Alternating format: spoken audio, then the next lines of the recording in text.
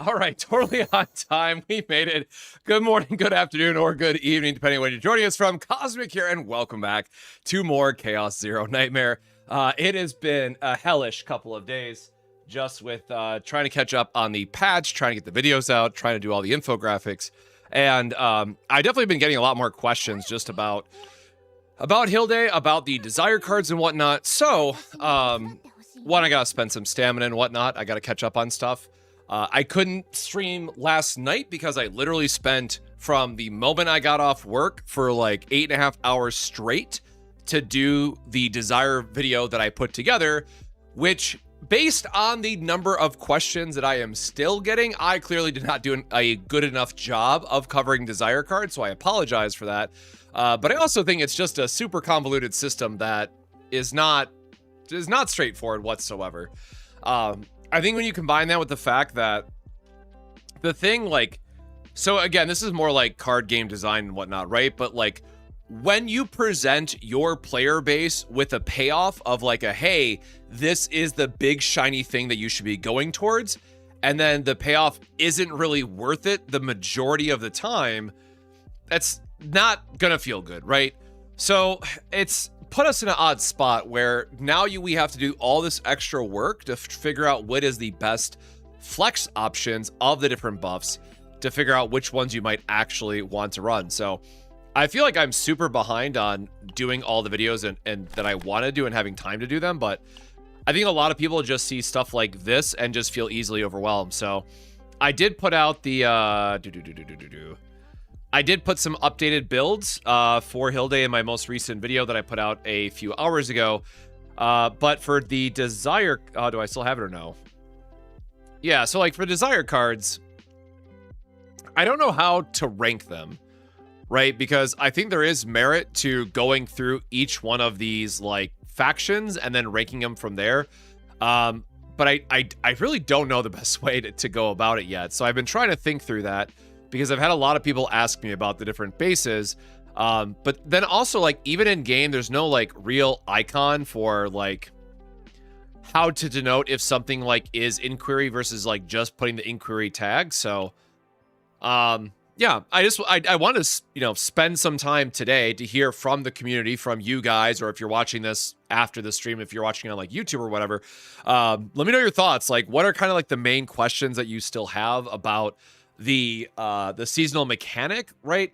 I want to try to like understand what the current list of FAQs are and then do a tier list based on that. So earlier today, I thought I had like I had a big hopeful, big impressions that I would, you know, do a tier list and get that together by tomorrow. But I think it's more going to come down to kind of what the community is seeing in the game and where some of the questions are still popping up.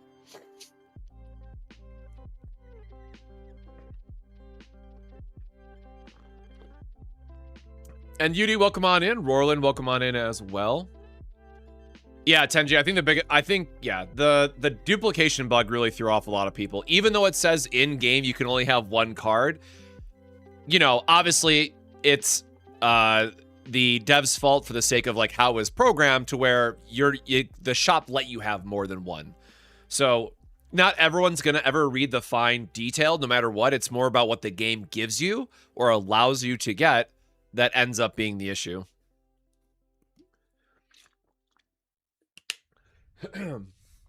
What about ranking what combatants can use them and how they can be applied to certain characters? Well, the only... Actually, you know what? That is a good question because off the top of my head, I don't remember the controller one. Because, like, Striker Vanguards have Severed Ties, which is an automatically you always use it. Ranger Hunters have... oh my god, I've had to reference this card like 20 times in my videos and between yesterday and today. I'm going to think about it. It's not the Feralization, it's the other one. God, I've seen this card so many times, man. I forget the name. Hold on. Driven Hunt. There we go. Ranger Hunters are always going to use Driven Hunt. So I guess maybe that's... What does control...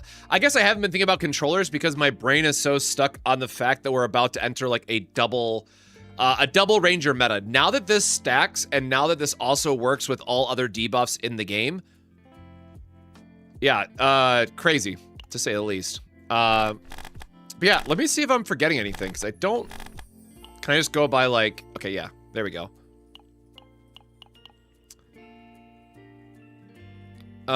So it's all mine. Nope, that sucks. Controllers don't care about that. Nope, it's mine again.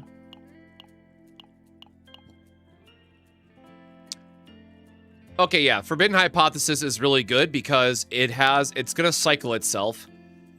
You always care about getting debuffs for every team, so like it's a super safe. Maybe this just become, oh wait, no, it's Inquiry, not Claim. Damn.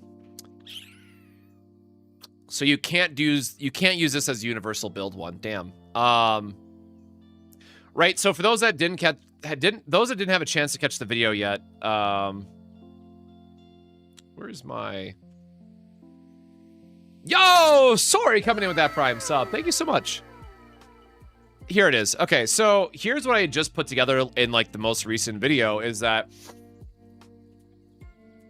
part of the problem I have is that because of the point restrictions and because not every team is going to want the same exact thing, you generally don't want to build a all-in card like 3 Survival and 3 Claim because it means you have less flexibility if you want to try and mix and match with something else. Now, the one exception here is definitely going to be any Ranger, because every Ranger is going to want Driven Hunt, and every Ranger is then also going to want to be on a team that is using the Survival 5 buff.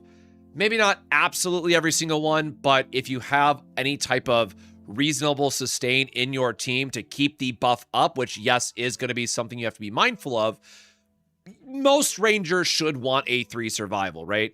Now that immediately becomes contradictory because if you do 2 Rangers in a team, that means you would have 6 Survival and you can't have any other flex. So your last card would be locked in to a Claim base, which may or may not be a good thing. So that's where it gets awkward. Like, I feel like I wish I had, like, the Persona cards, right? It was stupid easy to just to have those 2 Persona cards last season and tell everybody that, like, hey, these are the 2 Persona cards that you are going to use 90 times out of 100 because they are just that good. And that ended up being true. I was right. Let's just call it like it is. I was right. But now, like, I literally just... And it's part because of how this build got changed literally this morning. But now that Driven Hunt also is going to work with your dots, that means we now have to change our flex card for Hilde's teams to do Kneel Before Me, because now we can actually stack Vulnerable on these last 2 hits, which, by the way, if you didn't catch the video already, this is hitting for like 20k, not fully buffed. So getting a Vulnerable trigger on your 0 in is absolutely worth it.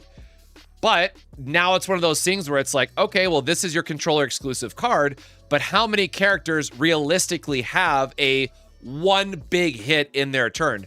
It's not really a lot, right? So Hilde's in a very weird situation until we get the rest of the roster, it feels like, in terms of like where controllers really want to be.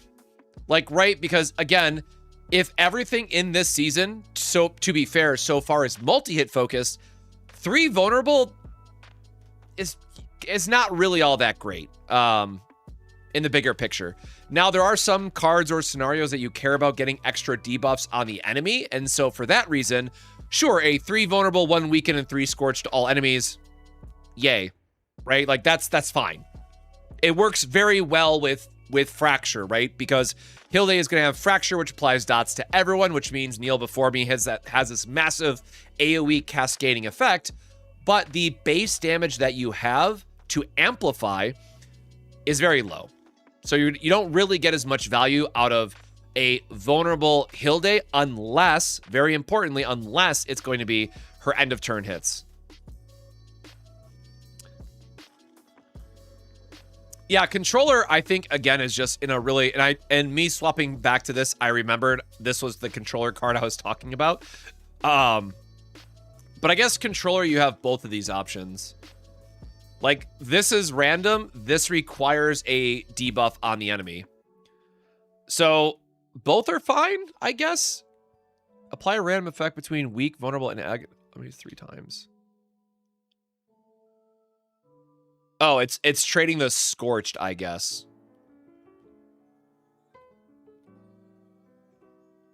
And, like, Agony's not going to really do a lot of damage anyways if you have it from a controller, because they're not going to have a lot of attack, right? So Agony off of a controller casting this is very, very weak. It'll trigger for like 60 damage, right? It's not a big deal.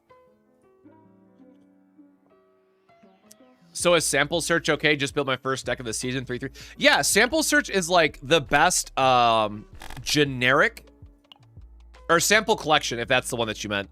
Sample Collection is really great just because it's a draw 2. The fact that it gives you a +1 card advantage is very, very good. The downside is that it is an inquiry base. And what I mean by that is that it'll likely take up your flex spot. So if you are doing a claim survival build, this is the only flex card that you get, and the other 2 cards have to be a survival base and a claim base.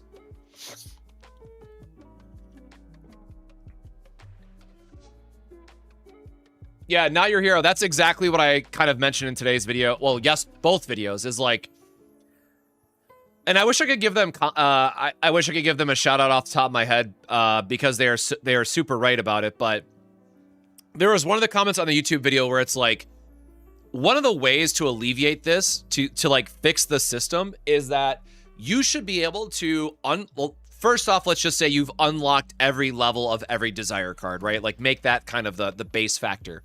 Once you do that, and you have already selected a desire card in your save data, so you had to have picked it already, you then have the option as a free deck editing item, like it's just open ability, to change that card into any desire combination that you want.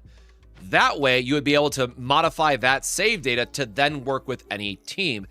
Now, again, keep in mind there are going to be some situations, and this is a good talking point, there are going to be team builds where you just literally do not need the +1. It's one of the main drawbacks that I mentioned about Hilda's draw. That's not a good image. Do I have her? I don't have a better image, I guess, right? Anyways, I'm going to just blow this up really quick. Whoop. One of the issues that I mentioned with the draw, actually, can you all see that? Where's my OBS? There it is. Okay, yeah, you can all see that. One of the biggest issues with her draw is that because Vortex Arrow is just so damn good, you have way more draw than you are ever going to need in any team combination. So we kind of already had this good problem with Veronica, where you had more than enough draw, which is why you could use the Repose variation instead. But now with Hilde's kit and the Vortex Arrow just being a natural +2 that works extremely well with her ego skill, as well as being a massive damage nuke if you need it, you are just cutting cards from her. Like, there's no world where I'm ever going over 3 draw and release, which then means we have 40 points to do whatever we want. And so one of the things that I recommended was quick shelling, because it's a way to get AP back in her kit, and it's just a very good, thing to help pay for some of our AP, because if we were to put this one quick shelling into this build, she suddenly becomes nearly AP positive, AP neutral, because she's at -1 AP because of the Vortex Arrow and Driven Hunt. However, if you have enough draw, and if you decide to then remove Vortex Arrow, you can make her AP neutral. That also has a significant damage increase. So, again, I'm kind of like, stealing some vibes from the video, but whatever. But if you factor in that the controllers, right? So think about controllers, which are traditionally the main buffers of the game, right? Those are always going to be the ones like Cassius, like Mika, that should be bringing the most damage amplification to the team. Now, in Season 3, where we had a plus 150% damage to attack cards, now Hilde alone, with her ionization and with the desire card, so big disclaimer, I am talking about adding the desire card in here as well, you are now dealing 156% increased damage to everything, not just attack cards, extra attacks, your dots are dealing more damage. So it is now a global buff to all multi-hit damages across the board. Honestly, I remember it being a bug in Season 3, and I don't know if they ever fixed the Persona bug in Season 3. But now, oh, actually, I'm bleeding. Oopsies. I caught my leg coming into the house on some cleaning up in the yard before I streamed. I'm gonna take care of that in a second. Now Hilde is a full damage amp for absolutely everything while being a ranger, meaning you are still getting the extra draw. And the only possible downside to this kit, especially compared to Veronica, is that she doesn't have an AP generation, which should be totally fine in all realistic situations.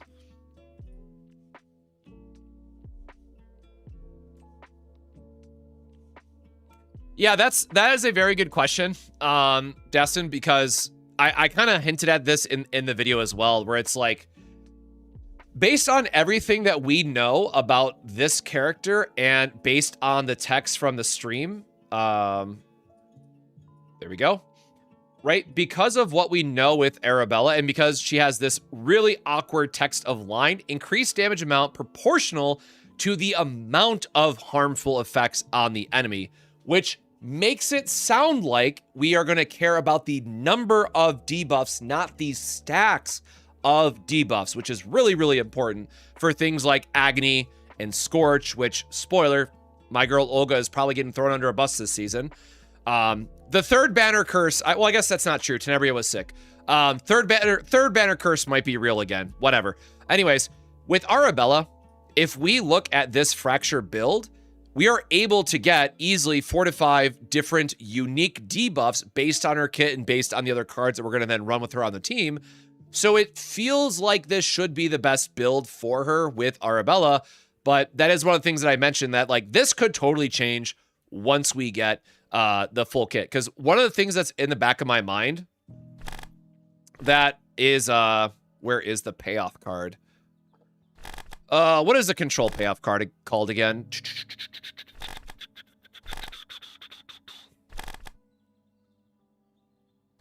Why am I not seeing it? Oh, there you go. Okay. So the one thing that's really awkward then is that, okay, if we know that Arabella is going to care about the number of debuffs, we haven't really had to care about Scorched right now. And if she does not have, actually, I forget if it says it on that image or not. I don't believe it says that she has Scorched, right? She only has Fracture. No, it just says amplifies Fracture. Okay, so here's the thing. We are missing a reliable source of Scorched other than that one control card that I mentioned.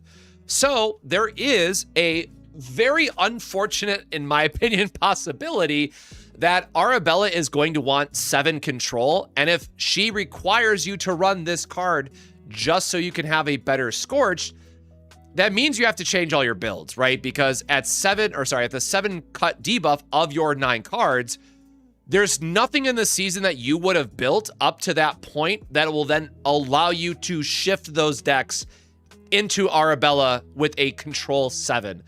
So like, it's kind of the other reason why I haven't like just, you know, fired off a tier list on Twitter, is because this is like the goblin mask in the back of my mind. Like, I just know the devs are going to do something to make me have to care about this card, and I am going to be so mad about it, because the other effects are not good for control, because for a long list of reasons, right?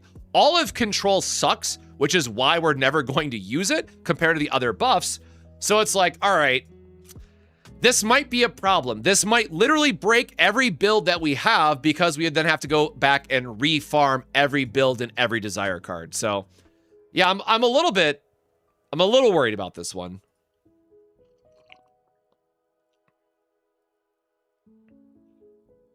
We kind of have some equipments with Scorch, yes, but the Scorched equipment is also a mythic from a rare event, which again, speaking from the content creator lens, it feels really shitty to be like, oh, hey, by the way, the only way to unlock this build is to, you know, other than using this card, right? The only way to unlock this build is through a mythic gear that is through a rare event and then a chance to even encounter it. Good luck, right? Like, I want to provide a better answer to people than that, man. I'm not going to just, like, it sucks. Like, that is the for those that don't know, I guess, let me pull up the equipment, because you might not have even seen it yet, right? But like, for me personally, the build that I'm trying to do is going to be this one. Ignore the cards. This was a failed run. I don't want to talk about it. Still very salty about that. But this is the build that I am leaning on for Hilde. But again, the fact that this is going to be a limited card, right? That's not as easy to put together is kind of ass, man. Like, it's... you know, because people will always be like, oh, I always hear every season, people are like, oh, I'm gonna keep going for this build until I get the Discord gun, right? And I'm like, bro, I have hundreds, if not close to 1,000 hours in this game now. Ain't no way in hell I have a complete build with a Court of Discord. Nope. Or Intellect of Discord, whatever the gun is called again. Like, goddamn.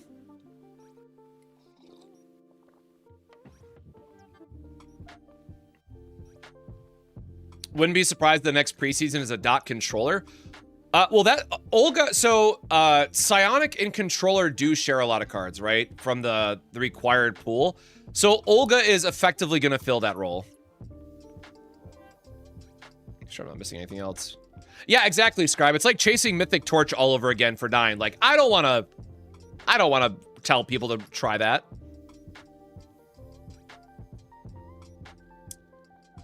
Yeah, I really do feel that. Okay, in preseason, I think farming desire cards was fine. I think it was actually pretty good. We got a bunch of quality of life stuff with the skill tree, sure, right? Or the chaos tree. These kind of break everything, right? The fact that this doesn't have like a secondary condition as you're doing your chaos run, like it doesn't drop off the boss, you can't buy them in the shop, makes these a lot harder to get than they need to be. Isn't the egg better than the defense? The egg?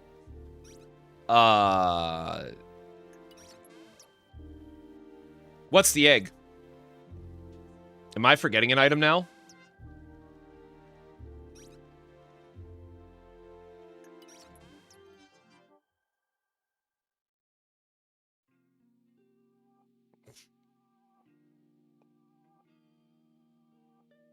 Oh yeah, ignore this. A wonderful work in progress.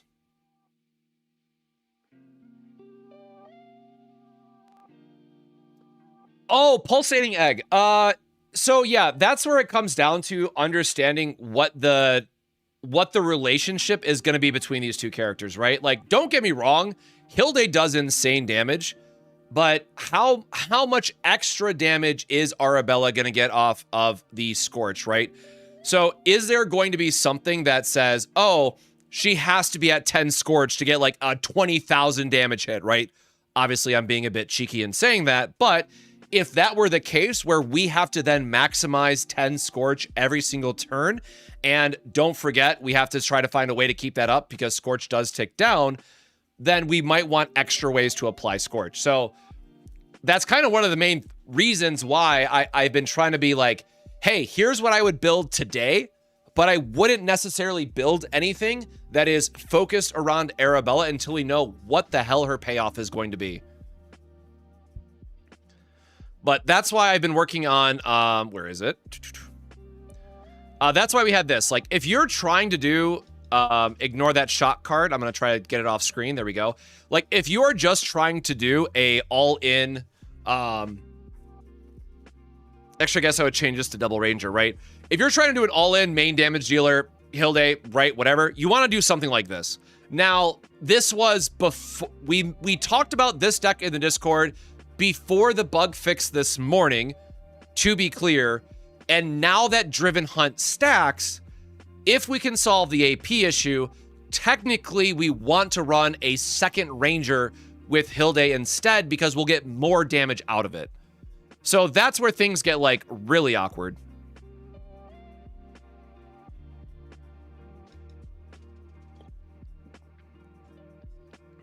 Yeah, like I'm usually not one for leaks, but this is one of those times where I really wish we had leaks so I could tell people what to build, right?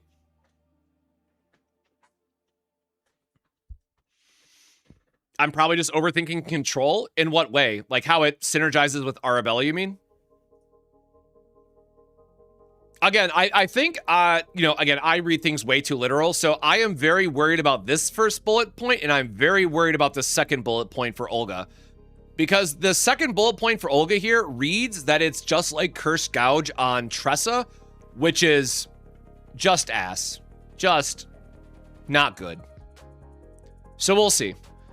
And again, unfortunately, the character that I'm looking forward to the most is going to be the last one.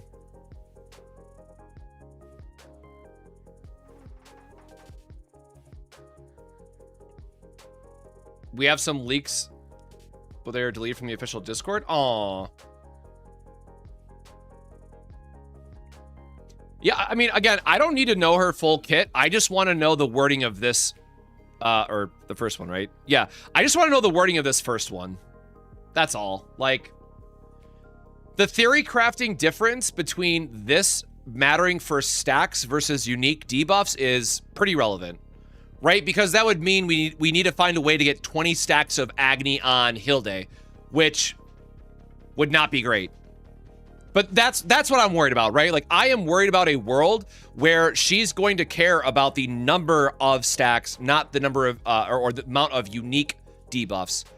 So we will have to wait and see what this text ends up meaning.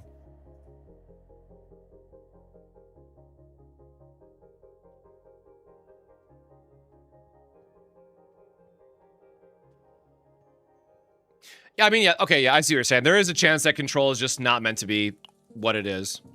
Oh, also, I realize probably a lot of people haven't seen this one yet, but shout out to Voracious Swarm. This is actually a throwback to Season 2 and the Tressa build that we did.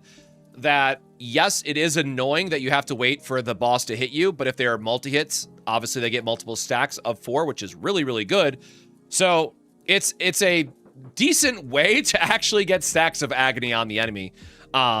Now, again, because it's end of turn, the stacking will, like, end of turn, they hit you, you get the stacks, they decrease. So you're not going to get the full 20, but it does help it scale up a little bit. And then you can always do things like the... Why are some grayed out now? You can always do, like, quick shelling Agony as well, right? While also getting an AP. Where is quick shelling?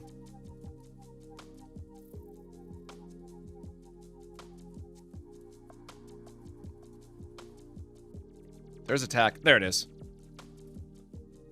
So you could always do something like this, right? Or, you know, does stacks of Mark count? Because actually Mark is, because we have so much extra damage amp, again, we are now consistently able to get 20 morale, and we're also able to get a consistent, what is effectively 6 additional morale now every single turn. We have more damage to add compared to what we had in the previous season. Like, it's a bit silly how much damage amp we have. I didn't see your reaction to Olga. Oh, gee. I did clip it and put it on Twitter and whatnot, but Yeah, we did not have a good time. So yeah, and you know, even if weaken isn't something that we normally care about because we don't need the defensive nature of it, still a unique debuff might be relevant. So then you have like, this would count as your 1 weaken per turn to maximize with Arabella, right? I'm sure I'm overthinking this, but it's one of those things where it's like, you know, obviously the shitty part about being a content creator is like everything that you say, no matter the context of it being said in, is going to come back to you. So like someone tried to throw it in my face. I called Desire Card shitty, and spoiler guys, everything but survival is still shitty. Like that did not change, but someone tried to do like a gotcha moment on Twitter. And I'm like, all right, man, whatever.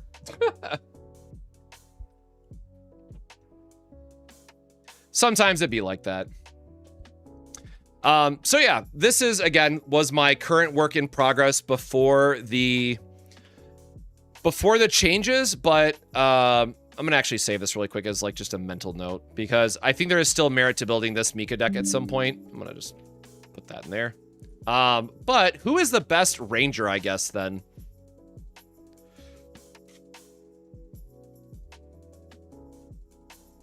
I guess it'd be ranger or hunter, right? Can we see rangers and hunters all at once in the archive? No, you can't have both.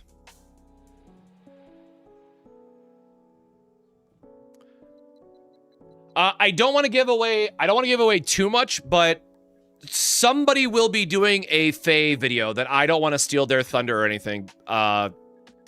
So I am going to let another creator do that video. It was also on my radar anyways, but I do want to give that, you know, I'm not going to do a video to snipe somebody out on it. Oh yeah, Serenial, I guess. Oh god, can we,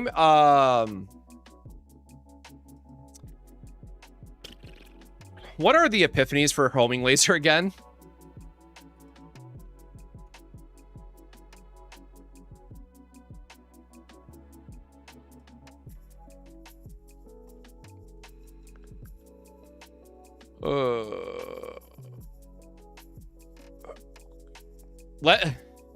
All right, guys, let's go agony maxing, I guess. That's kind of funny.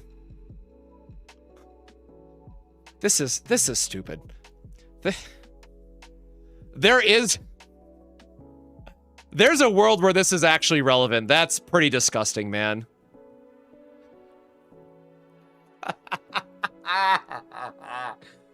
I am gonna be so pissed off if Serenial is better than Olga, man. Oh my god.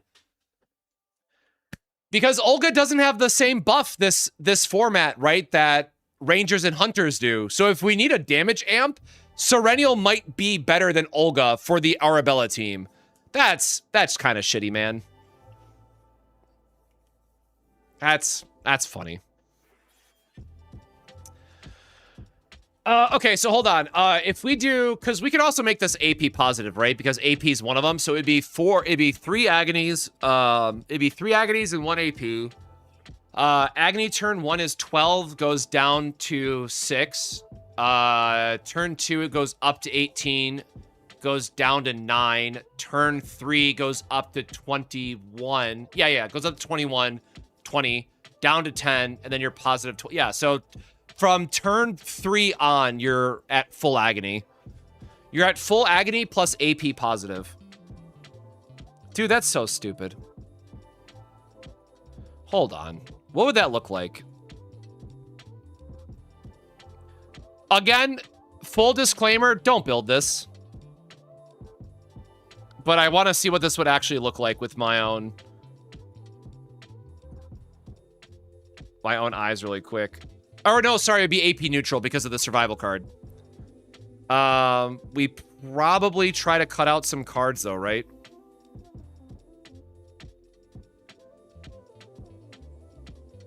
This is an upgrade, so like, sure. You can always just take that. I think we just completely cut those 2 cards. And Plasma Missile, you take the upgrade as well. Yeah, that's right. She has a double upgrade. And then you just throw on the YOLO busted card this season.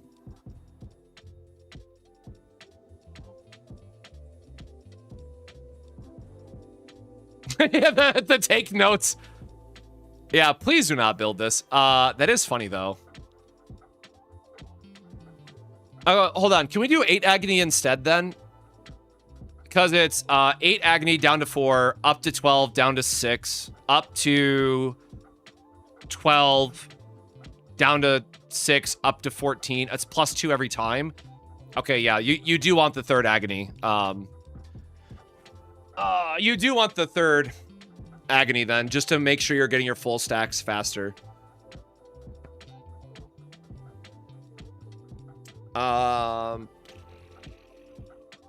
We can't do like a cheeky neutral divine, can we? Nah, it's probably getting too greedy. No, okay, never mind. Too greedy, never mind, forget that.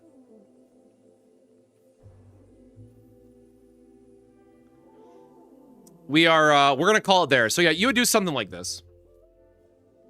Lucky if you already have homing laser with 4 Agony. Perfect. So the answer of how we're going to survive is Cassius. So one thing to... Oh, do I still have that image? For those that missed the video yesterday. So the really crazy thing about Cassius now is that he's going to get 20 morale himself. And the buff from survival is going to give us both... what's it called again? Both fortitude and resolve. Meaning that our Gilded Nest is actually going to be a pretty decent shield for him on top of the 100% fixed shield that we get. And then beyond that, we also have things like the random 111 generations. If you have Cassius at E6, he gets the morale reduction, or is it morale reduction and fortitude, right? When you have him at E6. So Cassius is like it's kind of fucked up, guys. Like, to call it like what it is. This ain't right. This ain't right, man. Like, it is so glaringly obvious to me where the emergency buff was in the set once you start theory crafting and building out these different teams. Like, survival is not okay. The fact that survival just completely power crept every payoff, and by payoff, I mean the 7 cost cards, is a bit ridiculous. Now, if you get enough morale and you do not need the 4 morale from claim, then what you can actually do too is the survival card itself is low-key pretty good. Again, assuming that we need all that survival, right? Or survivability, I should say. Oops. The fact that this is giving you the shield retention is great. Just great.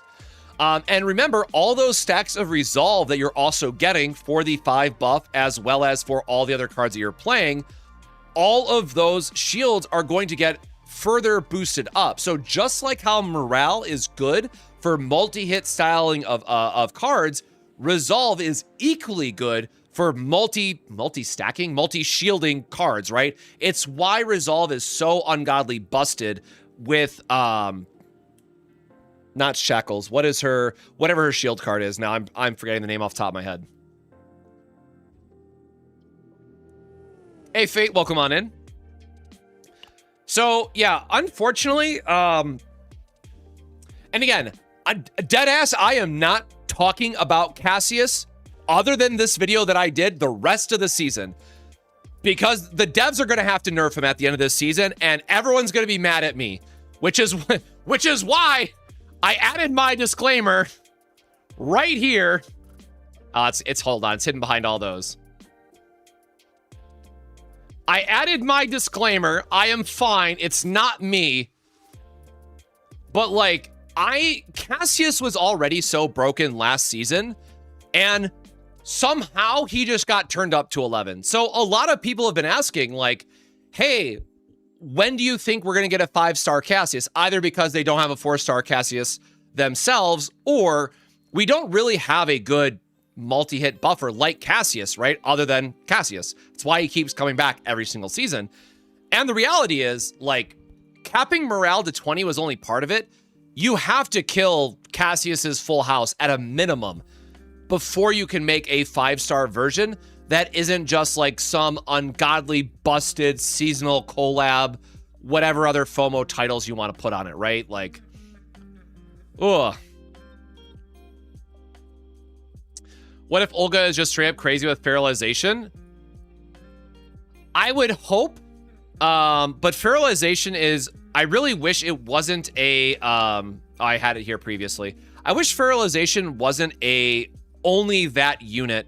Here it is, actually. This card only buffs whoever cast it. And if you're giving 2 vulnerable to your entire team, it really reads like it should have been a class-wide, character-wide buff, right? So, to be fair, this might still be a bug. It might just not be applying correctly. But we tested this morning after maintenance, and it was still only for whoever played the card. Now, that said, this will be very good for a character like Olga, naturally, who has 2 different dots they care about, right? That means that this is actually read as a plus 150 damage boost off of just Olga using it. So for Olga, who has multiple hits, multiple dots, what have you, is going to really get a nice boost from this.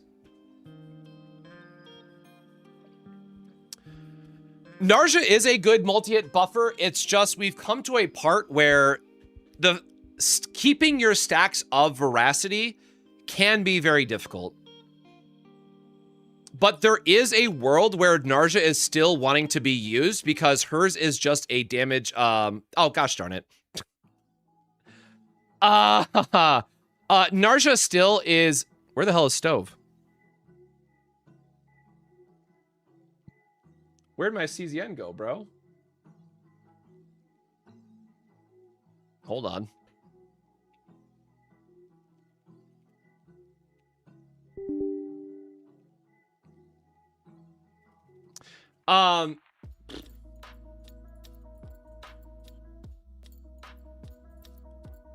Okay.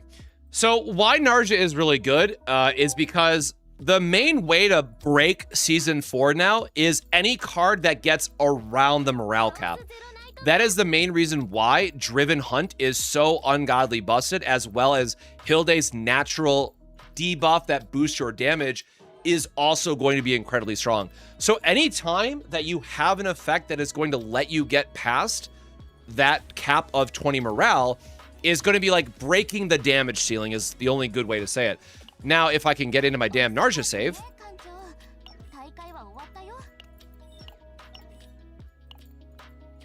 And I feel bad because she is my favorite, but I've not used her in forever. Right? Something to consider is that in a lot of the builds where Narja actually gets to shine is going to be more of her Haru loop, where she's going to decrease the cost of stuff. So you don't really have as much generation as you would like compared to some of the other builds where, do I even have a good example, or did I delete it? Yeah, something like this, I guess, right?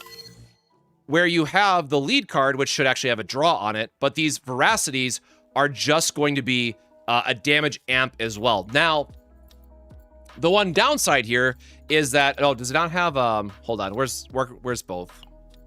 There we go, right? Now, the one thing is that this is only a plus 80, right? At your value for predation, if you get all your stacks, you do all that hard work, you get plus 80, which, okay, to be fair, is not that bad, but you then have to immediately compare this against where we're at from a power creep stand or power inflation. I'm going to start using Smilegate's wording because it's just, it sounds better. Our power inflation is to a point where we need to be getting something like, you know, the 100, 120, 140 buffs. So Narja is slowly falling off from a damage amp. However, again, if you're using Cassius already and you're able to get 20 morale just off the survival buff in Cassius, as I explained in the video yesterday now, then yes, Narja could be a very, very good buffer to fill up the secondary slot. But now again, ooh, don't zoom in, please. Now keep in mind, this card itself is going to be a plus 60. So without having to do any extra work and just casting this one card, you are effectively 20 morale off. most people are going to be willing to make that sacrifice and not use Narja.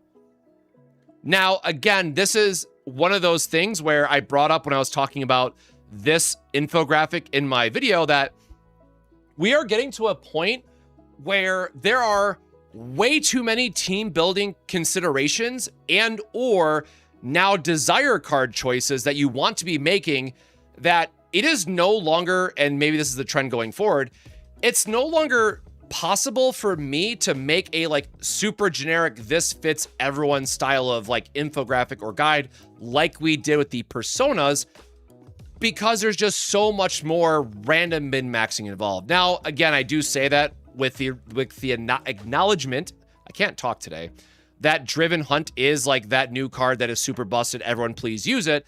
But outside of that, it is whatever you want to build to get the rest of the points. Did I build that Haru deck? No, the vulnerable Haru still just does not exist, man. Oh, shoot, that's right. I forgot to build, oh,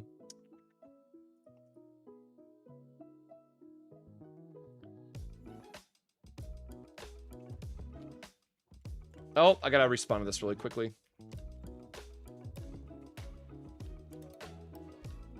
Confirming. The downside of always working with different timelines, or different time zones, rather. Oh, shoot, I forgot where this is saved.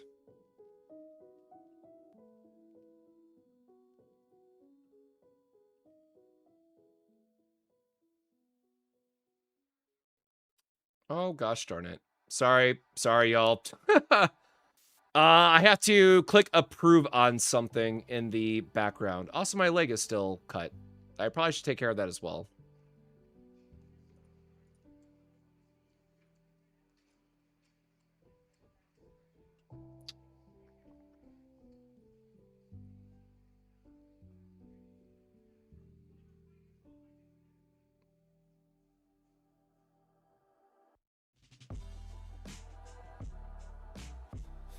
Oh my god, why is... I hate the background of YouTube.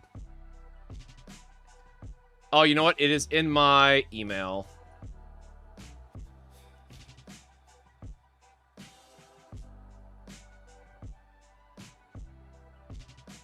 Please work. Okay, hopefully that's processing in the background. Okay, yes, so that is the other thing that changed as of this morning. That shout out to Judge in chat. He also confirmed. So the big update as of this morning is two things. One, now all of our extra damage buffs beyond morale are working how they should work with dots. So there's probably some other like lingering niche stuff that we have to figure out and test. Like there might be a world where Sever Ties doesn't count dot damage, but that's a lot harder to test, and I'm not going to go through all that work right now until Arabella is out. And also, it now stacks for the -6 fortitude debuff. So previously, it was just increasing the turns. And again, for those that don't know, and this is in the build guide, is that we actually saw this forever ago with Owen, who does have a card that is able to get... Is break armor, or it's the other one? I always forget which one it is. Yeah, there you go. So we have break armor with Owen, who had this very similar thing. So it's also a really weird spot to be in where, like, technically, if you are a newer player and you don't have as wide of a roster, we are now back to being in a spot where Owen is actually really good, right? Because if you have Cassius... And if you have your main damage dealer is like the other, whoever it is, right? And you just say, hey, I am AP neutral, because I don't think there's a striker card that is AP positive, right? There's the one that exhausts itself, but I think there's still not a AP positive striker card.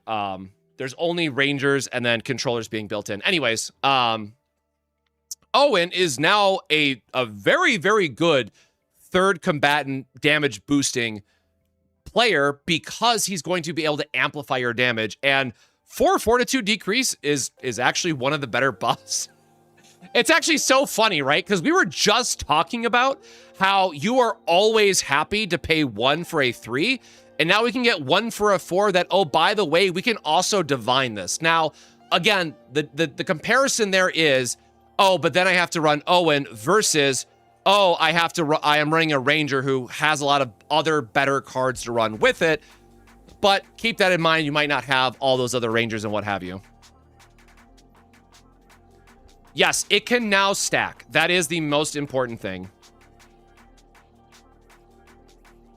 Can't we use It's All Mine to get 20 morale from killing a unit? Technically, but as it is right now, all of the defeat cards are borderline unplayable. Yes, you can make the case for something like Tower or Multi-Wave, but it's not. Okay, let me actually pull up the card so people know what we're talking about, right?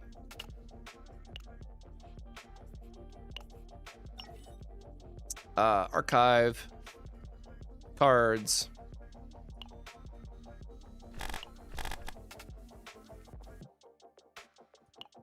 Okay, so right, there's this one. But keep in mind, it's only for 1 turn for each harmful effect. So this not only requires you to have a bunch of other debuffs, which if you're in claim, you probably have access to debuffs anyways, but it's only for a turn as well. So there's so many other ways that we can get morale, either through divines or through neutral epiphanies on various cards, like the Mika Source of Water deck, that you are just better off using a different card than literally any and all defeat cards until they give us something beyond Tower where it's relevant. And even then, I would argue if you're trying to build a team that can babysit through Tower, just go all in on Survival 7 and you will steamroll Tower now. How much minus Fortitude can we stack? That is a damn good question. I would assume 20.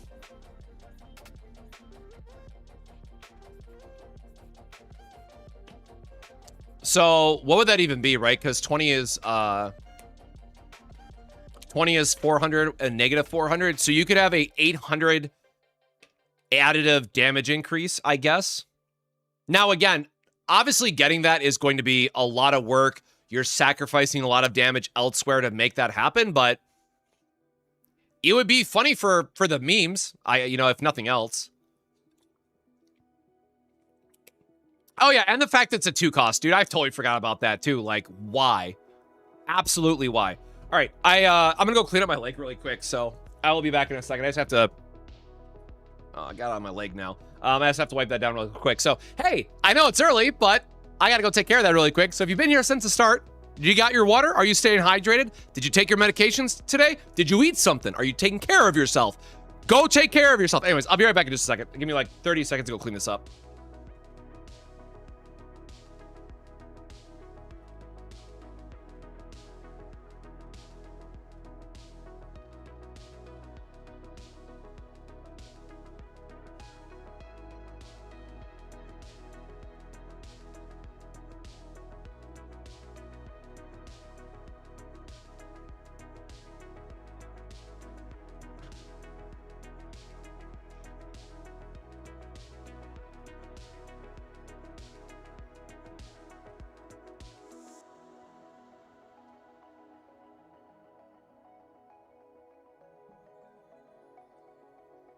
Ooh.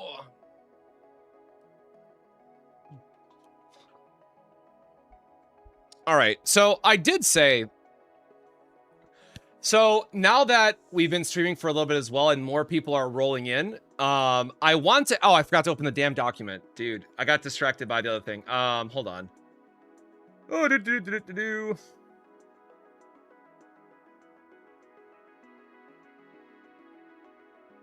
Let me, I gotta log into the right account. Okay, so the question I have for you guys, I of course need to update, I need to update this for the most recent season. I've been getting asked a lot for it. Obviously, I've updated the season 4 one. I am gonna like keep this off to the side, I think, because it's probably just good information to have. Damn, where should I save this? That was, oh, I can just put it next to theater, I guess. I didn't even plan for that, but I think that might work. Anywho, I'll think about that in a minute. What I was trying to say is that I want to update the season information here. However, I think we can all agree by this point there's like way too much information to put into an infographic. So what do you think would be the most helpful as a, you know, again, think about this as a all-in-one image. Like, what would be the most helpful information, or what was like the most common questions you had when it comes to desire cards?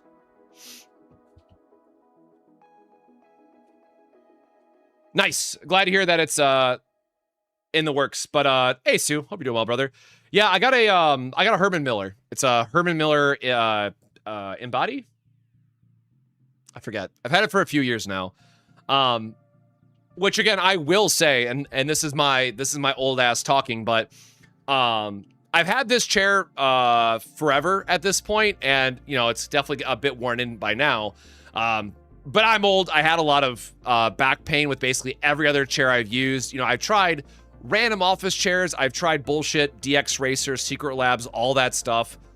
All that stuff would still give me back pain. And again, for those that don't know, I am in this office, like this little, you know, 7x7 cubic square feet, whatever space, because my day job is right here and all my content stuff is right here. So I need something that I can sit in for more than 12 hours a day, basically. And goddamn, this is the best money I've ever spent in my adult life to date still. Like, no back pain whatsoever. It's super comfortable. I've beaten the shit out of the chair, admittedly, because like I am someone who's like very antsy. I move around a lot and it's held up quite good. So yeah, it's expensive as shit. If you can get it through like your local, what is it called? Salvation Army or Goodwill or whatever, or a, not a closing sale, but whatever it's called, where like office chairs get cleared out. If you can find one of them for cheap, y'all, you gotta buy it. You really gotta buy it.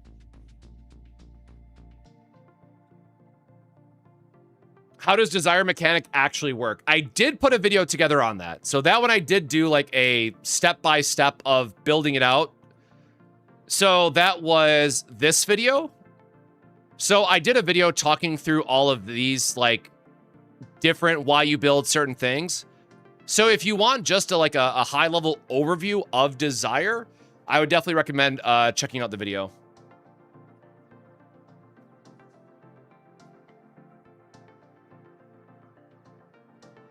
I bought a standing desk, but then I moved my desk, and now I'm too close to a window back here, so I can't actually raise up my desk anymore unless I move my entire room again. And I am too lazy for that.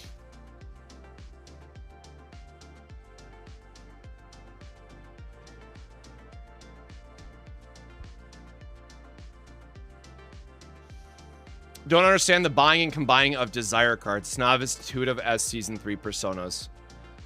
That is fair. Will I update my new Cassius and Mika stuff? I am currently...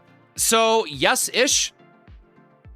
Oh, shoot. We already deleted it. Or no, I put it in the video, right? I did put the... Yeah. I did put it in my recent video. Which, again, technically, I need to rethink this one again because the math on the Ranger stuff, probably I have to move around some stuff. But, like, very long story short, the biggest takeaway about how things are changing for the Cassius Mika metacomp looking into the next season is that you can get a unholy amount of resolve, meaning your gilded nests are actually going to be really decent shields that both of them can use. Now, I would actually recommend, based on the changes... Oh my god, where is it? Okay, there we go. I would recommend, based on the changes, especially if you're running Hilde, to use Neil before me instead, assuming you have enough sustain. But as long as you have one gilded nest, plus all the resolve that you're getting, it's probably fine. The biggest question here is, like, what type of gimmick are they going to send our way for the Great Rift, right? Like, if they give the boss Necrosis, yeah, the Mika deck is screwed, right? Like, that's a very real potential issue.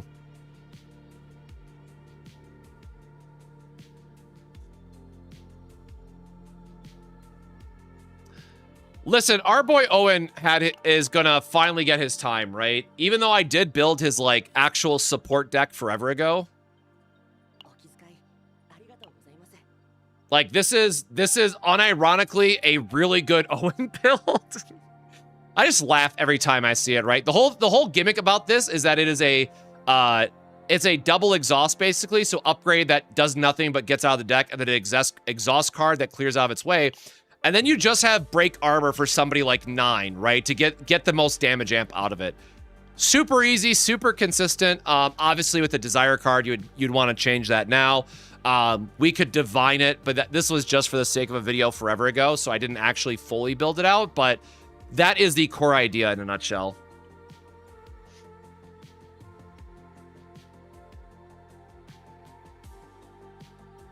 Yeah, that's the thing, right? Like, based on it being the bug season, based on the fact that we're getting all these random defeat cards or thing in Hilde's kit that care about AoE and on defeat effects, I assume it's gotta be some nasty super bug that, like, constantly has ads every turn or something, right?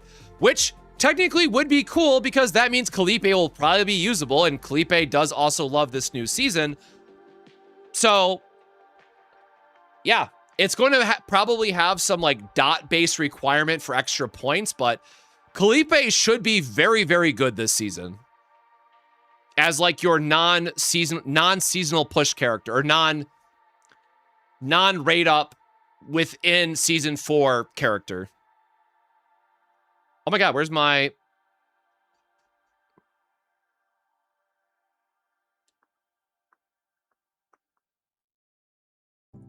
That's 9. Haru. Okay, there we go. Jeez, finally, right? So we have stuff... Oops, wrong one. We have stuff like the vulnerable build, or you can go one step further and go Agony and Vulnerable if you do Neutral plus Divine. So really can't wait to see what happens with Kalipe this set, because I think there's actually a very real opportunity for her to have a time in the spotlight. They did not say when the sortie sweep feature would happen. Do I think it's finally time to dust off Tressa? What does Tressa get besides... So Tressa has the Psionic card now. So the biggest issue with Tressa is that she actually had a really good season with this card. Like, we went through and had Tressa solo tower 150. But now that we've lost this just because it was like a multi-hit, I don't think there's no Desire...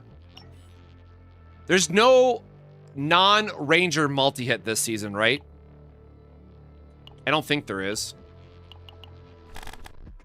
I guess she would use a Psionic damage amp anyways, right?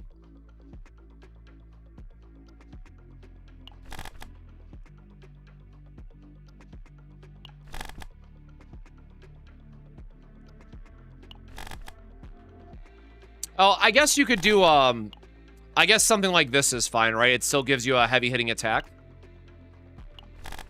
But I think there's no world where you're not just running Feralization for the dot damage, right?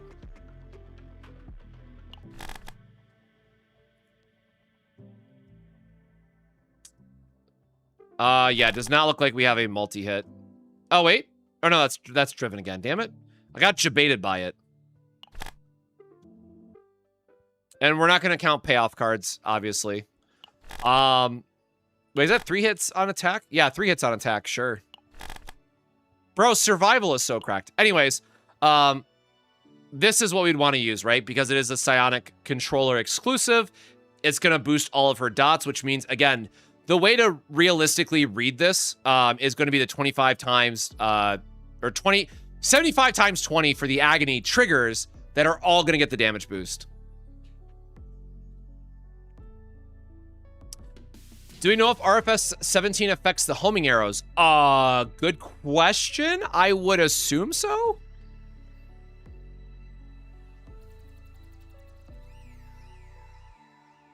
Good question. Vulture can have Agony? F? Wait, no. It can, right? That wasn't a typo. Isn't that one of the neutrals?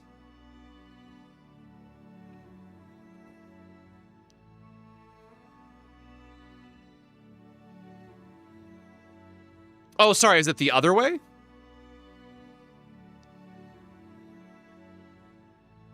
Oh, yeah, there it is. Okay, there you go. So 4 agony, 2 vulnerable, right?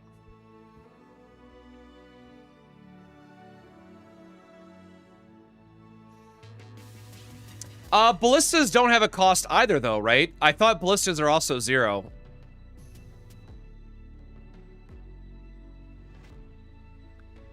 Can I explain how to get new desire cards that are the final evolved form? I've gotten cards level 3 and it doesn't turn into the final form of a card.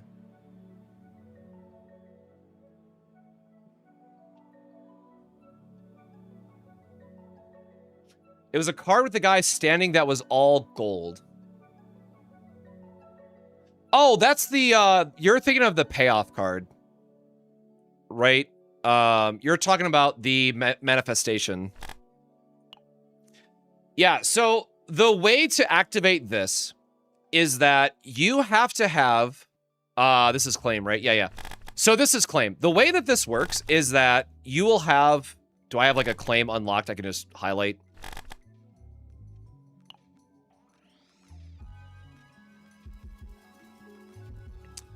Okay, so the way that this works, right? First off, you have to have 7 total points of claim. For me personally, in all the builds that I am doing, I am not using, even more so with the change of this morning, I am not using a 7-point claim team, right? So what that means is out of all of your desire cards across the team, you need to have 7 total claim traits. So when I have a card that is like, oh God, where's my...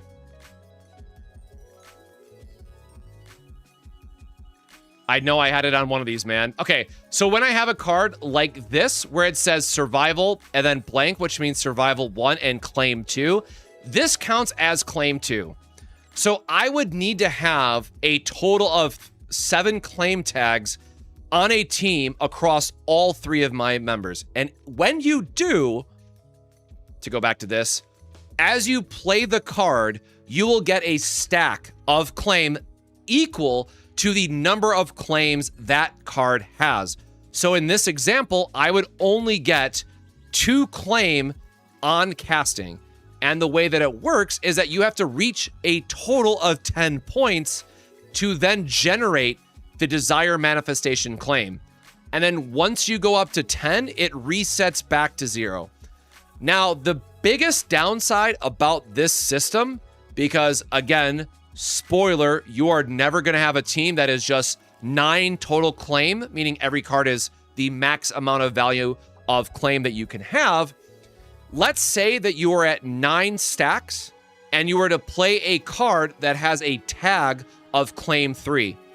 Instead of what I would like, instead of going from 9, rolling over to 2 points, you go up to 10, you trigger the card being generated, and then you drop to 0. So there's always going to be this really feels bad situation of sequencing where if you draw the wrong claim card at the wrong time, you actively get punished.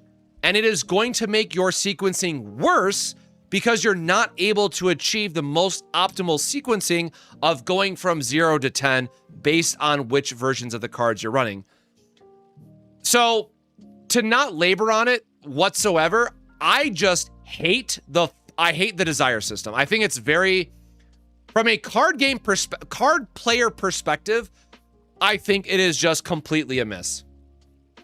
Usually when you have a system like this, you want to make the payoff the most desirable thing in the game. And so just to be on record, because everyone can see this as well. Oh God, notifications.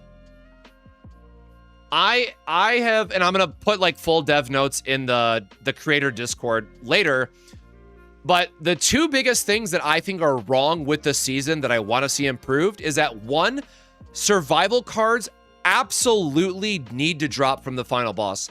I totally understand that they are trying to make this unique for the Chaos as like the main chase or payoff in the same exact way that Faceless Woman was the payoff of Season 3.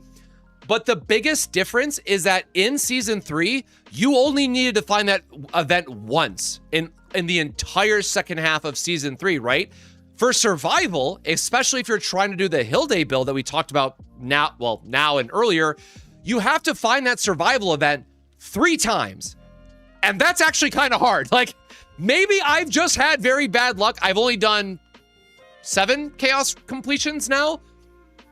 But getting 3 survivals seems like real ass. I'm going to be honest. It might be one of the worst farms so far between like Persona engravings, finding Forbiddens, whatever. Actually, you know, it's probably on par with Forbidden. Now, well, Forbidden you could reset though. Forbidden you could at least reset early so you didn't waste time, right? The problem with survival is that you literally have to go all the way until the last node on the second half, right? At least with Forbidden, you were able to quit early, like halfway through the run, and it wasn't a big deal. For survival, you can get absolutely screwed over, have survival 2 on the first half of a run, and then not see a single survival at all on the second half, meaning you dead-ass wasted that entire second half of the run. Like, that sucks. That straight up sucks. There is no defending that, right? Now, the thing I will say is that you can get around that because you can build decks that are 1-2 splits and be perfectly fine. That said, I still don't agree with the current system. And then other than that, like, the big thing for me is that if you're going to have a payoff system and you are going to limit what people can deck build with, because remember, if you are doing a 7, in this case, 7 claim or whatever it's going to look like, you're forced to have the majority of your cards have a claim base, where if you do a 5, you can be more flexible with it. So you're already limited in what you have access to, so your payoff shouldn't be dog water by comparison, right?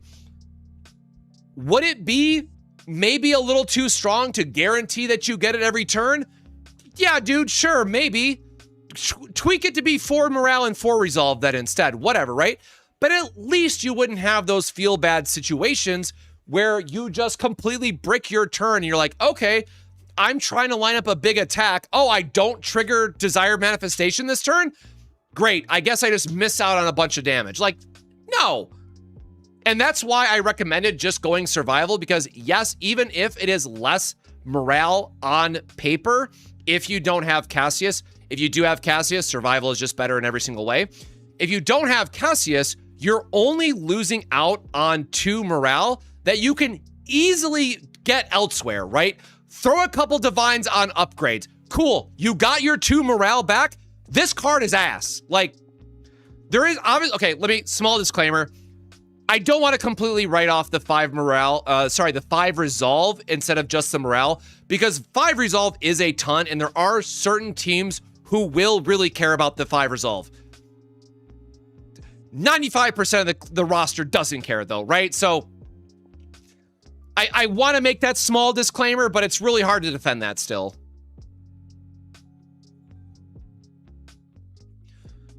Worse than Persona engravings? Okay, I had good luck with Persona engravings.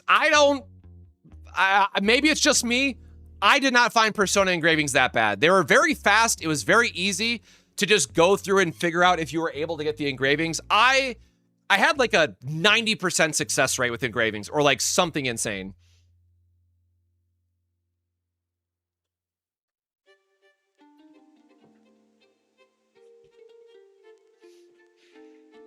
Yeah, again, so to be very, very direct, again, I don't want to make this sound like it's all super negative. I want to be very, very clear, right? Because this card is now so entirely broken, it does at least change the meta until Arabella that everybody should be focusing on Rangers. Like, this is our new Persona 150 plus, right? That's how I want y'all to think about this card. This is now every team that you're building should start with this card. This is the most important thing to think about when you're putting multi-hit characters together now. And then beyond that, it's like, all right, I guess you kind of fill in the rest of the roster where you want to fill it in, right? So at least we have one good thing that we can do. But you know, when I put this example, or the new updated example, right? Or sorry, let me rephrase that. The entire meta now revolves around these two cards, because Severed Ties is absolutely busted on Striker and Vanguard, and Driven Hunt is absolutely busted on Ranger Hunter.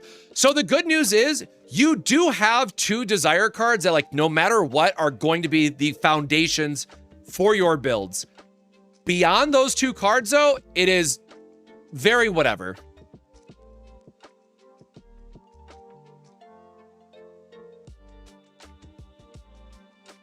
So basically everything now is 5-3 survival. I don't want to say absolutely all the time, because there are going to be certain situations where, like, if you are building a tower team and if you want to make towers stupid easy, this card's goated. So, like, okay, if I'm building a tower team, this is the one thing that I would recommend. The fact that it has shield retention and you don't need Adelheid and you don't need Corrupted Core, peak design. Like, this is what a payoff card should be. And again, I am so damn sure that survival is what got the emergency buff by the devs, that this actually is a good payoff card. I would recommend this the vast majority of the time if you are making a tower team. So again, that's where I have to take pause, because I know people are only going to remember half of what I say, or something is going to get clipped out of context.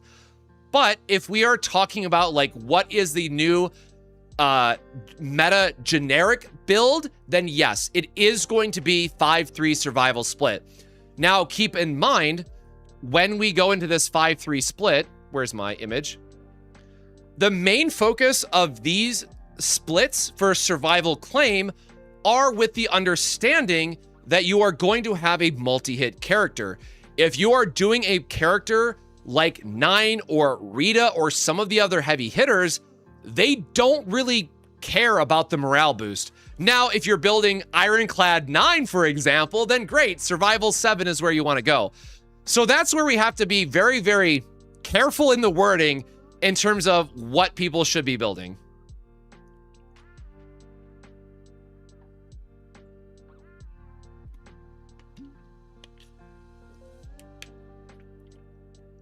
No, you only have 3 points per card.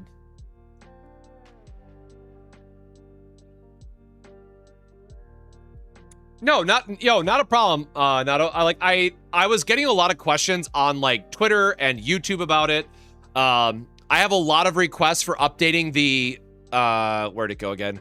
I have a lot of updates for, or a lot of requests for updating the build guide, but I still just don't know what I don't know how to fit this all in one image.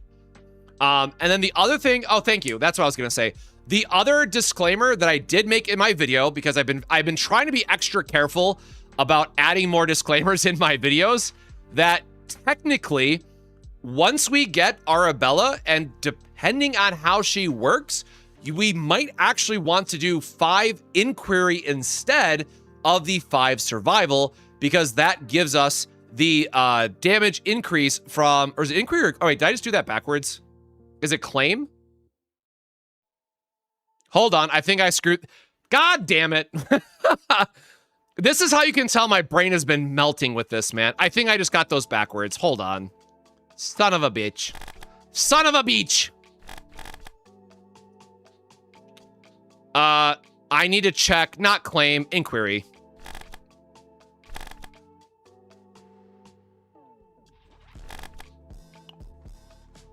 Ah! Damn it. I'm washed, guys. I'm sorry. I'm just gonna, not that this changes anything.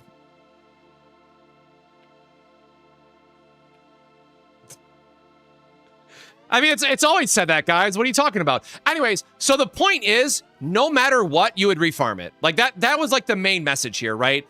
Is that if you are doing a Hilde build with the Fracture that is currently using 3 survival because it's better, you would want to change it for Arabella to then have a 1 point in control, or sorry, in survival, and the other 2 points in something else.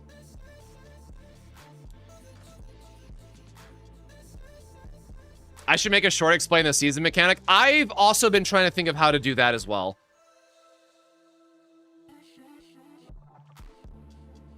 I've seen my video on 20 morale. I've only seen the 10 on his cards plus 7 on claim.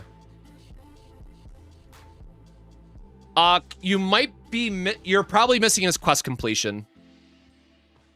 If you're missing exactly 3, you're missing the quest completion tag.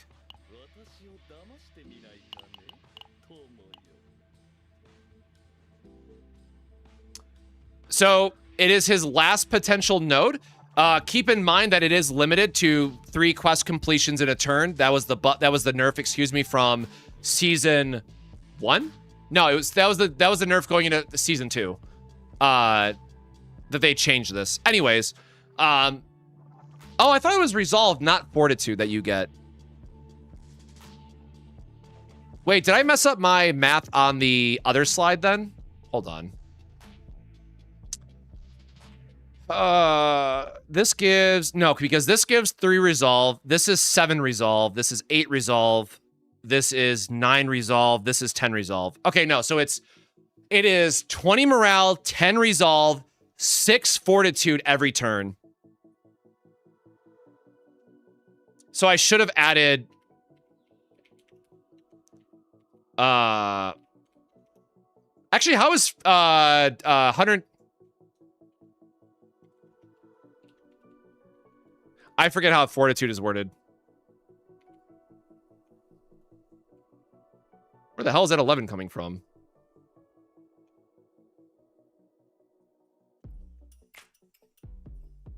Bro, where the hell?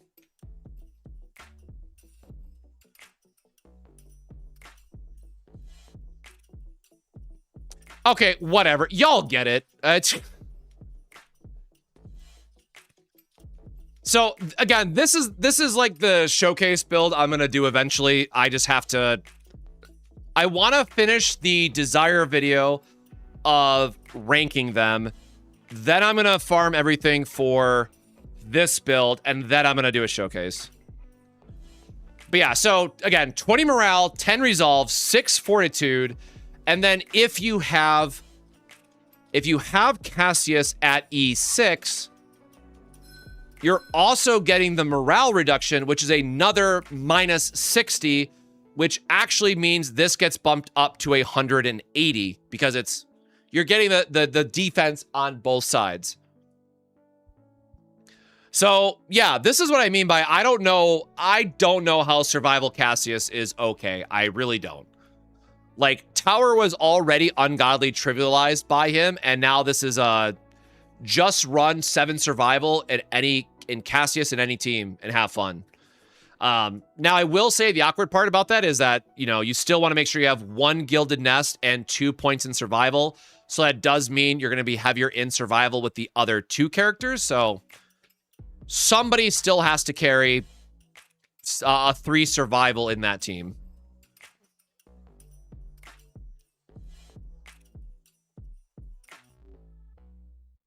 Isn't it 3 fortitude for 3 completion? Yeah, it's am I crazy? It's the health is a requirement, right? Yeah. So it's 3 morale and 3 fortitude. Again, assuming that you complete 3 quests in a turn. If you're playing Full House Cassius, you should be able to complete Full House 3 times in a turn.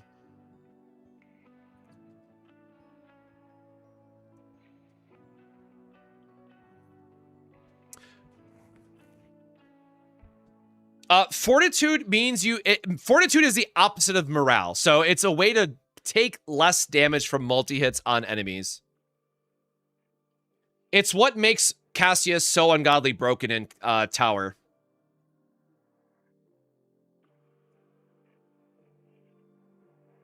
And you can see that mine is clearly not even finished being built out, man.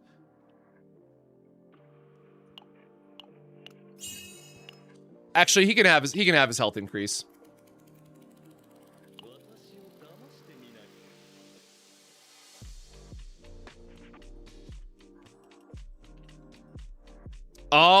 you're right. It is a numbering thing. I see what happened here.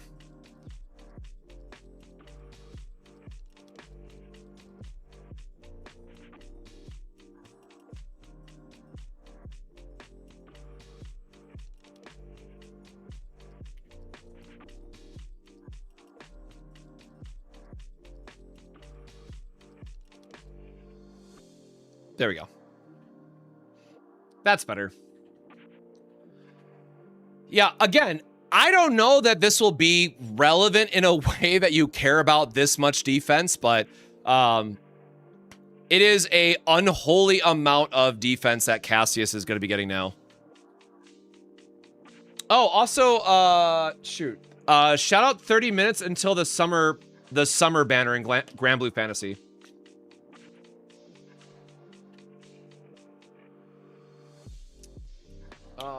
I cleared that. I gotta close out some of these other tabs, man. Meal prep was... I do not care about meal prep, thank you.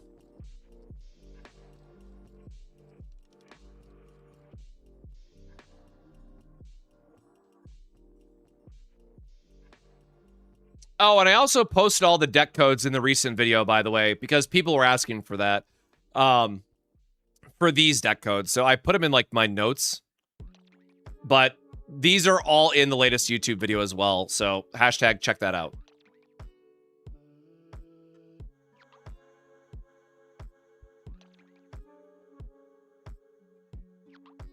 Yes, and there's also the morale. Isn't it called like morale steel or something? I forget. There's like the monster card that does it, and there's some other like random fringe stuff. Can you ask where the 2 AP comes from? Yeah, so the 2 AP is just in reference of what is the total spend versus all the cards at the team. Where the hell did it go? The cards are playing, right? So when you look at this, yes, morale leech. Thank you. Leech was what it was. When you look at this laid out, you want to count how much AP are you spending per turn, right? So we know that we have to spend 1 AP on each one of these desire cards. So that means if we look at Cassius and we look at his overall pool, again, the shuffle will get, the shuffle will be exhausted. The dice trick, we only have to play it once. So in all of Cassius's cards, he's minus 1 AP. If we look at Mika's build, she's getting 4 AP across the board, and then she's getting an minus 1 from this. So Mika is a 3 AP build. So when we combine both of these, we are 2 AP positive when these get put together in a deck. And the reason why that's important is because we then want to also take into consideration how much AP does our main damage dealer need. Now, keep in mind, they're also going to be burning a desire card, just like the Persona problem of last season, right? So we have the base of 3 AP every single turn. We have 1 desire card for our main damage dealer. So we effectively have 2 AP per turn. So what that means is when we combine our Hilde, Cassius, and Mika decks together, we're only going to have 4 total AP to use across the team. Sorry, I should say 3 because Vortex Arrow can't ever get a divine, right? Because it's the mythic card. So we will have 3 AP to use across the entire team. How you use that 3 AP is going to vary greatly on how you're building her out, but that is what it comes down to. So that's where I, made my disclaimer here that these are not complete builds because you're likely going to want to have some type of neutral card as well in them. But that's how you should be thinking about as you're building these kind of like, Lego building blocks together.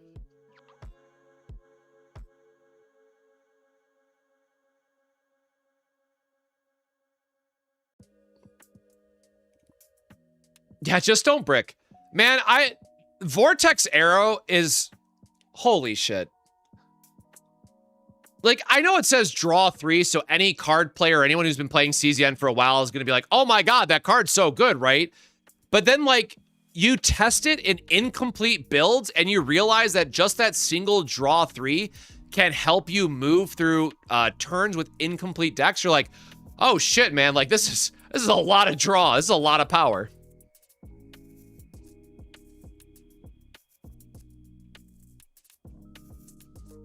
Yes, Mirren is good for Hilde. I did bring that up in my video today. Which, again, if you were playing during the half anniversary and if you saw my video, I actually did recommend, like, if you are trying to build one character who's going to get the most value for using both selectors on them, it was Veronica.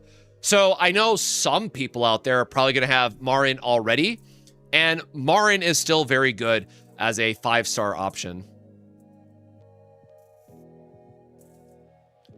Yeah, can we also talk about how Faye, hers has exhaust for some reason, and then Hilde got off scot-free? I'm still pissed about this, by the way. I will forever be mad at this, that they changed this card until it gets changed back. It might have to wait for like a year from now for it to get changed back, but I'll wait, man.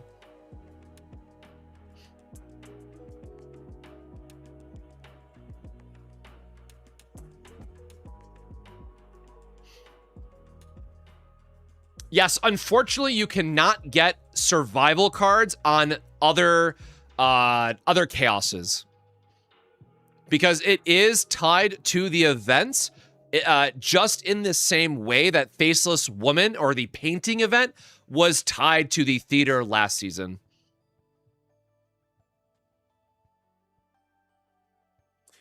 Yeah, so in the earliest of leaks for her, there was a ego manifestation that removed the exhaust from this card. Which, to be fair, is ungodly busted.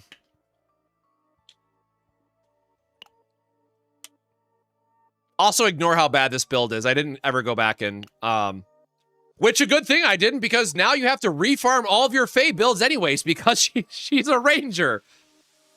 Yeah, low-key, and again, I'm not gonna do... I'm trying not to, like, shill it too much, because I know another creator is working on a build for it already, and I don't want to, like, you know, cut them off at the corner, or whatever the expression is for that again. But holy shit, Faye is really good this season now. Actually, kind of disgusting how much that she got buffed by this season, man. So if you got Faye for like whatever reason, or if you like lost the 50-50 and got her, hell yeah, brother, it's a good time to build her. I have not personally built this deck out, but I was like theory crafting just based on some of the other, or what, not Heaven, but the other one, right? Thinking about all the extra attacks you can do, it's kind of crazy.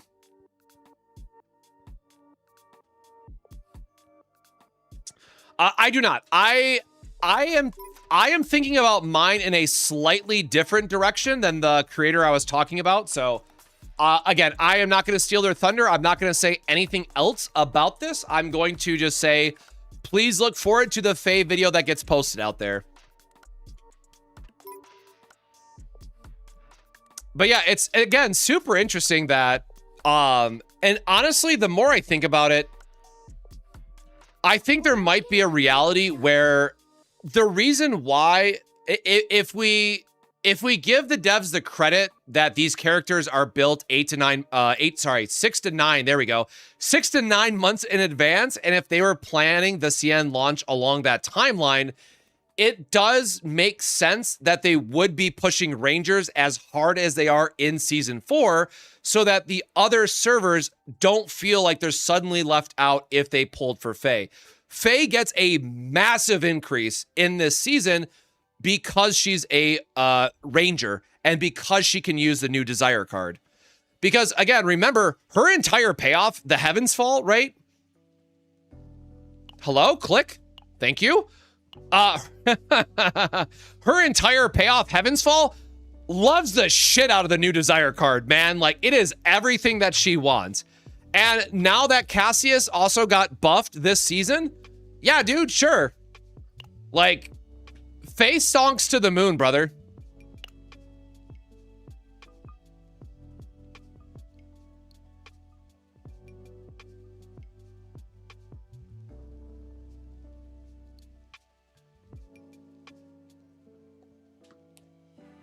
skip pay for Hilde, but got out of the standard banner? Hell yeah.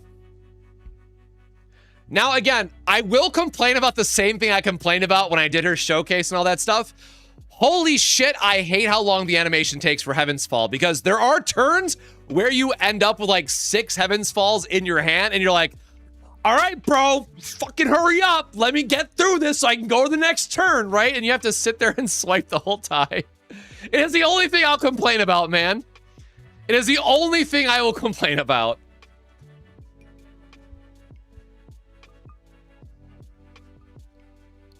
Oh, I'm so glad you brought up Yuki, because I also mentioned that in my video today.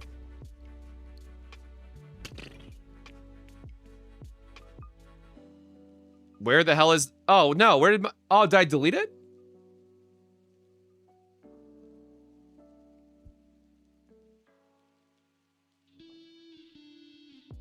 No, there's no way I would have deleted it already. What the fuck?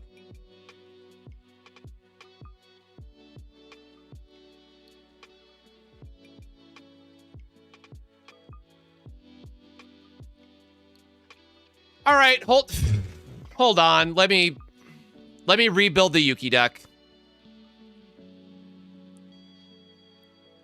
Where the hell did it go, man?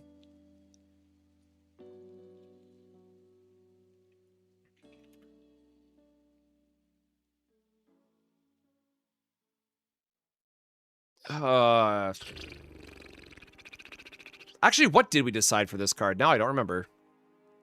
I think it was just a generic, right? Oh, no, because yeah. It was this one because it has the damage increase. This one because the overall attack cards. This becomes... Or wait, was it the 30 damage? No, it was the vulnerable. It was the vulnerable on this one now. It was... Where is the single target one?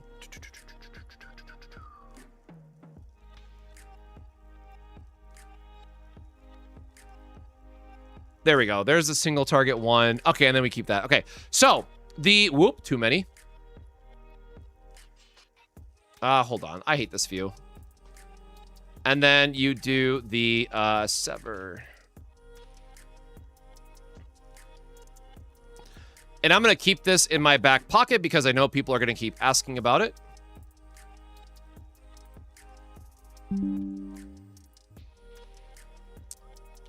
Oh, come on. Okay, so what I really do like about Hilde in particular is that now thanks to her, now thanks to this card in particular, right? It creates these scenarios where, just like how we had Narja, who unlocked a new playstyle for Haru with the anchor spam, which, by the way, that whole team build is in the Google Doc. Now Hilde allows a completely new playstyle for Yuki, who also got Sever Ties this patch, which is a pretty significant buff. So now you can actually build Yuki to be a very consistent single target build, because you find yourself in a spot where you can draw through your entire deck, play out all your damage boosting cards, and then let's say you, oh no, I had bad luck, all of the trickery strikes are in my hand, right? Okay, you play the one draw and release, and if you only have the 5 cards in your hand that all go back into the deck, spoiler, you're going to draw all of them, instantly trigger all of their inspirations, and then this entire build is online every single turn consistently, and you're not losing anything, right? You are losing effectively 1 card. You could make you're losing the argument about drawing, but Hilde already wants to be on your team because she's going to be a damage amplifier, as well as giving you the Ranger buff, which we talked about is already very good. So all of this already works out quite well, that now we have an entirely new build that is realistically only possible with Hilde. Now, again, you can always make the argument that you can do stuff like the partner, ego skill, or you have Yuki's other cards if you want to like sacrifice 1 trickery strike. All of that works, but now we don't have to sacrifice any of Yuki's damage to have the full value of her kit online every single turn.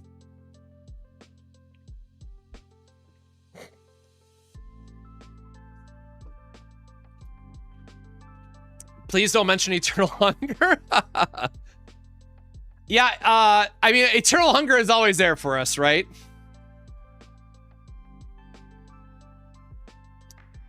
Which deck does Hilde want with Yuki? So that would be like the normal, the draw support one, right? Because with this build, you have extra points, so you can do things like quick shelling if you need more AP. You just have more flexibility on what you want to build from that point.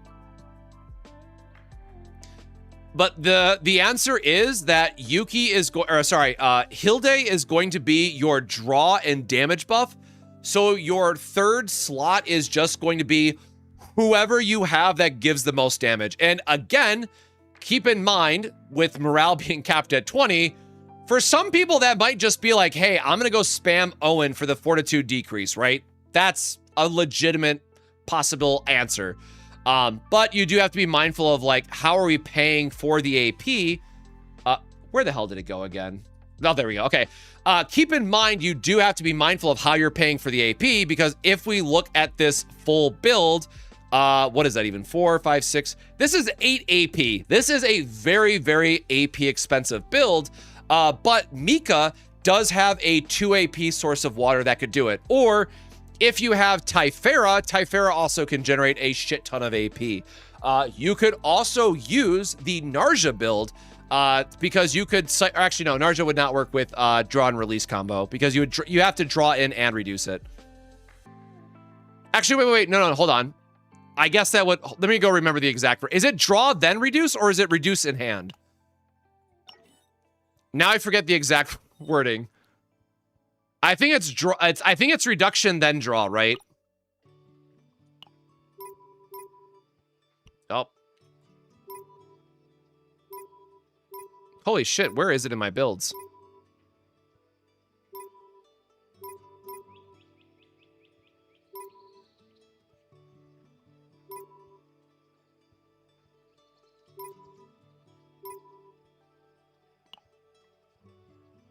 Oh yeah, the draw is a divine, duh. Okay, so, sure, technically you could do Bottomless Hunger Narja, right? Sure. That would work. But then we'd have a controller card instead of like a...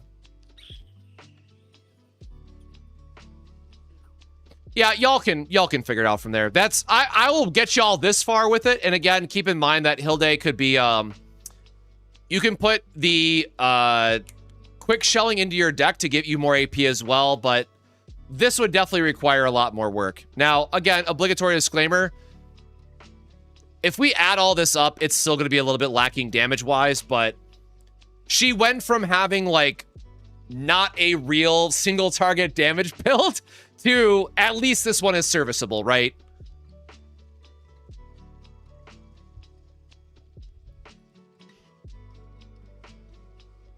Yeah, again, Eternal Hunger Nia, I think, is always going to be a valuable build to consider.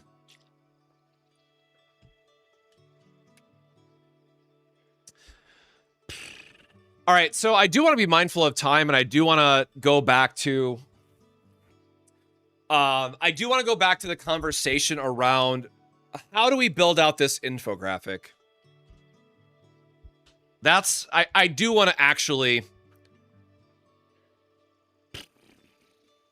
Where is my template? Do I have a...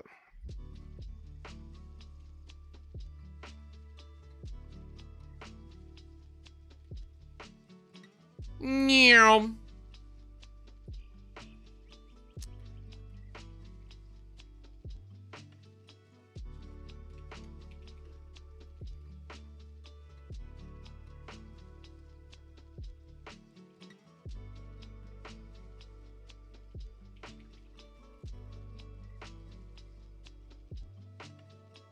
Also, by the way, this is an Alan Watts quote, and if anyone understands that reference, kudos to you.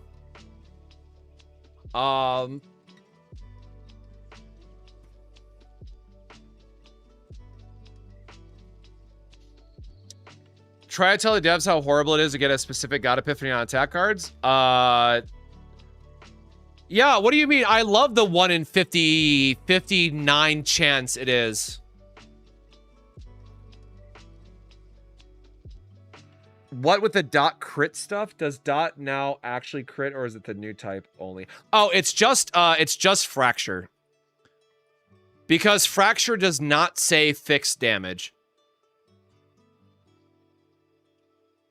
So I have to obviously like fix this up a little bit because I didn't have a full build for it, but this was my incomplete Hilde build that I was testing for the sake of the video, just for the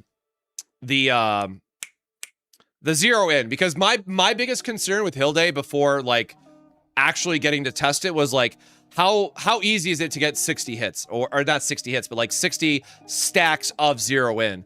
And I kind of forgot in like the bigger picture of things is that you have to remember that we had all the persona cards of the last season. You have the Ranger card, which is automatically going to be 3 hits. You have Cassius, who is not only doing all of his devil dice, but whatever his quest completion card is, if you get like a 000 off of it. So like you're getting a shit ton of hits for zero in. Like I legitimately thought zero in was going to be difficult to like, oh, if you get zero in like 45 to 50 stacks, that's good, right? The shit's they they should have made the cap higher, you know, is what I'll say. Like, it's obviously, it is strong enough, trust me, but the choice that you make for her upgrade is largely irrelevant, it feels like, for how easy it is to get to 60. Can Tressa trigger fracture? What do you mean by that? She doesn't have fracture in her kit.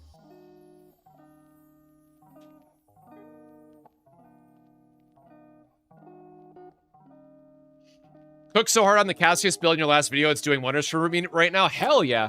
Who else are you, shout out to the name, I guess, but who else are you using with the Cassius? Yeah, again, I hate to, like, if it's a new season, y'all can always guarantee 3 things from me. I'm gonna build the newest and best Cassius deck. I'm going to look into a Tressa build again, and I'm going to put together an OTK showcase if I can. Unfortunately, I found out how awkward Grand Arrow can be in sequencing, so I think Grand Arrow is just shit, unfortunately, but the one season I can't do an OTK video, I guess. Oh, dang it, right? Like, I guess the devs finally nerfed me for a season, right?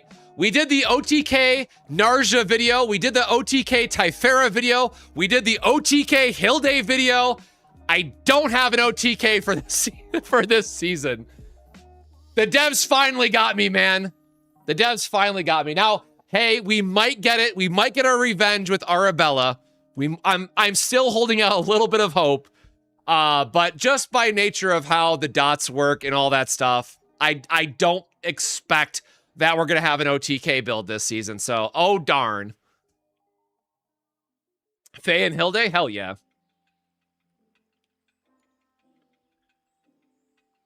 With Hilde Fracture build, which divine do you want on Quiver release? Stuck between cost reduction and draw? So, the answer to that question is that they are both equally good, unfortunately.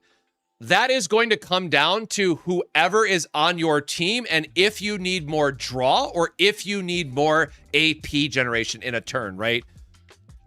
That is you have to build it out. But like legitimately both are very good options. And I'm going to take this one step further because it would definitely be a meme and I'm not going to sit here to try to get more things nerfed, but what we noticed yesterday in the Discord is that you can actually pick a neutral... You can pick a neutral resolve 2 on the Quiver, meaning you could easily get up to 20 resolve on a team. So if you really wanted to, you could do a 20 morale, 20 resolve team and just be the tankiest son of a gun for Hilde while doing significant damage. But I don't want the devs to nerf this shit, man. I don't. It's where I had to draw the line. I'm not going to do a showcase on that. But I'm like, dude, I'm only losing 1 arrow and I'm able to max out the resolve stack. All right. Like, yo, why not, right? But again, this is like, oh, you could also do like, you know, if you need more draw in your build, you could technically do a draw 2 on the quiver reload as well, with only losing out on 1 arrow. So as much as I complained about quiver reload, which, okay, I'm still going to complain about quiver reload because it's still very narrow in which divines you would ever consider, it does open up the option for other, you know, draw possibilities, meaning, hey, she could have a draw, what is that? Draw 6 off of quiver. So what is that? You have draw 6 off your quiver. You have a draw 1 off the debuff card, and then you get a free draw 2 from her other card. So that's 9 draw. Yeah, you could get 9 draw for your team for, yes, there's an AP cost. I'm sorry, 12 draw because of the damn mythic vortex arrow. You could get 12 draw on a team if you need it for some ungodly reason. I don't think there's ever a world where you need that much draw. As I mentioned earlier in the deck build section, that there is a issue of overdrawing on Hilde. But if for some whatever ungodly reason we find ourselves in a spot where we need that much draw, holy shit, she really has like everything baked in.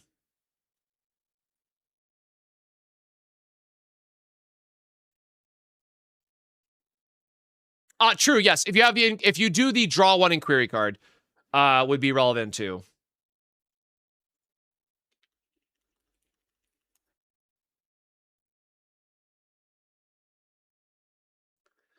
Again, this is another one of those things where like, no, I wouldn't actually recommend building it, but it would be funny as hell if we were to actually build that out fully, go up to 20 resolve, and just have, again, Gilded Nest is something that we're going to want anyways, which is a 300% base shield. Suddenly Cassius gets a shield that just does like 600 shield every single turn, right? Or whatever it comes out to be. Again, overkill, but it's a possibility. So crazy, crazy stuff that's possible, right? And also, okay, one more thing I'm going to reference. One more thing. Keep in mind, you can also do triple 1 as his quest if you are doing the 1-cost card on Quiver Reload, which is then also giving you a heal on top of all of that. So if you were to build this full survival team, I legitimately don't know how you ever die. Like, other than obviously the enemy builds up to like 150 morale, one-shots you, whatever. But really absurd stuff that we can now do in the game.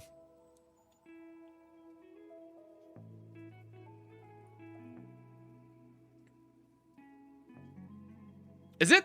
No, it's not. Is it 16 AP, really?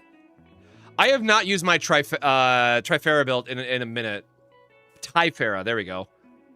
But I know that like, whenever I refer to Typhera, I just say that she produces infinite AP because you never use how much, or never use all of what she has. Now, obviously, there's a small disclaimer there about Faye being on the team because Faye has an X-cost card. You could, in theory, always spend all of your AP with Faye. But, like, we did the 9-cost build for Typhera with the OTK and still had AP left over if we optimized the deck further. So it's like, we were doing something like 13 AP every turn consistently.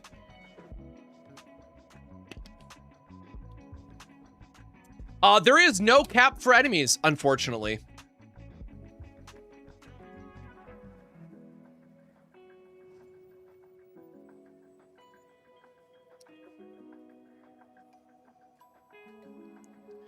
Okay, so we should probably do like a...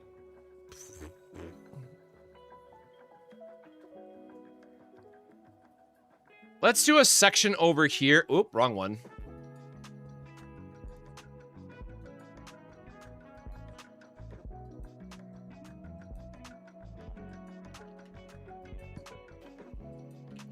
How to build desire cards.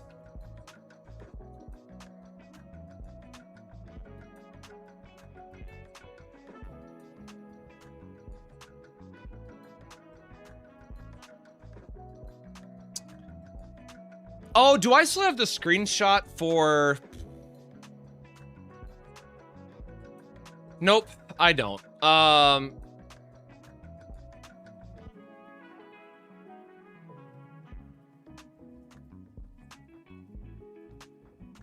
up. I need to pull up my own video for a screenshot. Where is my... Or no, that was in... oh my god, my days are blending together. That was in yesterday's video. Okay. Oh shit, we got 1 minute till Grand Blue Fantasy Banner. Hold up. Water time, or Sprite, drink, whatever. Go grab a water, hydrate yourself, take care of yourself. Be right back.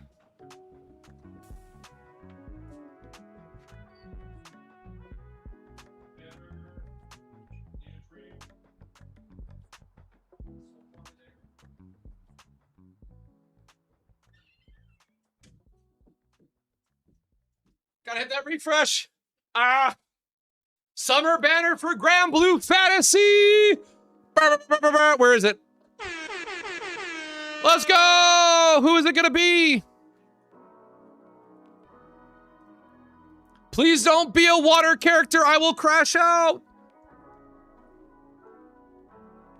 Sorry, 1 minute till the banner changeover. Sorry, guys. We got to gamble while we're playing our Gamba games.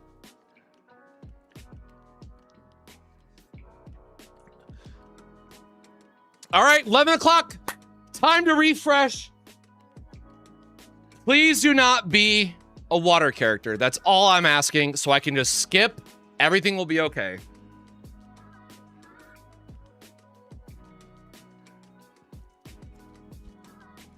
Oh, man. What? Man, don't play water in Grand Blue Fantasy. God damn. Ah. So there's a summer event going on right now, and there's 3 characters that could have been on this banner, and they don't ever announce them early. Ah. So I was really hoping, because Water just had a collab event where we had a must-pull unit, and here we are with another Water character. So that means the other one is either going to be 6 or it's going to be Gwen, which was Wind and Earth in the summer event. Okay, that's fine. Let's go look at their kits. God, it always kills me how damn big her ears are.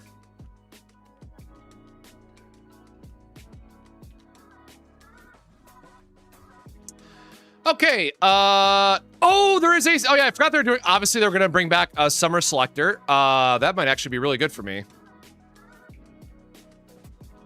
Why do I not know who that is? What light character is that?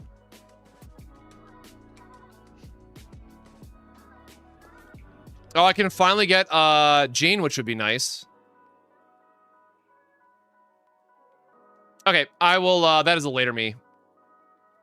That is a later me probable. I can't believe we didn't get 6, man. That's terrible. All right, let's see the weapon. It is a bow. So, yeah, again, the one funny thing about Grand Blue Fantasy is y'all tell me how that is a bow weapon. I'll wait. Oh, Antheria. Yeah. The Yukata Antheria, the dancer. Right, that is fire-based. Thank you. Holy shit, funny enough, Bree and I were just talking about that character. How is this a bow, man? Every time. Okay, so massive water damage to a foe, boost to water allies' critical hit rate, so that's pretty irrelevant. We have Insignia, and we have Enmity. Big boost to water allies' attack, take damage every turn. No.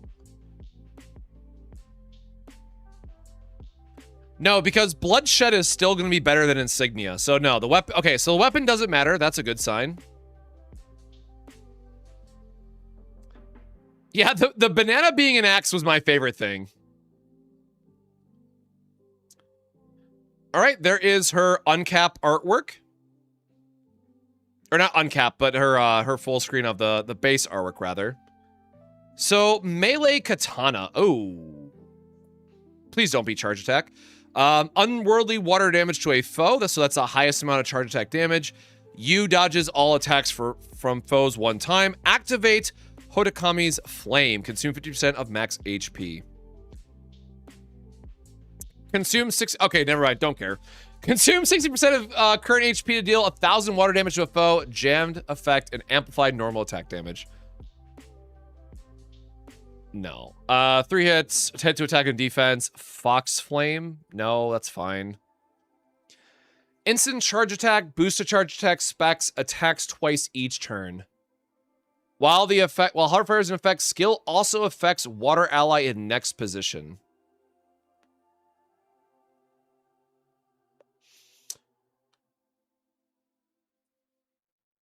I mean, sure. When you is almost knocked out at the end of the turn, shield effect 10,000, remove all debuffs, end cooldown for all other skills, and the Heartfire effect. So, okay, so she is just literally all in sacrifice. When you use HP as 50% or below, deal triple attacks, bonus superior effect damage. Normal attacks have 2 hit. Okay, so yeah, Enmity Flurry. Debuff immunity, full force counter upon taking damage, 1 turn cut. Okay, I don't care. I am a water primal player, so I have Race Felger. I don't care about this character. Melee, triple attack, normal attack damage cap. Cats, whatever.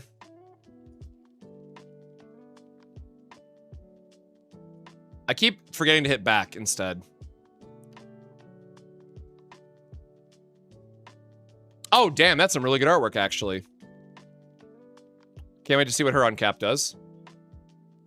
Massive wind damage, 10 festival cells. Okay, so she's gonna be just like her water counterpart. Damage debuff, triple attack rate, fine. Consume the buff to get wind damage. Bonus wind damage effect to cast her 1 time. Yep, she gets the triple attack thing. Great. Sharp boost caster's effect. Extend duration. 1 memory to caster. Yep, cool. So she's just the same. There's like slight differences, but she's just her water form and wind. Okay, let's do my free pull and I'm done. I'll do my selector Scamcha later.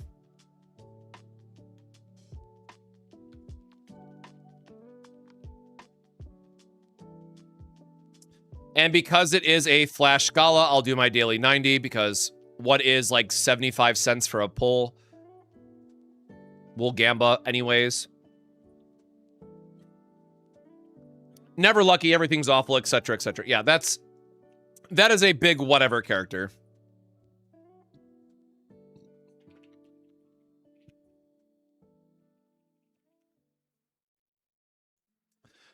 All right, back to CZN and building this out. Whoop.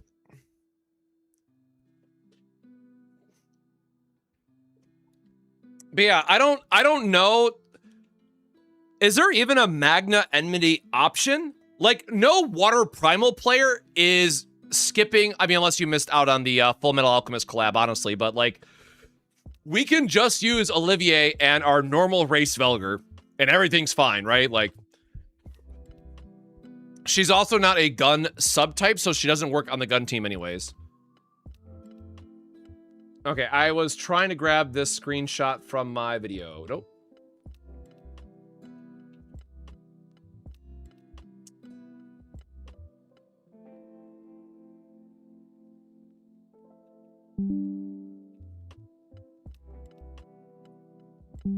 There we go.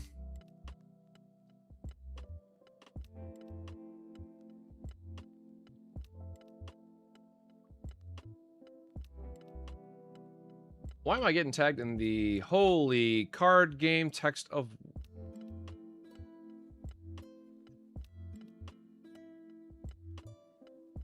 Okay. Why is this still... Is This is what happens when I get lazy and just never change my text boxes. The enemy magna are old weapons. Was that like Malice or something? God, I don't remember. I've been Primal for long at this point that I just blocked out all that shit. I want to know why Pridewind didn't get Hilde on sub DPS category. I don't know the last time that I looked at Pridewind, if I'm being super honest.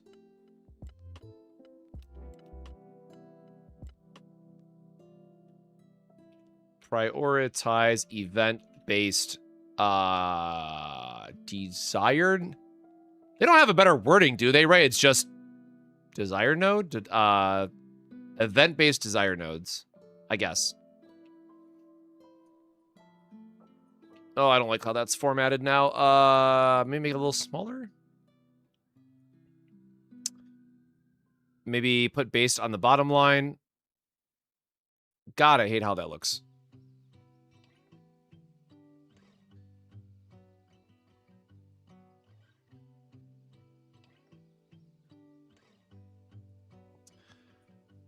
Okay, God, I'm trying to think like how I write this out in the least amount of steps that also still makes sense.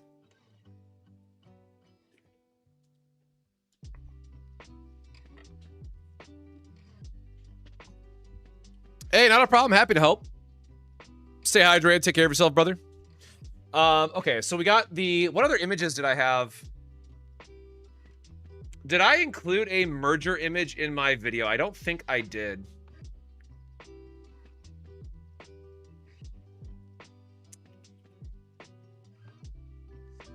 I did not include a merger in my video. Damn.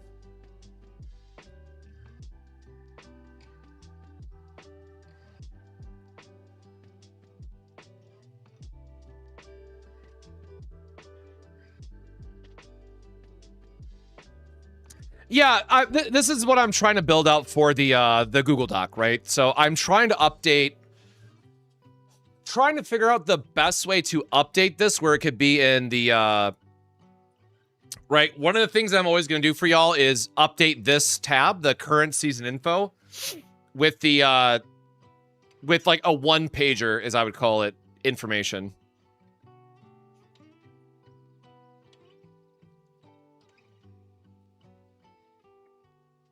Will I suggest always following the path of the most questions after the depth checkpoint? I think I just do that in general. Like, I haven't done enough runs to know if it's okay to prioritize it after the first boss, right? Because it's a lot like the I guess we did get the tunnel update in season 1, but it reminds me a lot of the tunnel update where like you were chasing event nodes before they told us where the portal would trigger, right? Or the tunnel would trigger.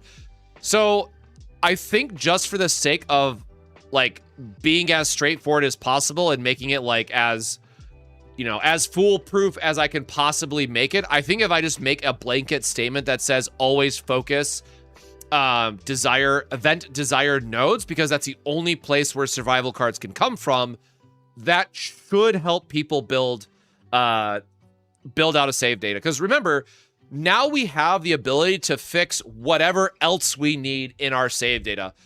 Yes, you have to farm sortie. Yes, you have to spend black mass, whatever.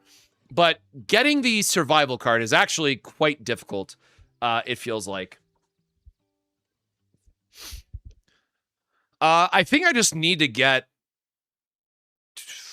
I probably just need to get 3 images... 4 images. That would make sense. I don't have this copied anywhere. Yeah, let's just go into a chaos run. That'll probably make the most sense if I just like literally show this plus this equals these 2 options.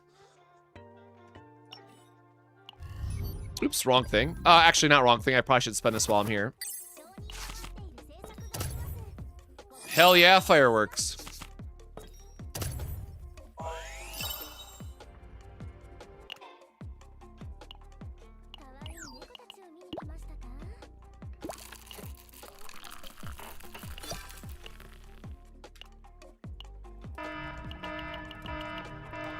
I hate that sound because that's what my old alarm clock was, man. Hate hearing that every single time.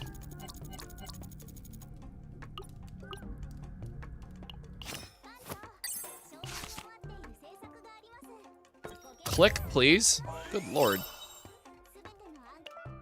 Okay, oh yeah, by the way, I still have not done the story yet. I hope y'all have liked it. I'd love to know your thoughts on if it's actually good or not. I'm gonna hopefully find time to do it this weekend. Whatever. We don't actually care about the, ooh, no, do not want to spend that.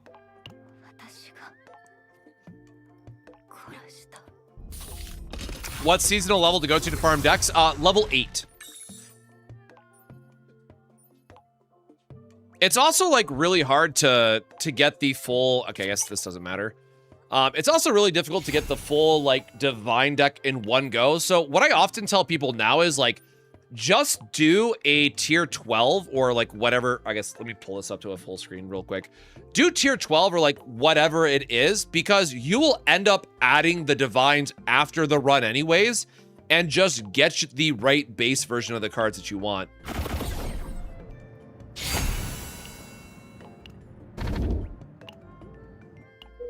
Yes, very nice that they've kind of like unlocked it from the get-go. Okay, cool. We have 2 reasonably early nodes.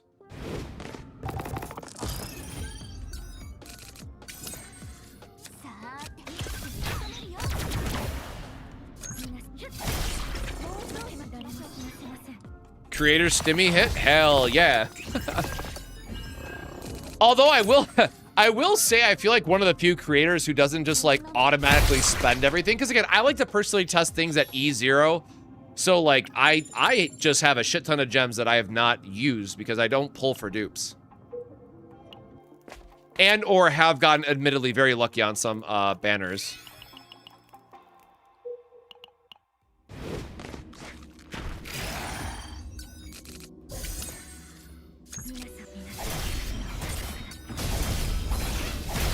I will say though, just like Heidi E2, I will get Arabella E2. Assuming she has some equally, like, busted whatever E2 ability. Again, it does not matter what we grab. We're just trying to grab something for the sake of this infographic.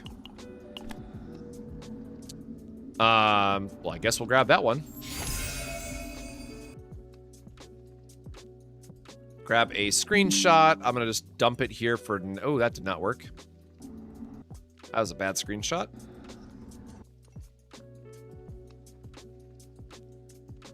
There we go.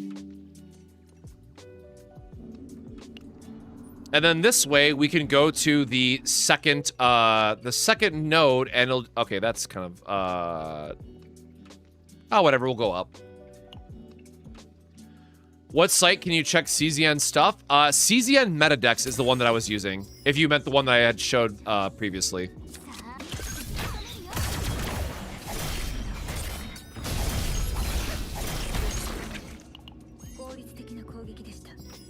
Oh my god, please click.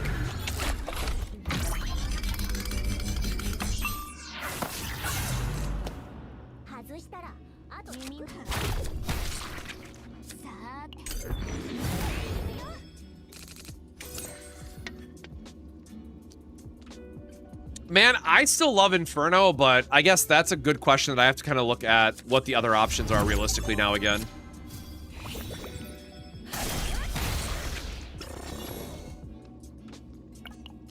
Yeah, I know it has been the trend. I'm just quietly lying to myself, right?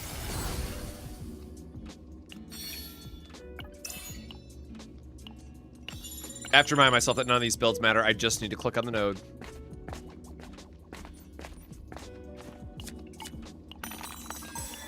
Holy buffs, Batman.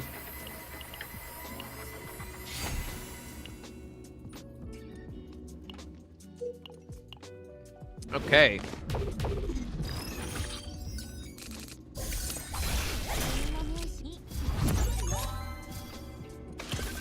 Ah, boo, just the upgrade.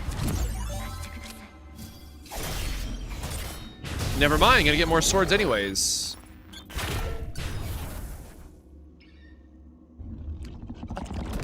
No, bro, get me out of here, man. I literally am at the node for the... Isn't this the node that's the thing on it? No, let me run. No, get.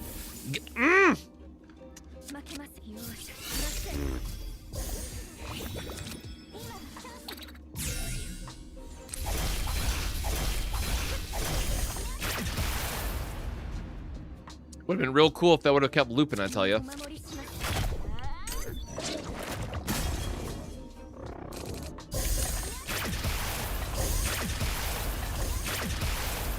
Also, good to know that this does not trigger the, does not trigger his debuff, right? Well, shit, at this point, man, let me just kill him. Oh, I did back-to-back on that one.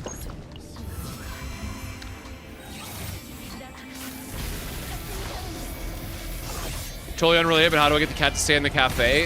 You just have to, like, keep looping it, unfortunately. I don't think there's actually a way. They don't like us.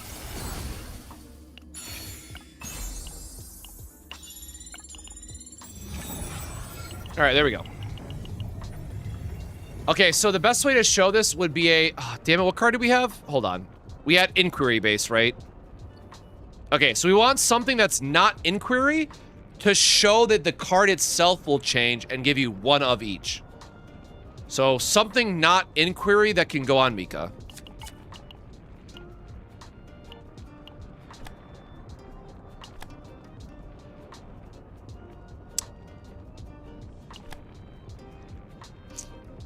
Okay, very good, very relevant card. Love that. Love that for us.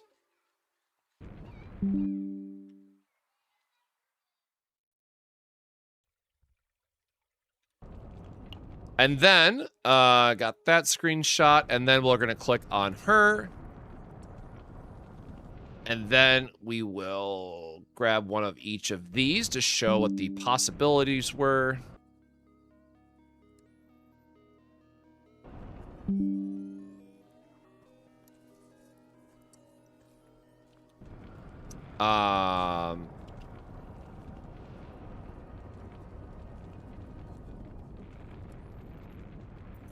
Like, I guess, do we want to show the leveling up part? I'm trying to think, like, what else we build out on this image. I'm just gonna take the Neil before me, though. But right now, we got, like, all these together.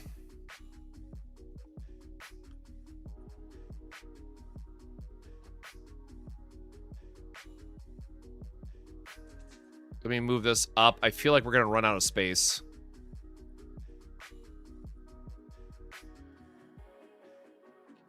Combine to level up.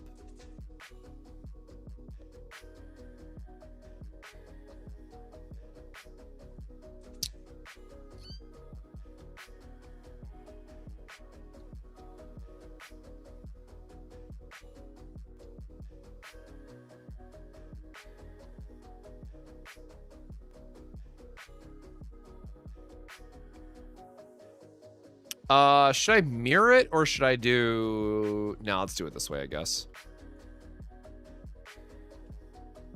Sorry, y'all get to see the fun behind the scenes stuff because today was the first day since the night before the patch release that I've actually had any time to not work and or work on video stuff. So I actually took like a 2-hour break. And then I promise you, after I finish up the stream today, I'm just passing the hell out. I would like to have a Desire video out tomorrow that goes more in depth about like how I would rank each one of them, but unfortunately we did burn a lot of time. But my body is getting towards its limit.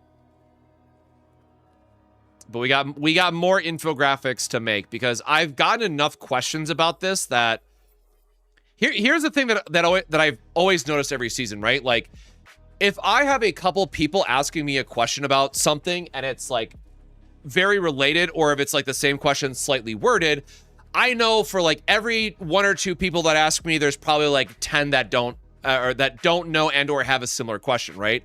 So the fact that I've had like 10 people probably in the like today alone reach out and still be like, hey, I still need a little bit more help understanding how to build this out, which ones should I take? Even after my video, I'm like, shit, I probably should have spent more time to break this down a little bit more. So that's on me. I should have like probably finished this video or this infographic first, but at least it'll be in the build guides. Thanks, G-Clef. Like it's just what I always do when it's patch week, man. Like Bree knows as well. Like we call it Hell Week here. Like it's a show week sort of thing, but I'm just used to having a Hell Week anytime that there's like a session to cram for, right? So I'm getting older, but I still got it in me. You know, one more round, as they say. Where the hell is the plus, dude? There we go. That's a funky looking, that's a fat plus. That is, that's not quite the right shape.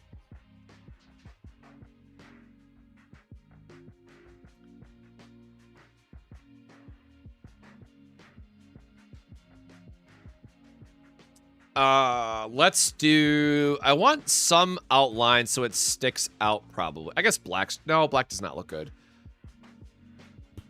Orange is the most obvious one for sure.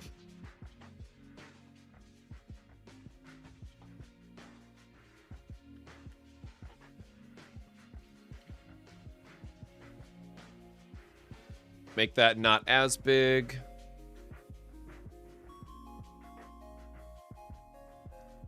Okay, once again, the text box killing me.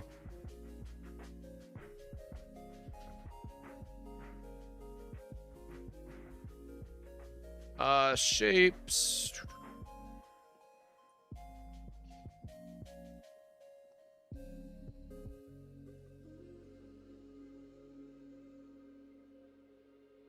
So I'm gonna ask y'all for a sanity check. Does this look good, do you think? Is there anything else I like need to, I guess maybe I should move this over.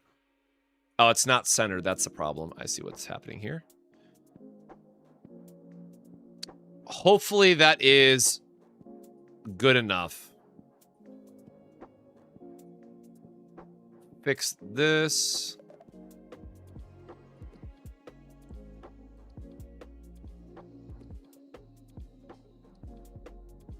That's still like a little too big. There we go.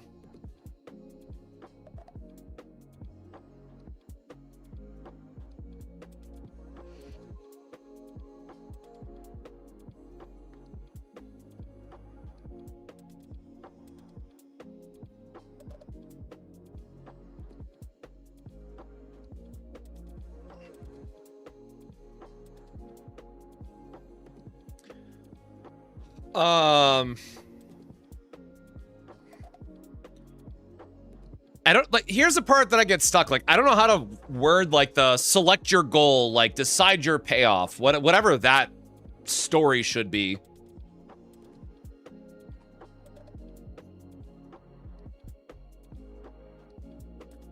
If I do Adelheid and Cassius as support, should they have the same desire cards with claim survival split?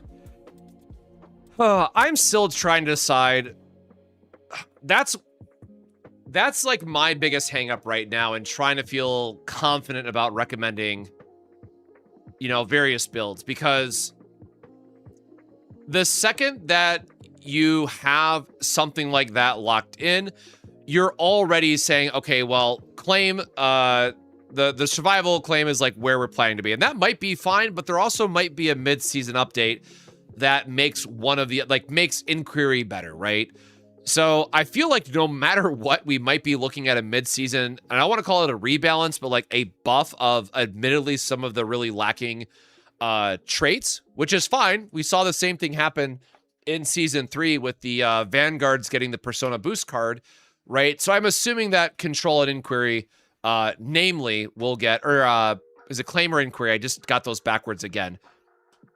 Control is the big one. I think Control, unless there is some hidden tech with Arabella, where like Control is always going to be her thing, Control is the one that sticks out the most to me of like just not having a good, has really good base cards, but doesn't have a good payoff. So it's like a little bit of a give and take on that side.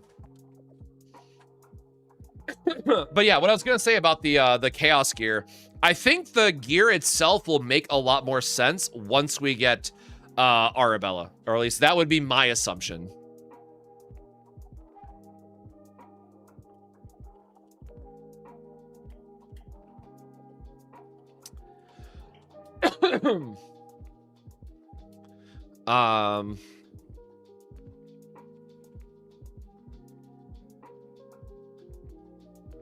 I don't know how to word this, man.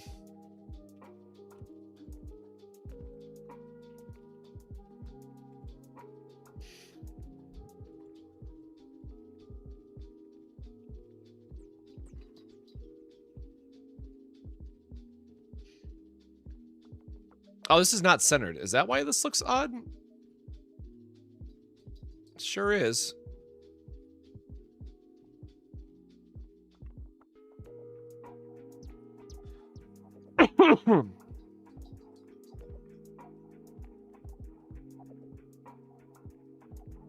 No, where is my image?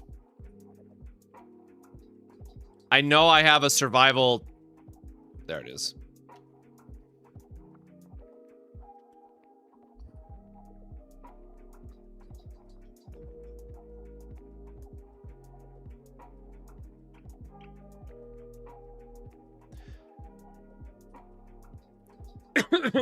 Yeah, like combination buff something. I gotta think of what that might make the most sense.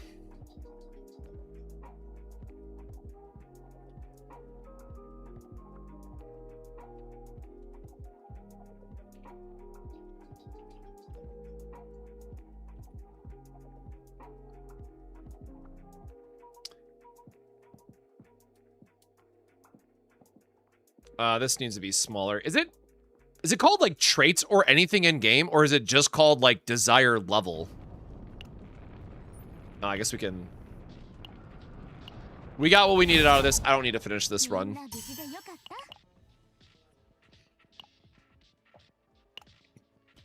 Heidi Mari forever in the breakdown state.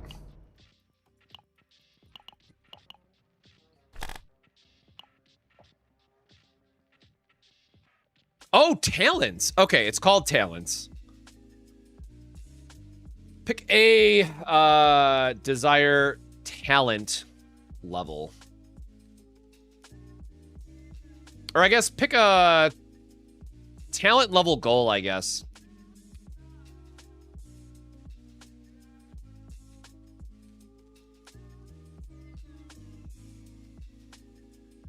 I don't like that.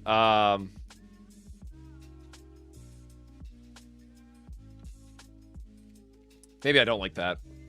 I think it's just simple to call it points.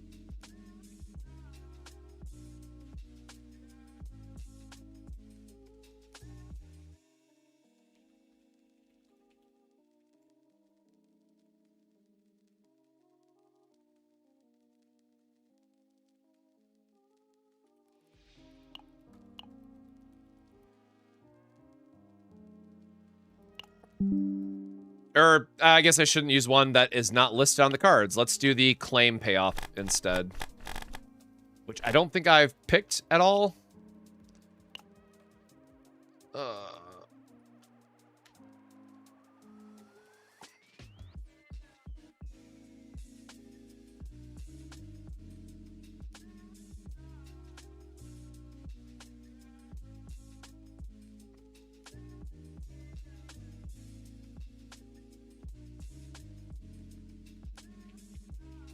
Requires 7 points across the team. That's not going to fit right now.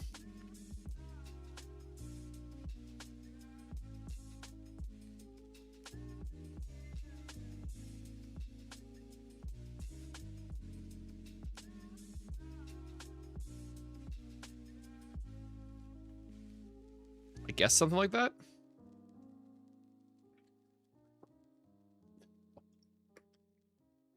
Yeah, having to remember like the various buffs or like go into archive to select the cards and then remember what everything does. There's definitely a little bit of work involved for navigating it.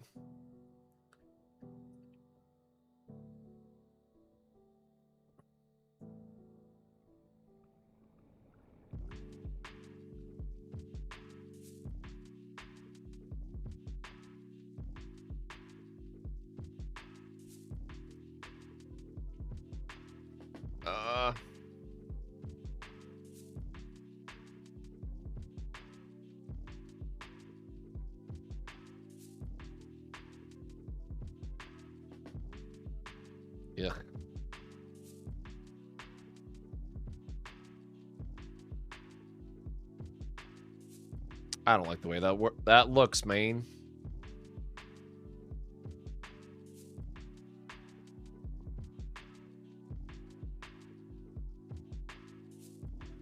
So the next I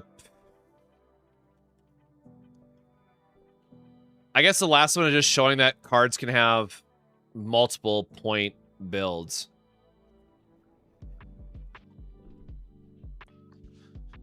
Customize your cards. I don't think I have like a 3 build anywhere either.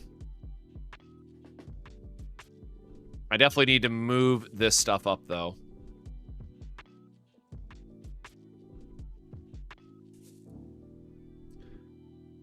I guess maybe to block this off a little bit more. Maybe I do it like this and then do it like this. Yeah, I think that looks a little bit better. Actually.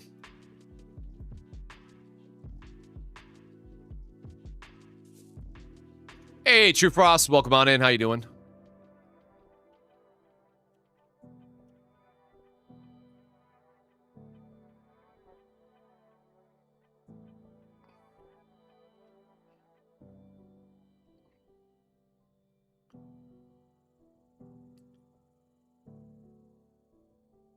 Actually, you know what? We should have a 1/1/1 because I remember running that in one of my builds. What do I think is the best desire card for Yuki? Sever Ties. That will be the best build, best desire card for all strikers in this season because it gives the most damage. Do we have an... Wait, hold on. Do we have an OTK striker? I don't think we do. We have Haru, Mei Lin, Yuki...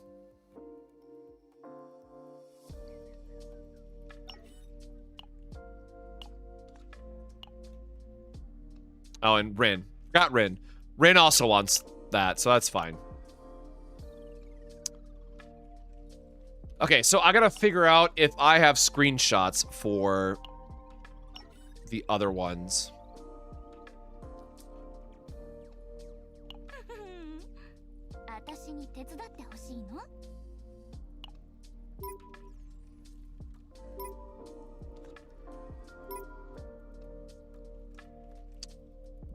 Doesn't even have one on that. Oh, we already tested this and failed this run. That's fine.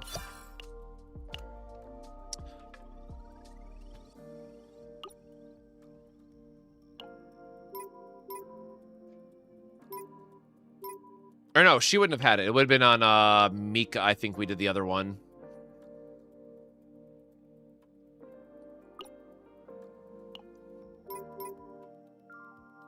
Nope, I did another 2 split, man.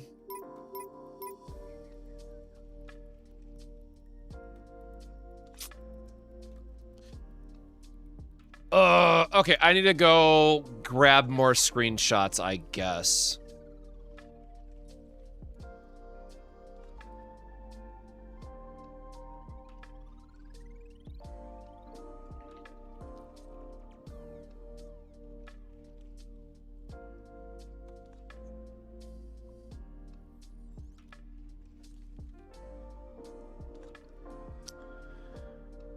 What's the best armor for Rangers in the Event Rift? Great question. Unfortunately, probably a little bit biased because it's going to be a dot-based season, but I don't even remember what the other ones are off the top of my head. I just know in my mind, I'm going to try to get the mythic one for Hilde, assuming we're going to care about debuffs.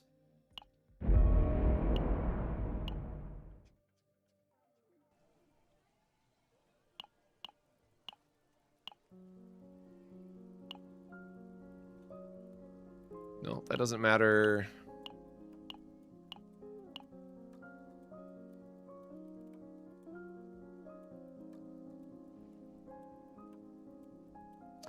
Agony, Vulnerable, or Scorched. That'd be really good for control. I mean... yeah, Contaminated Cocoon feels very strong. What is the wording on this one again? Or Scorched?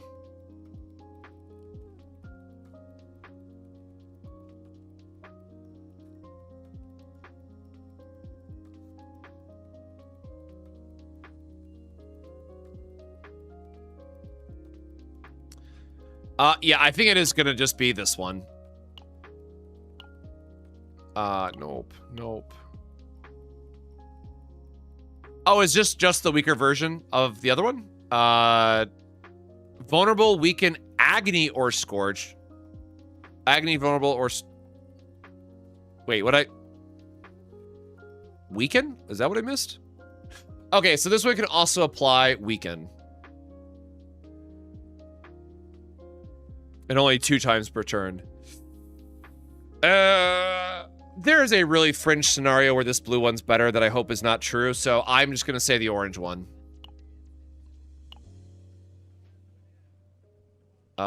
Critical chances, whatever. Yeah, just go the Contaminated Cocoon then.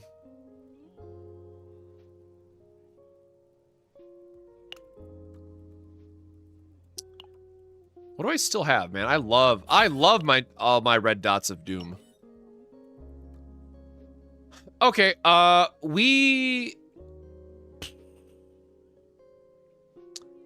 guess we screwed up and we gotta go make more screenshots.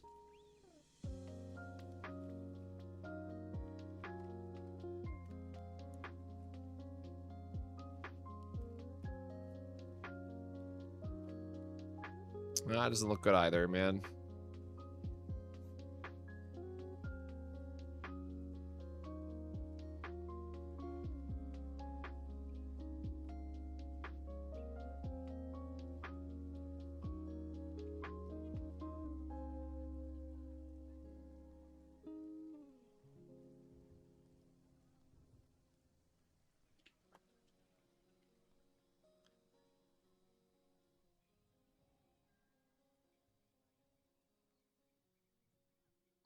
Just trying to... Please lock in place.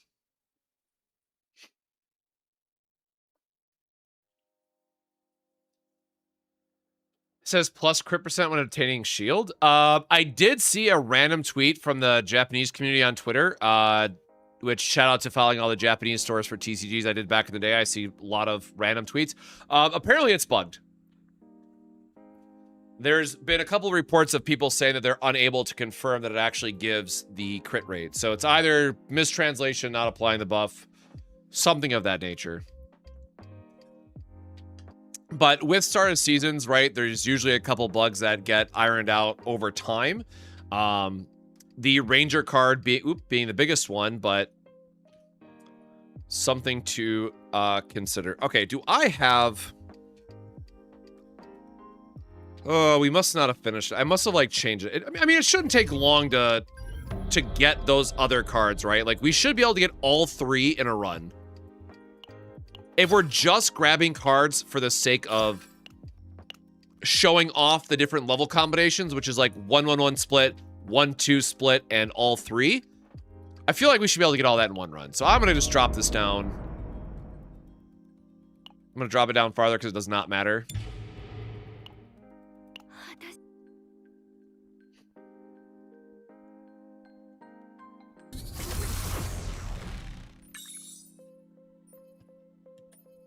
What characters would be best to focus on this season? Well, Hilde for sure, but I think beyond that, it becomes a question of what is the Great Rift going to have? And that is a lot harder to, you know, answer, at least for right now.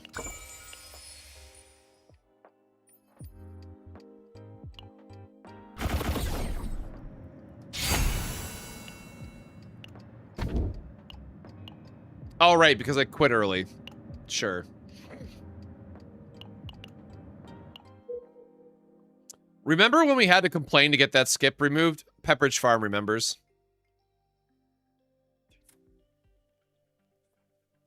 Yeah, I mean, that's 5 nodes in one go. That's pretty sick.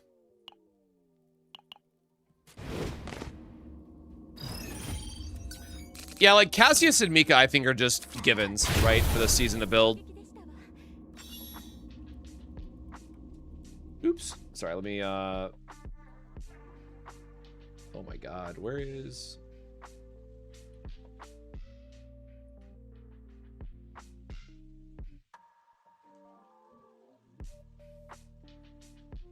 Oh, man, damn it. I just got another comment on YouTube that they're a newer player and understood none of my video. God damn it, I suck. Okay, yeah, it is a much bigger issue than I,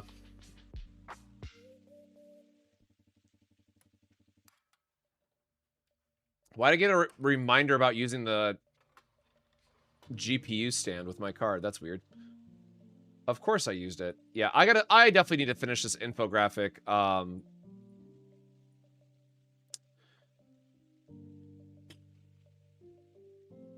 Close out of that. Sorry, I got too many tabs open for when I was pulling up the other guide. Okay.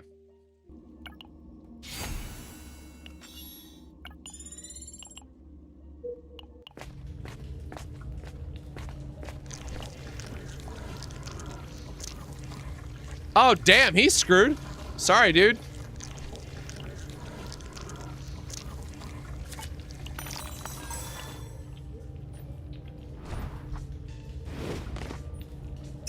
Oh, I guess we saved him, sure. What do you mean, put that on Mika? Hello? What the hell was that recommendation? All right.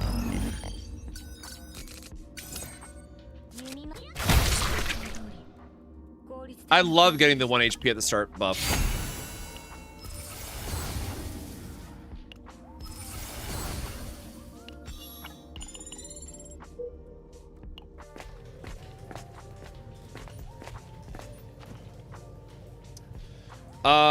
Just whatever. I am clicking all the stuff that just gets us through this quicker.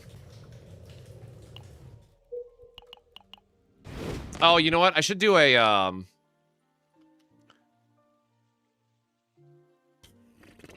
Sorry, I'm gonna, recommended, I can't type, brother. I'm done. Recommended base desire cards to build off of. It's I don't know. I'll like space this out a little bit. Sorry, I'm working the PowerPoint image really quick. Hello, spell check?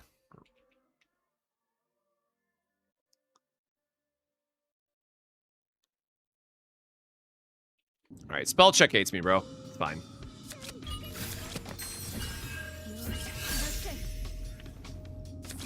I was like, damn, just give me any attack card here, please. I'm begging you.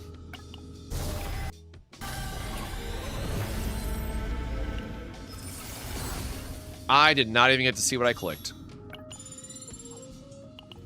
What claim card do I think is best? Unfortunately, I am horribly biased in that opinion because I want to use Cassius, and because of the way that the new buffs work, the Cassius build is insanely broken with Gilded Nest, or whatever it's called again.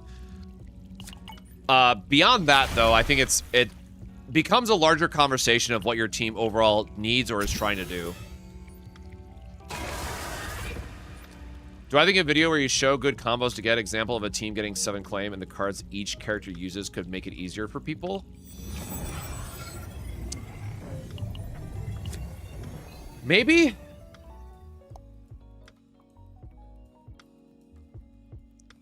How would I, because, like, here's the thing, right? I know a full Chaos run would not be beneficial because people don't watch them. I guess I could do a Chaos run, but it's a hypercut of only Desire cards. Maybe that's what we do. I think if I cut that down into 5 minutes, and then I do the tier list after that, that would probably be best. Maybe I do that. That's... because that is probably like the 7th comment today about going through a Chaos run and uploading that. So maybe I just do a hypercut and then talk about the build at the end.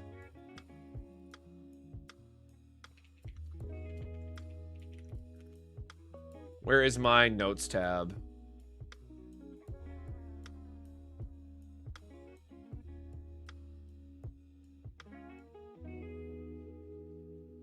Oh, the Grand Blue Fantasy stream is next Saturday. What date is that? Where's my calendar? What is today? Today is the 30th. So next Saturday is going to be... Wait, no, that's August 8th. Sorry, making a GBF. Oh, that is a 6. That is not a G. GBF summer stream.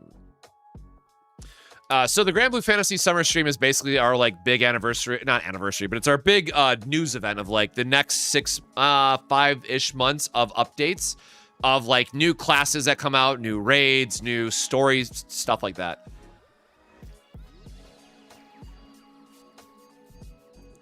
Sorry, let me finish my, sorry, Bree sent me a message, so I got distracted, but let me... Where is my notes tab?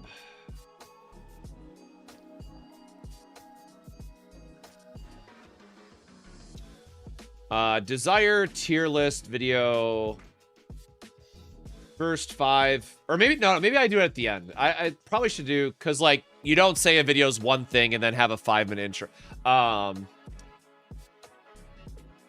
Desire tier list video, last 5 minutes, highlight full chaos run of how to build desire cards. Okay. I'll have to think about on that one. I should have a half day at work tomorrow because my meeting got moved with one of my customers being out of town, so I should have extra time tomorrow to do another video. But tomorrow is also Riftbound release for the Vendetta set, which I have store credit that I need to spend, but I have to go to a local game store that's an hour away one way to go pick it up, but I have to pick it up before people buy up all the stock. So tomorrow I do have to do that.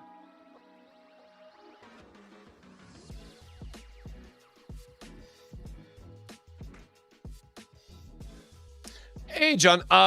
So unfortunately, I tried to do like some initial testing of that build, and it just does not, because the draw is completely random of when you're going to get the Grand Arrow. If you're trying to like put multiple in the turn, it does make it a little bit awkward. So I've been kind of on the fence of how I want to approach that build, if I'm still going to do it or not. But the long story short of it is how it's supposed to be built out is that you just never cast the card until you are in like your final pop-off turn. And then you save one draw card, play out all your buffs for the turn, play the Grand Arrow to shuffle it into your deck, and then you should be able to, well, I guess it draws itself if it's the last card in your deck. But that's what you would want to do. Like you don't want to actually use the card until it's the last thing in your deck. So I still want to do an OTK video on it, but like it creates some very weird patterns that I didn't like. Just because you constantly put a brick back into your deck, which can be a little awkward. So I forget if, okay, well now sorry. Now, you just reminded me I want to look this up, and I forgot earlier, so I'm going to pull up CZN Metadex again. I don't think it had a retain divine, which was the issue, if I remember correctly.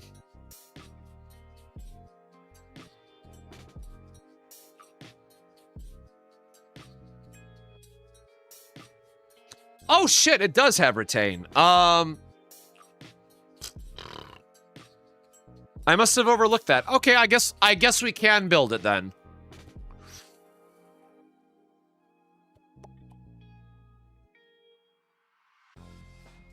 Oh wait, no, this one doesn't draw naturally. So I was right about the leave one draw less.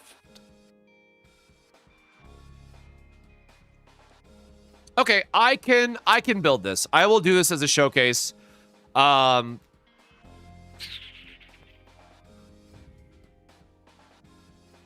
Sorry, just trying to think through the rest of that sequencing. Okay, yeah, I got an idea. We can make this work after all. The other challenge I was going to mention that I was running into is that her other card that builds up the damage, I wish it had a good divine otherwise, but the 2-cost divines are very not great. which, funny enough, I guess also has Retain, which is probably something that we would want to add to that card. God, this is going to be a super awkward build, but we can... Oh, I forgot that Retain would work, man.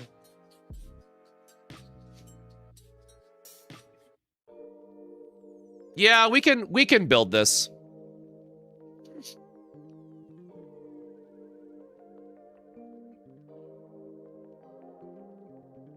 Oh yeah, you still use no, guys. You still use the build I have in the guide, right? So you're still using this save data.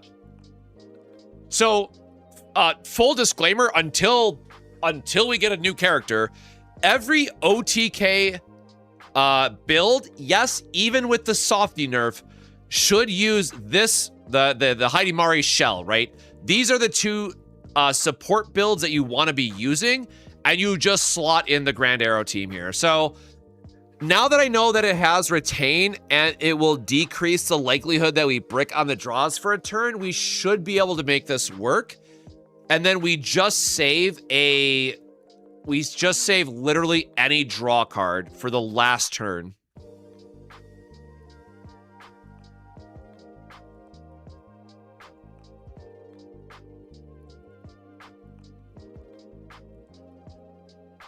Oh, right. We would probably want to go farm season 3 for it then. That's also true. Because there's the infinite stacking persona card that gives you more damage amp. Wait, is that one? Shit. Is that one character exclusive? Okay. Hold on. I gotta make this note now too. OTK build. Notes. Farm season 3 for OTK building persona card. All right, so yes, farm season 3 for the persona. Put Retain on arrow plus 300% damage amp. Typhera, standard Typhera plus or Leia build.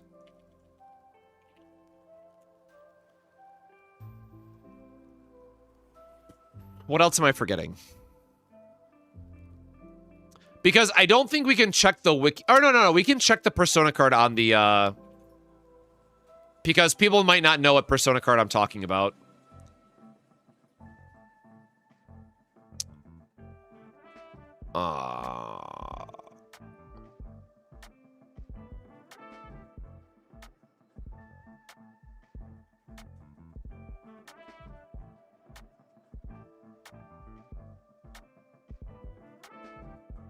Wait, no, it's not this one, is it? I thought it was, it's not for, I thought it was for the next.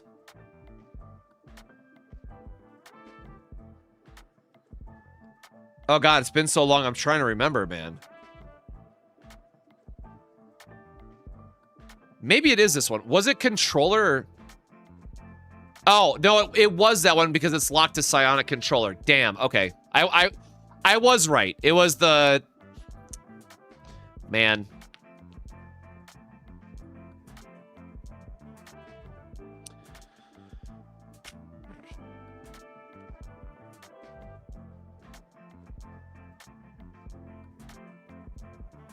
Mark is hilarious, but not... We can't spend an attack card.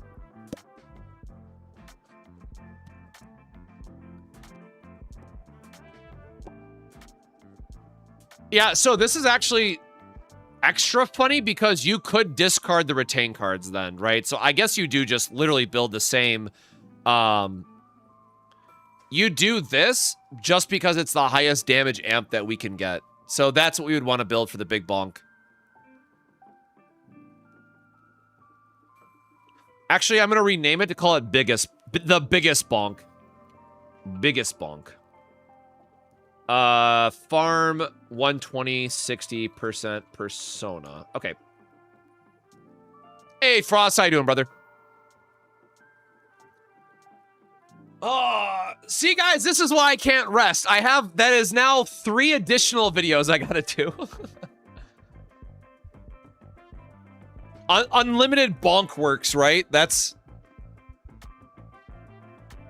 Unlimited bonk works is just always going to be the good one to use.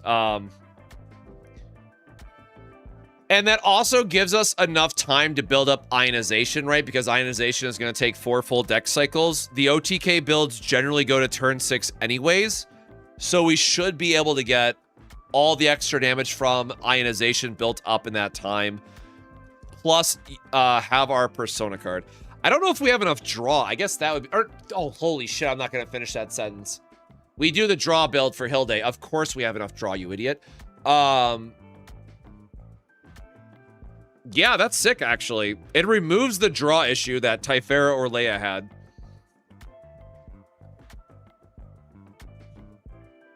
Now, again, it's only a 500 base, so that's kind of whatever, but we can make this work. How do I feel about Hilde with Hugo? Any 2 Rangers or Hunters on a team is broken this season. Well, not broken. It is very strong this season.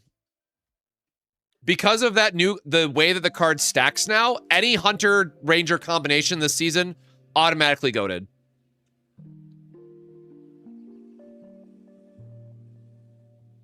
Yeah, you just run okay, was I done with this build? Hold on.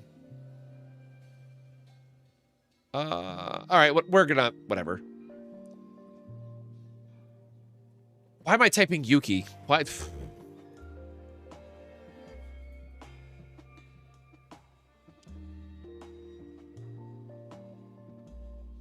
Okay, so it's this. It is going to be this with a cost reduction. It's going to be this. Oh, wait, we need one. Okay, so this we do need to split out because you want to have this to have retain, but then this is also going to be your main draw engine. Ooh, shit. We can't trigger vulnerable, though. Or we don't want to trigger 0 in because it would break vulnerable off softy.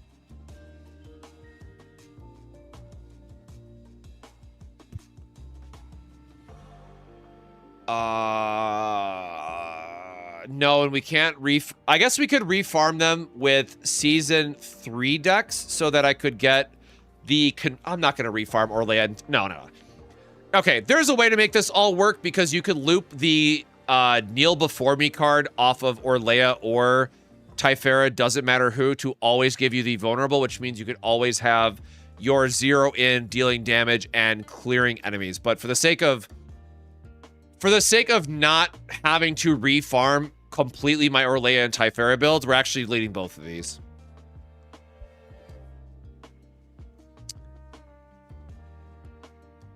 And then, yeah, okay, so this is perfect. This would be exactly one, sure.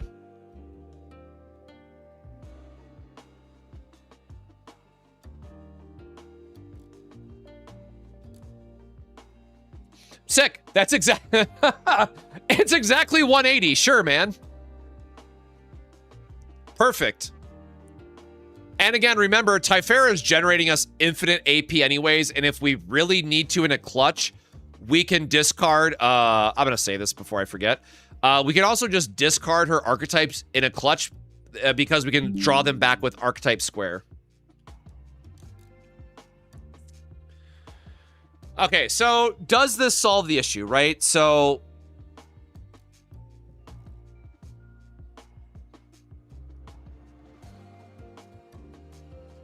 retain makes it so they don't go back in. Plasma Rain is always going to cycle itself, and then we have a plus 1 draw. Ooh.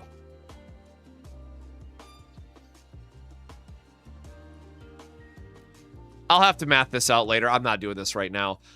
This should work. I'm not going to promise that it works, but I think it should be close enough to do everything that we want it to do.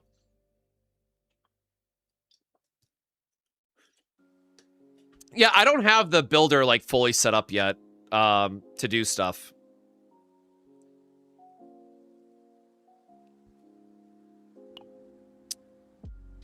What card did we need?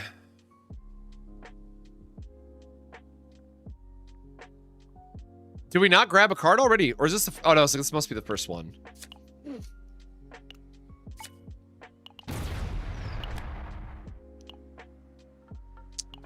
I guess let's grab a card we haven't used yet. Sure. We'll use that as our base for this run.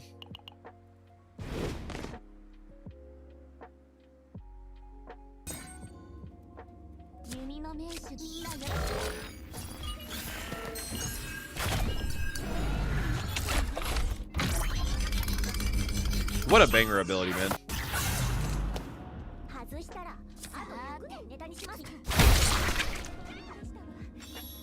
Pretty good.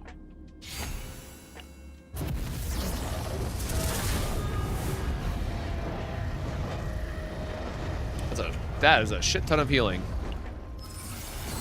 Also, funny enough, there's the base version for the Mika deck that we have to rebuild at some point. Sealer. Why does that look different?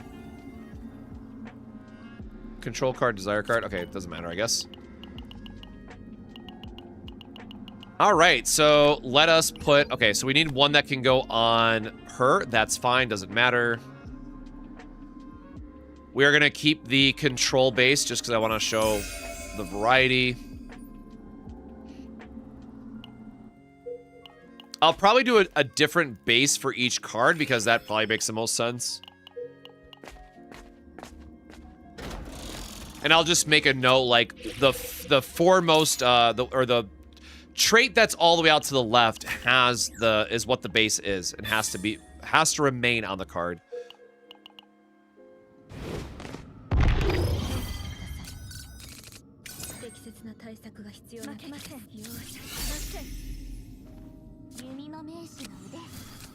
Nice. I love AoE and free damage on top of it.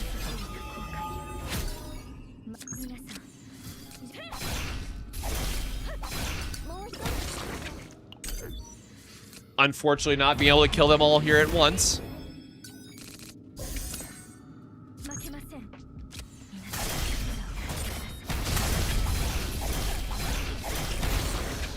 I know her crits got me at least. Oop.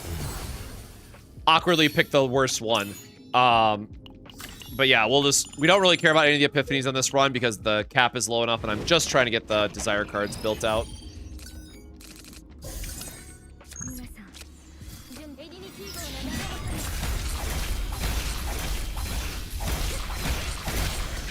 We love crits, baby. Jesus.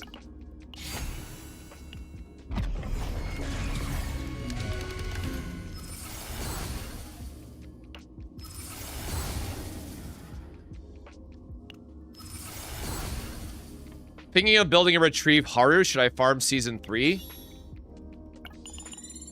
Probably still. I have not. I don't remember how much AP you have in that team. Like, I know the whole gimmick is Narja making it cost 0, but I don't remember what the rest of that sequencing looks like. I'd have to map that out again if I'm being perfectly honest.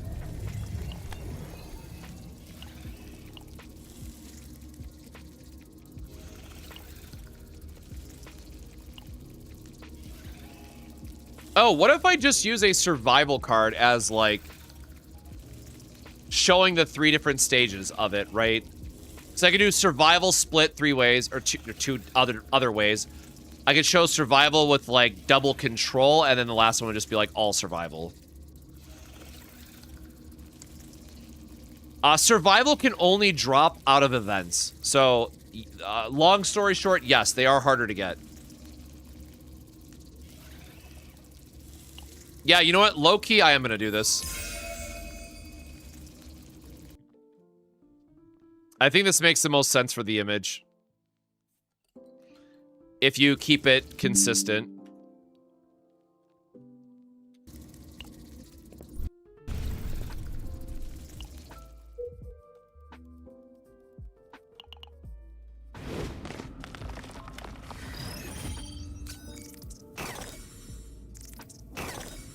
Yeah, hey Shub, welcome on in. I am, we were talking a lot about what's the best, where is my OBS? We were talking a lot about, like, what's the best way to build this out, so I am going to build this, I'm thinking I'm going to do, like, what is the best, you know, traits like, well, this is basically just going to be, do I have it built already? It's basically this slide. I should probably use a real card though. Shit.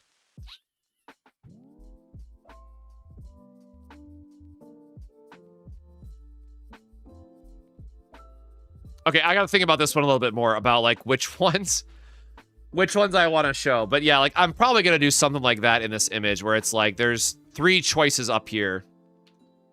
I guess let me just do that now, right? This is for...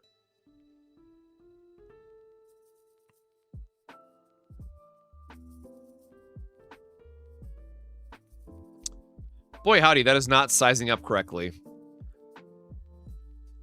Oh, I guess we already got a, we already have a 1-2 split. So we just need a...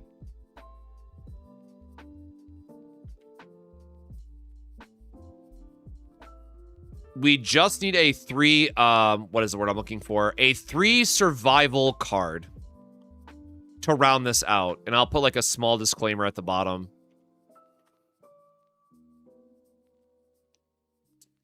Man, actually, you know what? No, hopefully people can infer that those are the, like, the point totals are different, right? Hopefully that will be obvious enough.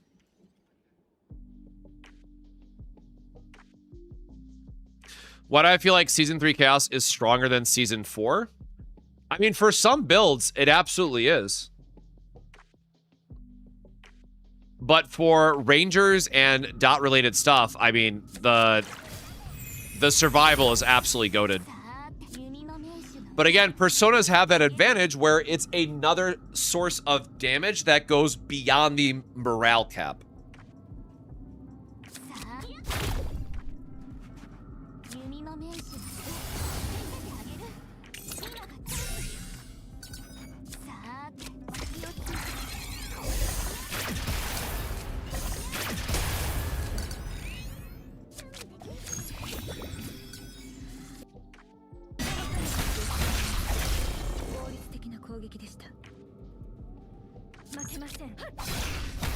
If you're always going for 5-3, isn't it convenient to have all cards 2 survival, 1 claim? Any team after have that bonus. Yeah, so I did bring that up in my video of just like doing a 2-1, 2-1, 1-1-1 split is what it would end up being, but I also have to recognize that not everyone is going to want 5-3 for their teams. There are going to be some other situations where you might be better off running like the 7 claim for the morale because you don't have a team that can get that morale by themselves. So it's the builds this season are definitely not as easy as just telling everyone to use those 2 Persona cards from last season. There's definitely a lot more choices to be made. Also, I was not paying attention at all to what my sequencing of cards there was, so my bad.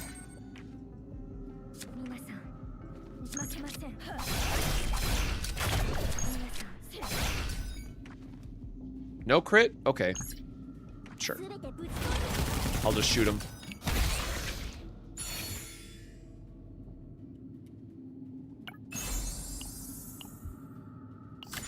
Sure, man. There we go.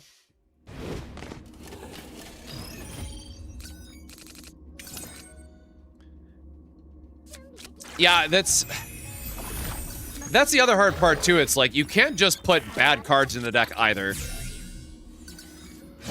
Like you have to also keep in mind what base cards you're using and what buffs you're going for.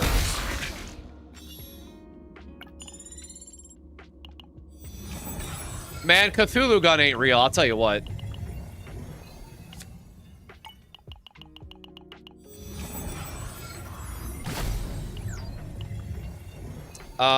You know what? Sure.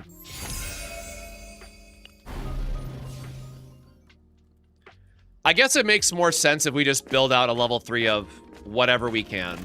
The last one. Because that also makes sense. Like, all your builds, if you have 3 like you might have like a 3 claim or something, right? If you're just going for whatever that lowest buff is, then you're good of just jamming all your points into one, I guess. Do we already get rid of a shield card? All right, whatever.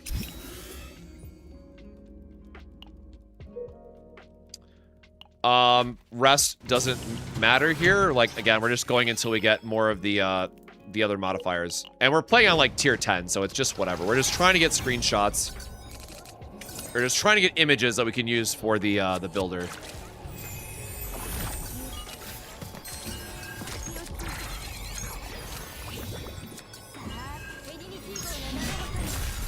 Man, I guess the weekend is relevant. Also, should have saved her AoE attacks for the next turn, but my bad.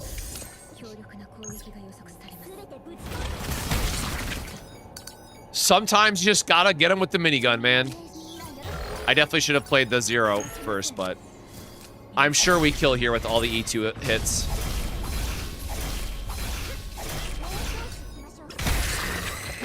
Yep, killed just a little bit. I didn't think about this. Sure.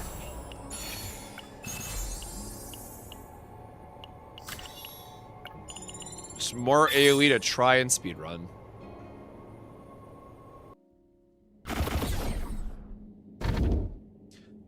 Well, if you're like me, oh, damn, basic hits with the AoE, nice. If you're like me, I have not done the story yet for the new season because I just haven't had time, admittedly. But I do want to read it over the a weekend sometime. But for now, I would recommend just like, you know, you can grind out chaos without having to do the story first. So might as well just go jam it out.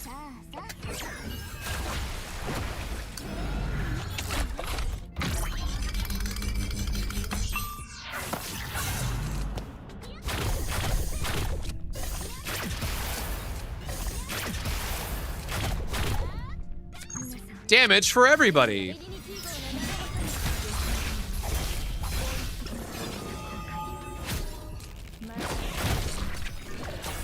Okay. Like, that dude had no health left. Couldn't just fall over for me, huh?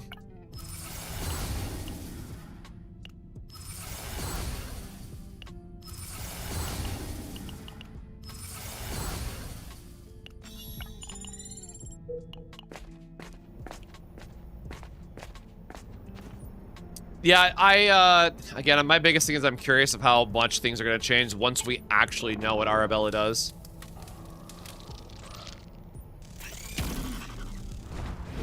I would say definitely just focus on your more generic supports right now, like your Cassius's, like your Mika's, and wait until we have more information put together on how we are supposed to build Hilde in the future.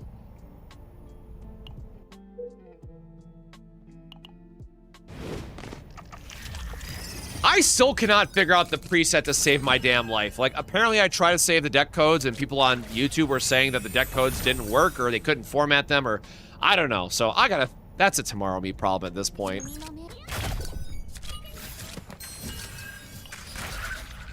But as long as other people can use it and it makes their, you know, it makes their life easier, then great.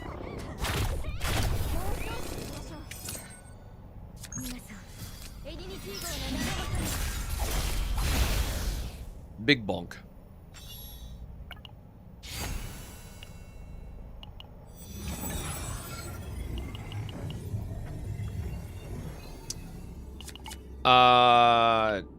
What card do we have?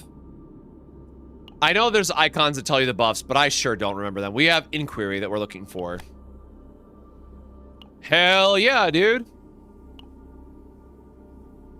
Give me that generic draw.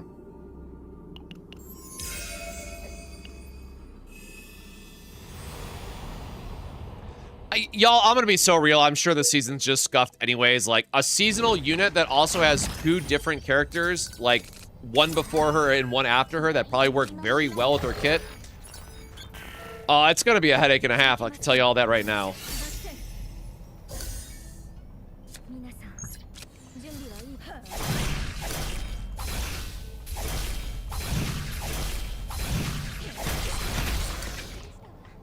sick. I hate that fight.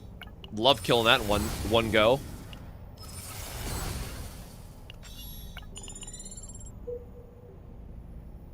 And then hopefully we will get our last inquiry and we can just be done with this run.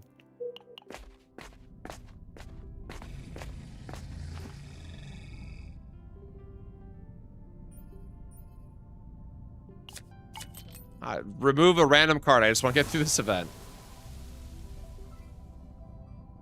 Sure. Yes, Arabella, which is the banner after this one, will be the seasonal character. Oh, damn it, there was an option for inquiry literally right next to it. My bad. Hope I don't brick. Yeah, I suck. All right, that's what we call a Giga Throw. That is a skill issue on my end.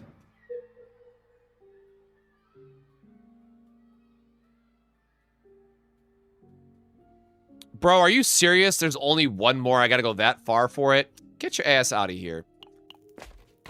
Ugh.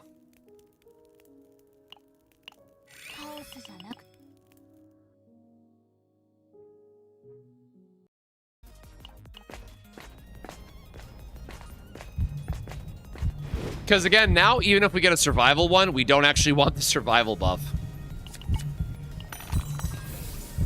Oh god, that is a 19 buff I just realized.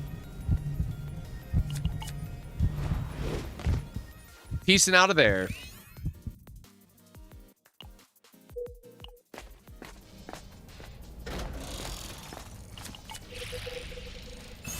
Assault boots on whoever.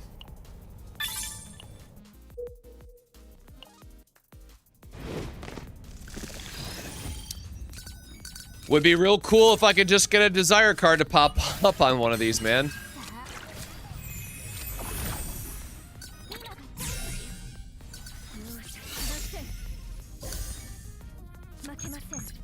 Okay, well, everything's gonna blow up. Well, damn, maybe not. Maybe I'm a liar. Y'all so tanky for no damn reason.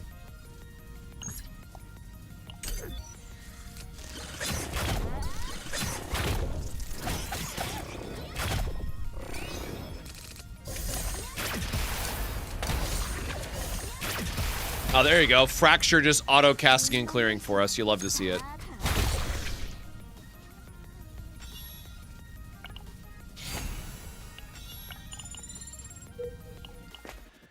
I do think the biggest challenge is, though, is that with Arabella's kit, they confirmed that she is going to be a Fracture-based character.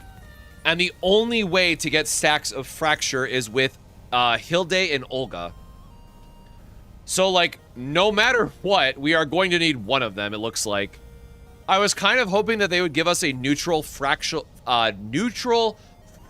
card, which they might still in the mid-season update, but at least for now, it feels kind of bad. Yeah, there's the survival. We can't actually pick this now. By the way, if you're trying to build that Cassius deck that I shared, you do need to try to find a legendary card in these events.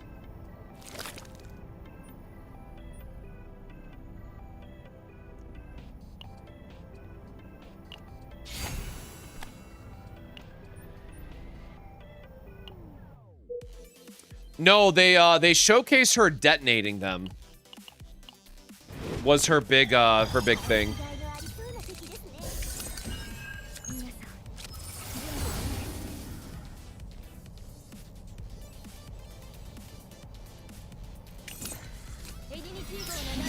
Alright, cool. He's dying to all the triggers. That's fine.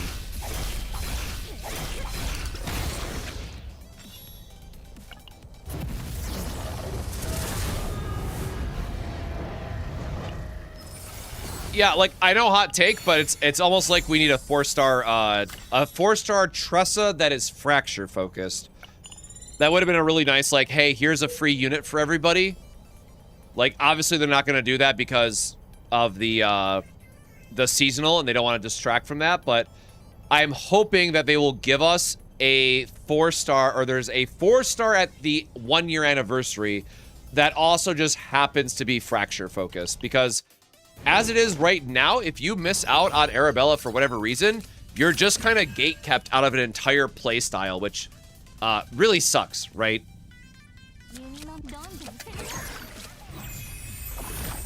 Hey, Catch, welcome on in.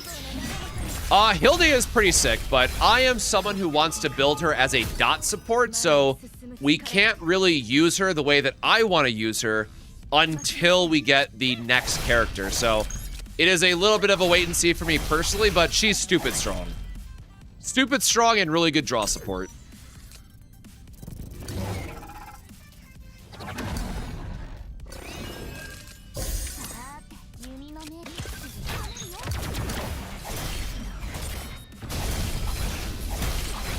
All right, please, please, please give us an inquiry card so I can call this good and we can finish the, well, not finish the infographic, but hopefully have a better idea of what we want to put in it.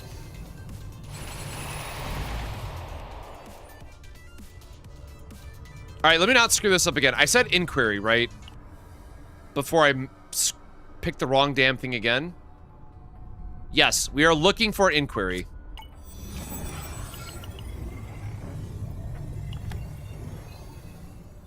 Good enough. I'm gonna showcase this one just because. Like, the fact that it's a draw too just makes it such a universally good option. Oh, I forgot to grab my screenshot.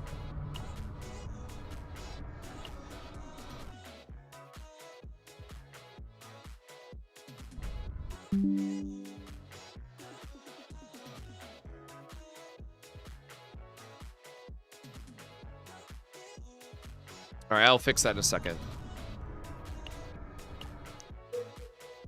Oh yeah, we don't have the auto skip. Dude, I'm not even clearing the boss. I don't care.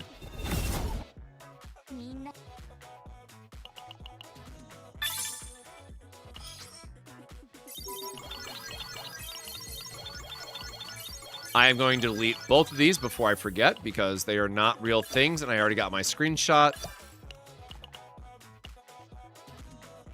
All right.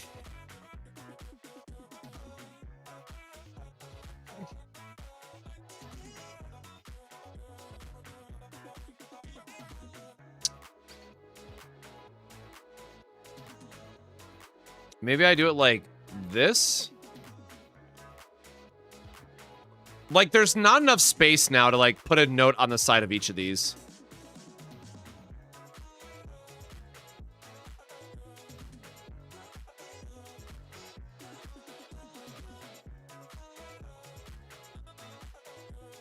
Whoop!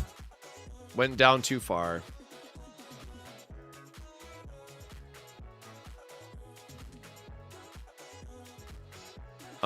One point must always be the base card, but otherwise plan out your build in advance.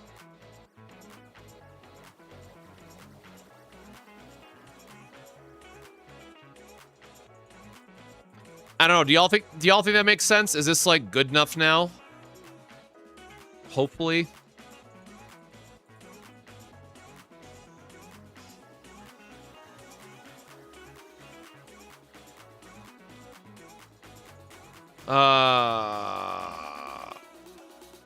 Maybe I should add a note of like 111.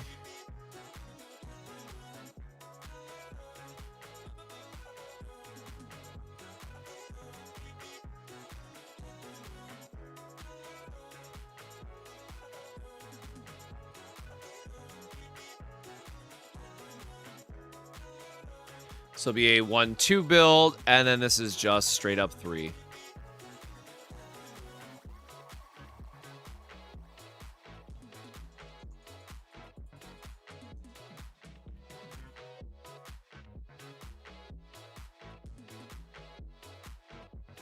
Oh, this is not level at all.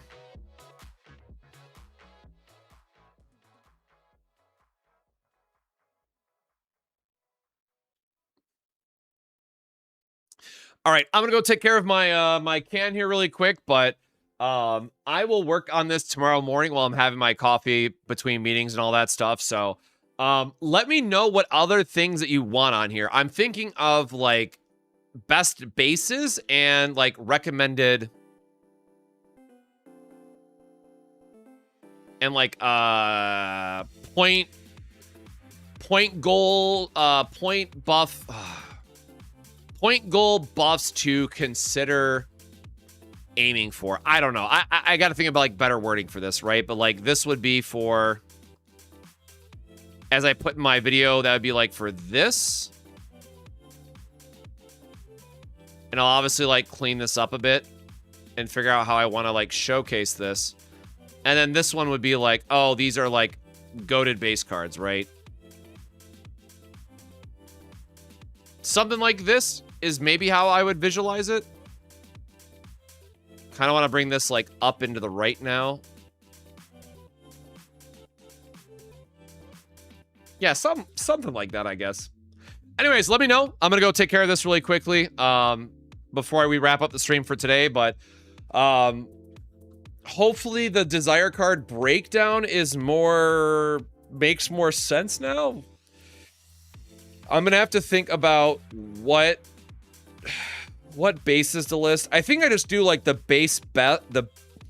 the best base for each class combination is probably what would make the most sense. And then from there, I gotta figure out what to put in like this immediate section. So let me know. I'm gonna go grab my or take care of this really quick, and then let me know what else you guys want to see in this infographic for the build guides document, and we'll go from there.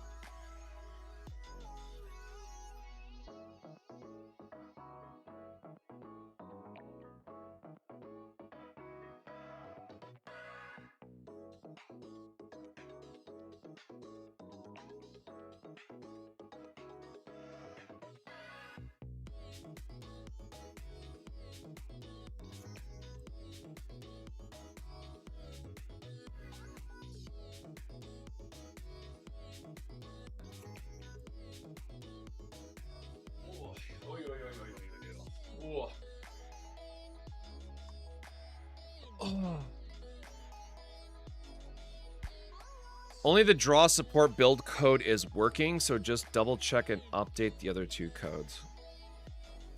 Damn. All right, I will have to figure that out. That's unfortunate.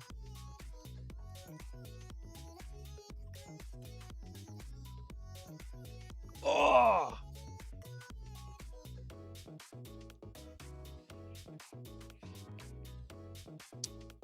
I guess what is the best?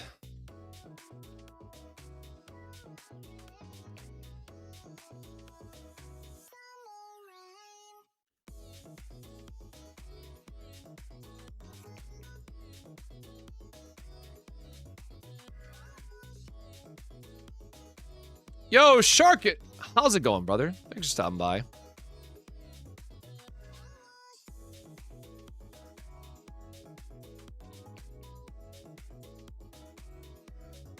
Here, I'm gonna delete these, I guess. Let me just use CZN meta to grab the basic images, because that will probably be better.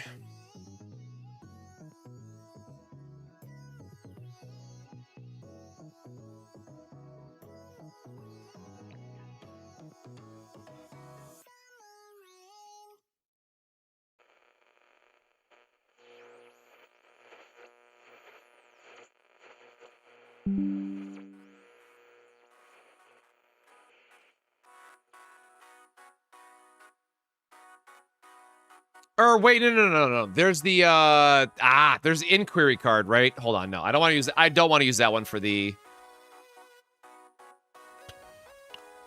because I think I ran into this issue last time where it's like the draw cycle is just going to be more like newer player friendly, so I want to make that like the recommended one. If your one flex point doesn't matter, just pick the card that is easier to use, right? That's usually what common sense would dictate. Yeah, this one. And it is psionic and controller exclusive.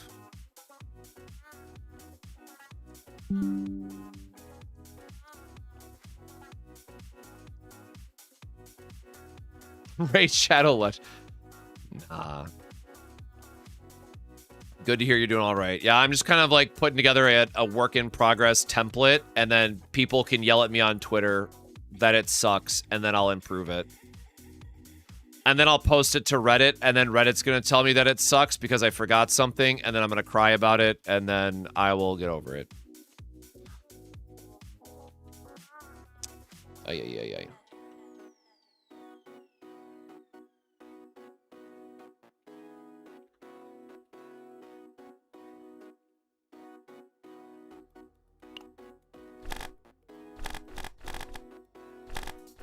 Now survival's at the bottom.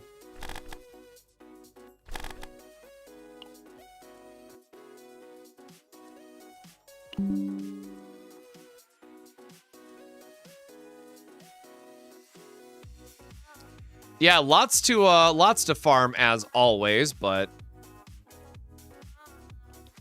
again, for me personally, like I'm most excited just to see where the dot team lands. Which unfortunately, we're like 3 weeks away, and not that I want to like, rush or sound like I'm otherwise bored this season, but it really feels like this season doesn't count until we can see what the hell the seasonal does.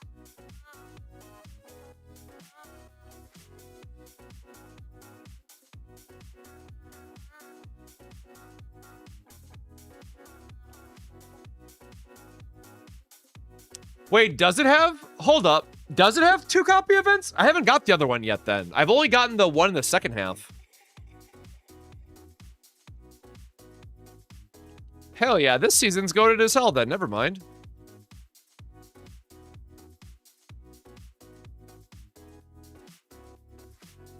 Yo, we so up.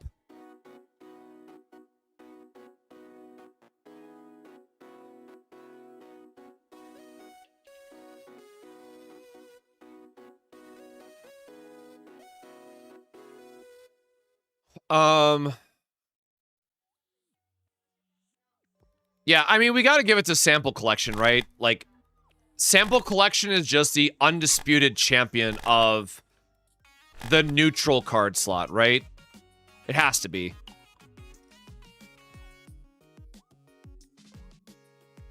Or I think I said collector, collection.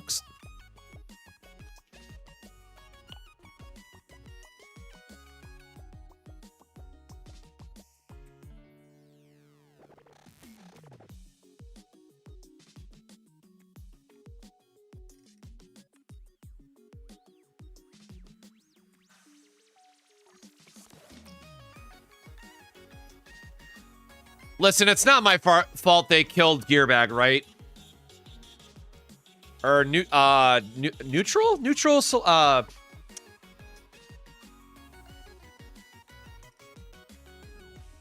that's stupid. I don't, classless, I guess? I don't know. How do I...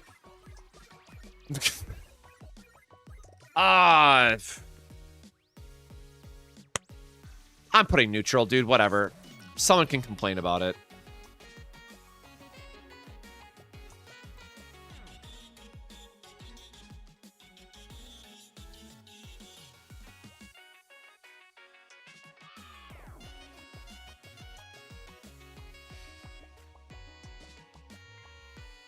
Oh, thank you. Yeah, I like any. Any works. Because you read left to right and it's yeah, that's awesome. Thank you.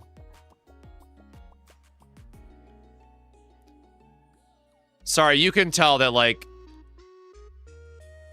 The lack of sleep really do be kicking now.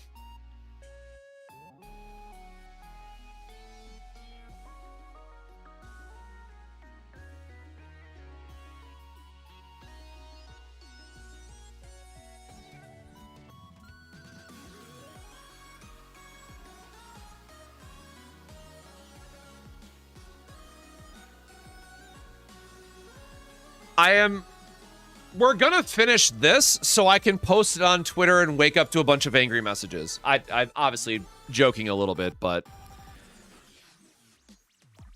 yeah, tomorrow will come down to how the hell I'm feeling, if I'm being honest at this point.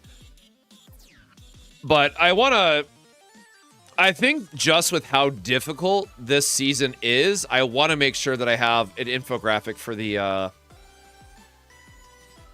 build document, right?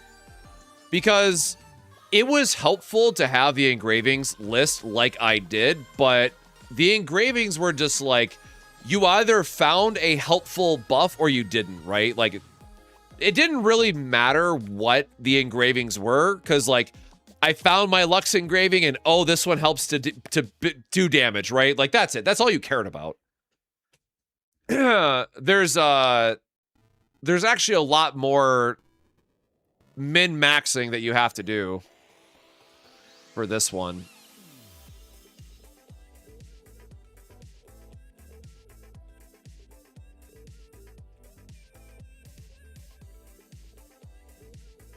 Yeah,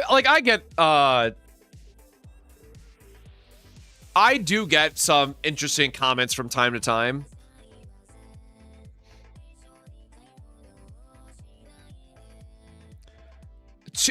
Two survival's not bad, but 3 definitely can feel like a pain point. And, like, it's back to the same issue as Season 1, where it's like, or I guess Season 2 is another good example, where it's like, your pathing, no matter what, now has to prioritize events. Because the really good upgrade is tied to the rare legendary event thing, and you also want to find survival cards, which are only on the event node. So it's like your pathing really doesn't matter as much as always just hammering events anymore, which is kind of, I don't know. I guess it's not as big of a deal, but I like feeling like I have the illusion of choice, escapes us a bit.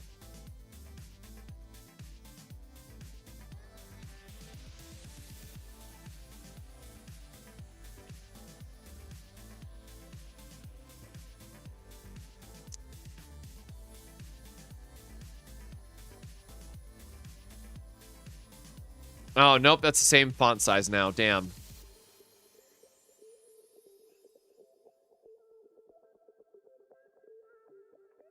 Oh, now I gotta move everything down again a little bit.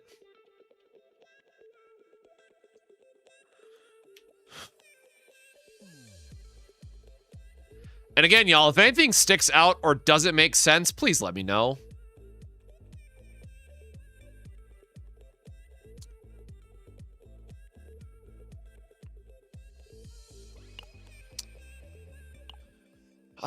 What is a good way? Is there a way to pull up, like, the other list of buffs? Or is that only available in Chaos?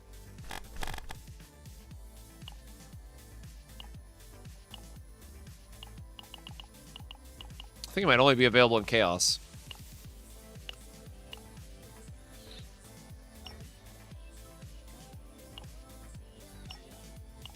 Oh, for God's sakes.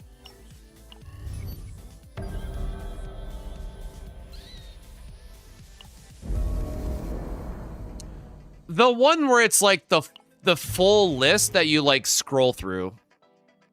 I'm just gonna, because I'm trying to think of how I can format it to where they're all equal on that slide.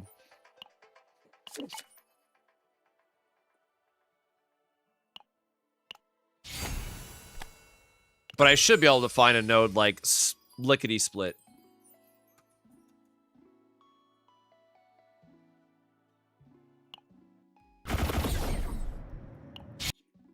Oops.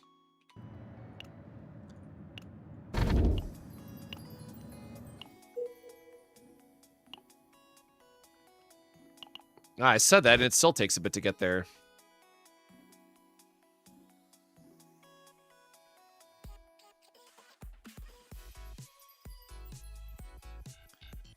I guess I won't move that down yet.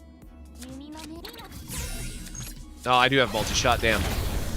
Like, I try to do the 1 HP just to clear this faster, but... Yep, straight across, nice. Another 1 HP node. Blow everything up.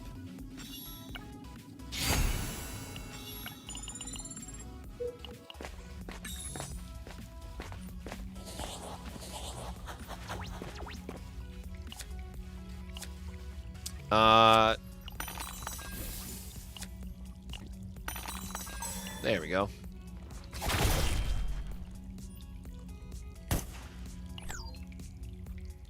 Yeah, this... Nope. Nope. It's one of these. Yeah, this one. Okay, so... Can I... Okay,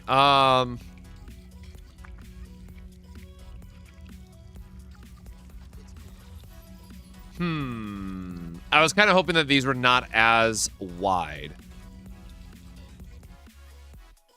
Because maybe I do like a...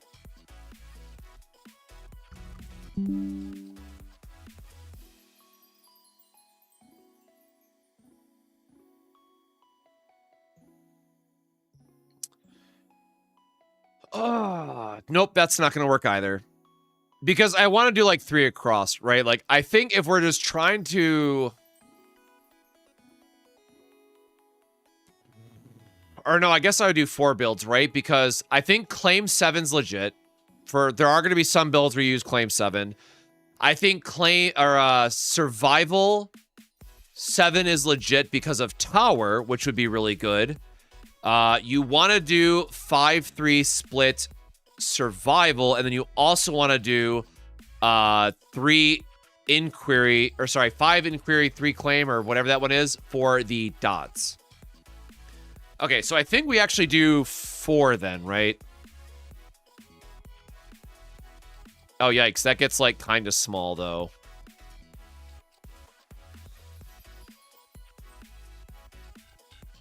And obviously, like, these would be wider as well because we have to have 2 different tiers of buffs listed.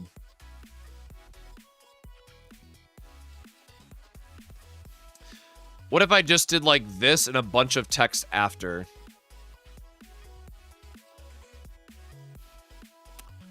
Hate that, too.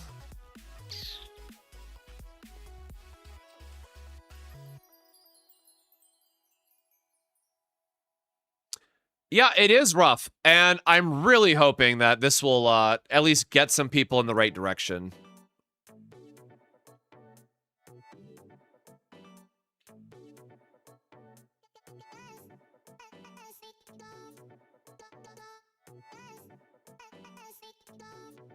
Forgot I was making those a little bit bigger.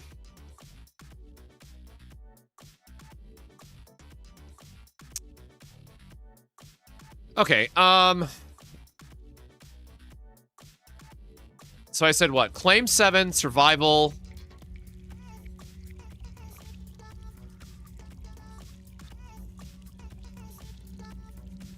Wait, Inquiry, Control, Claim, Desire. Should that not say Survival? Sure.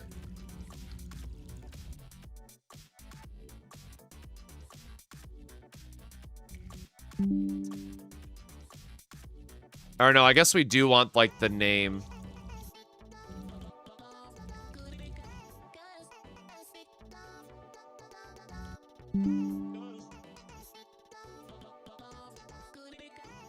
Oh, damn, some of these have, like, thick boy text, too.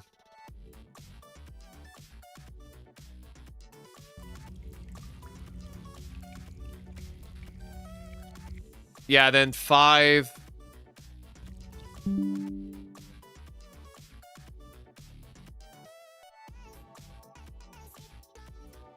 Oh, you know what? I got an idea. I got an idea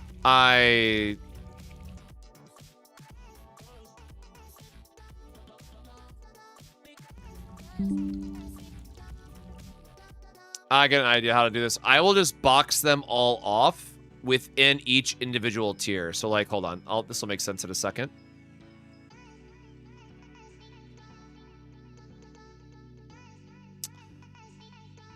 Oh, God. What am I forgetting? 5-3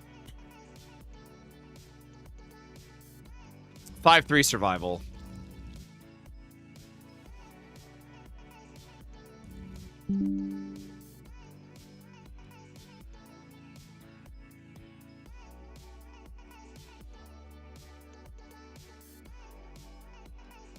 Oh, that actually made almost the exact right size. So 5 claim, 3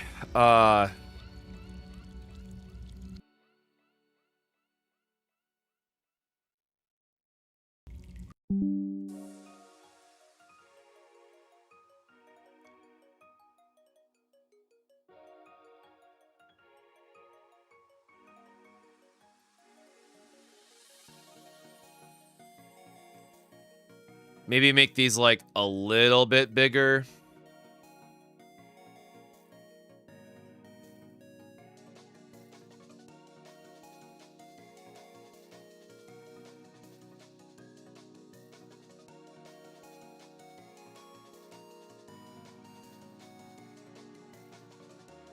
All right, I guess it's not going to work because there's like an extra line of text, so it's going to be like slightly bigger anyways.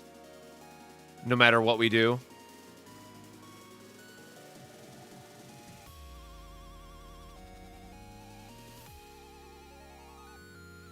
I think it just is what it is, right? And so what I was going to do beyond that is that I can outline these.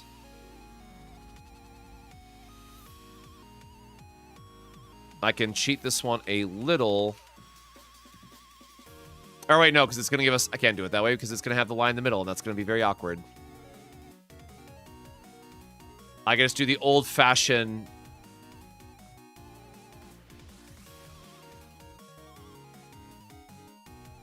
Whoop. I'm being cut off by my own image. Hello? Scoot over. Yeah, again, this is the not so glamorous behind the scenes, by the way, of when I'm putting this stuff together. But yeah, I could do something like this, right? Because then it makes it a little bit more clear that, like, hey, this is a all-in-one buff thing. Please.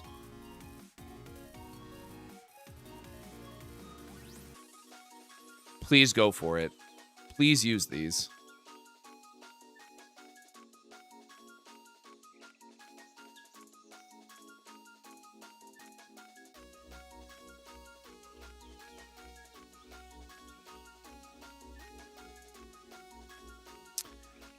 All right, I don't know that I can, like, realistically add text anywhere for these, though, so I think it's just going to be a...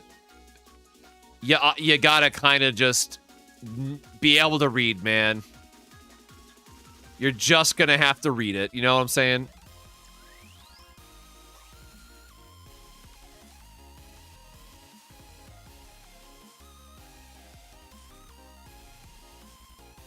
Oh.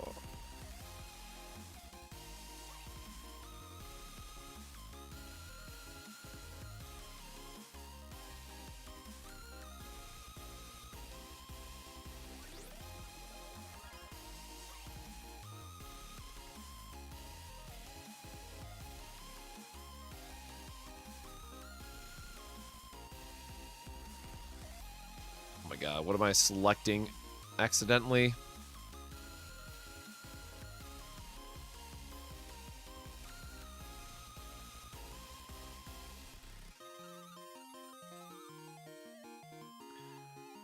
Also, a big obligatory plug since it is late and we're just about done with this, unless people have other guides or feedback.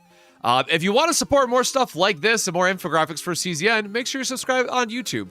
Would be awesome if we could get to 10K before the anniversary. I don't think that's going to realistically happen, but hey, If we can get to 10K for the 1-year anniversary of like the channel / CZN, that'd be pretty damn dope.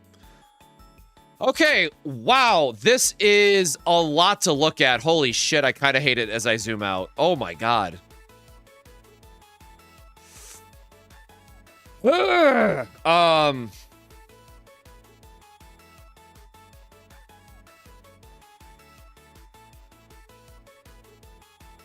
that is a lot, man.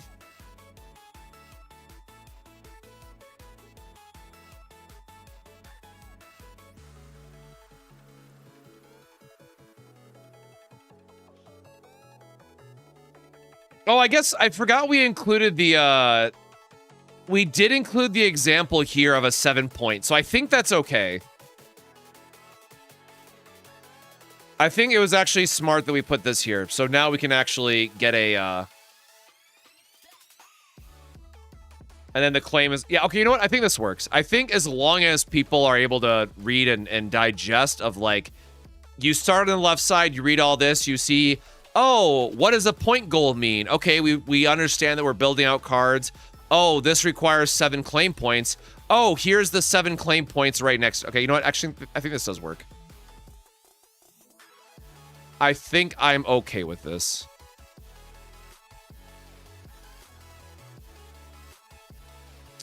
Maybe move all this down a little bit more so that I can move this all down and give more breathing room at the top.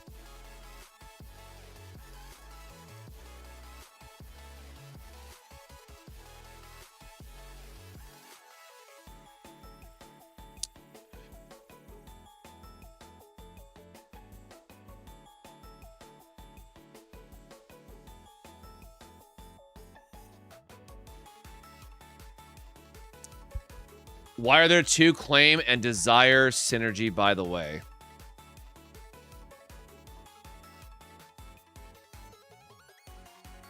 Oh, actually, you know what? No, that is a good point. I could do... Hold on. I can make this a little bit better.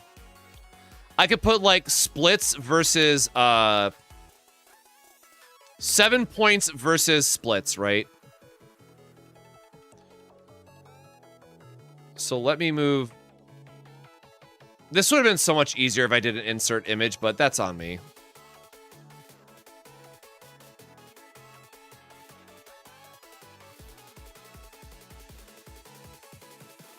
Oh wait, this doesn't work if we stack it directly, right? We literally just solve this problem.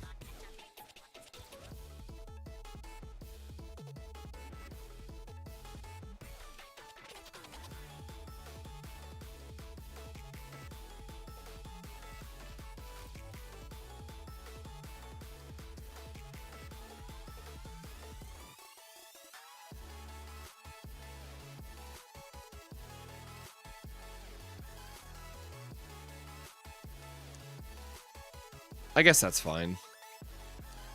Could you align the center gap of the cards with the point goal buffs? Could you...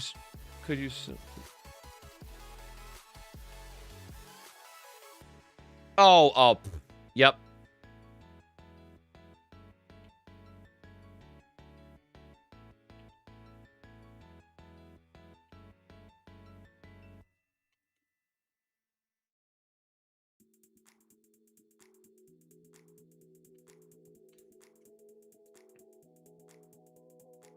You meant like this, right? Wait, why is that? Hold on. That doesn't look right.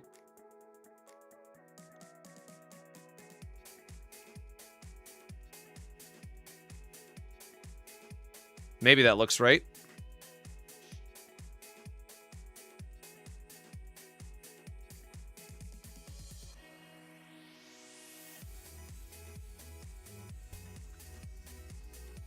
Oh.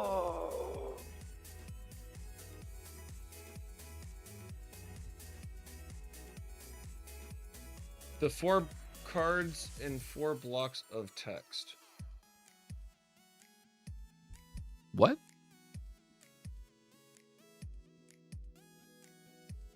These should be. Am I crazy?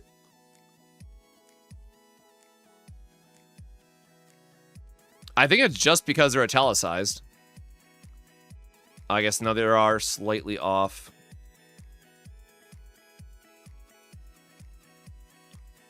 No, all good. Like I said, I will never pretend that my shit is that pretty or perfect. I am just happy to get it out there.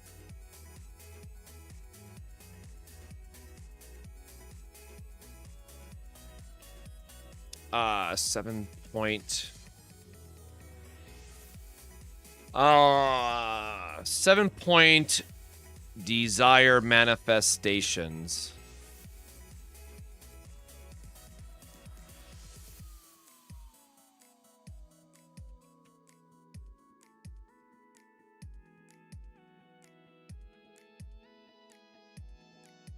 Five, 3 splits for better buffs. For 5-3 split.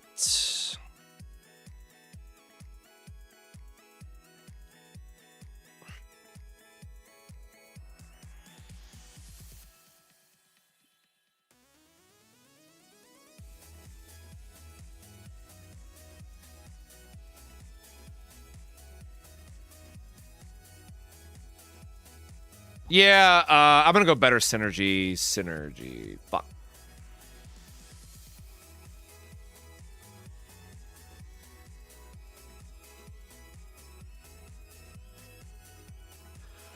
I did the right ones, though. Okay, so we have the increased dot damage, we have the harmful effects, and then we have survival with all the extra shit, plus the extra... Okay, yeah, that... Everything looks... Okay, nope, now it's... This gap in the middle is awkward, right? This should all come left.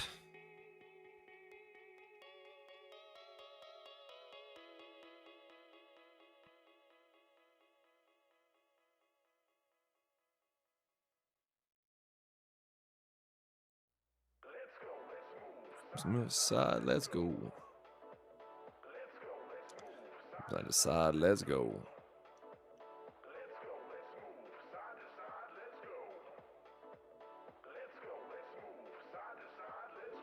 I think we're good.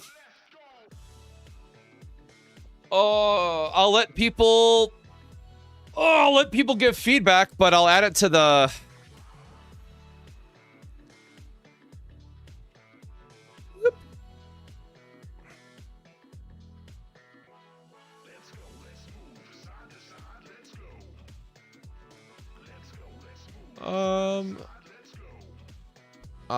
I should just do the...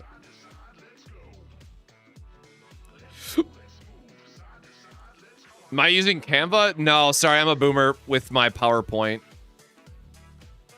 Because in a previous life, I used to do data analysis, so I always had to present fun infographics to C executives and stuff, so... I do use Photoshop and stuff, of course, as well, but, like, for little stuff like this, I do prefer to put it in Photoshop, or in PowerPoint, because it's easier to think about what this looks like in a more digestible frame, right? Like, I know people love making the infographics out of Photoshop that are, like, super big, and then you have to spend forever zooming around and finding all the information. I think there's a art to try to fit everything onto one easy-to-reference image, so that it is more digestible for the average person.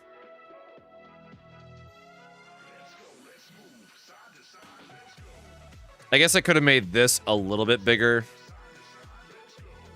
The left to right spacing definitely looks a little awkward.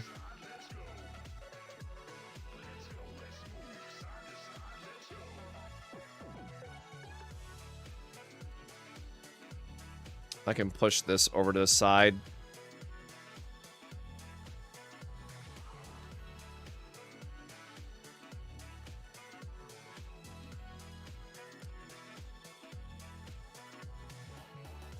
Yeah, I'm good with this. Again, there'll probably be something I think about tomorrow, but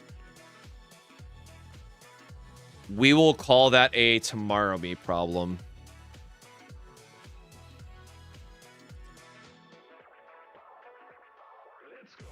I think that is grabbing everything.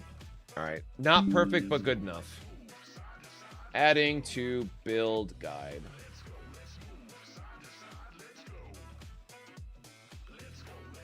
Okay.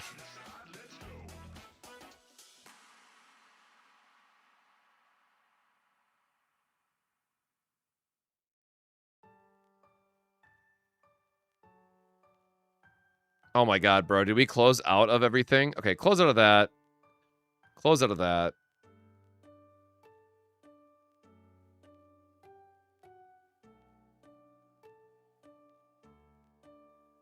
No. Ah.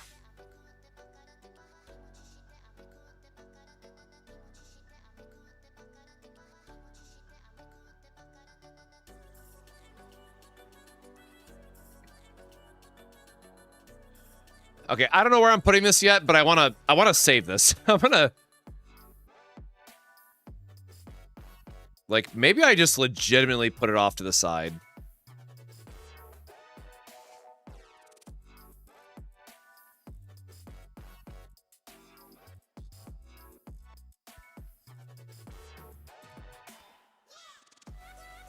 Oh.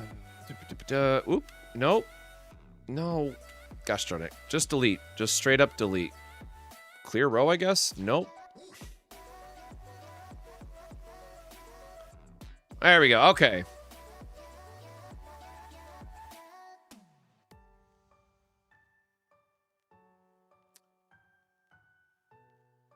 I am good enough with that.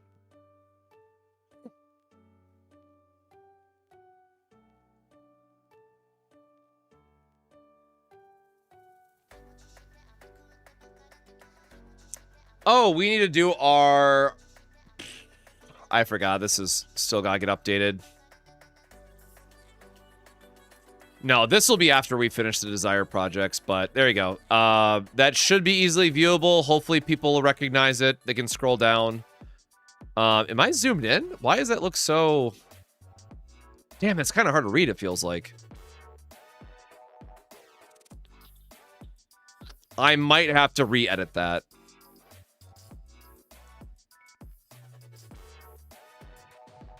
Like, this text is looking kind of thin.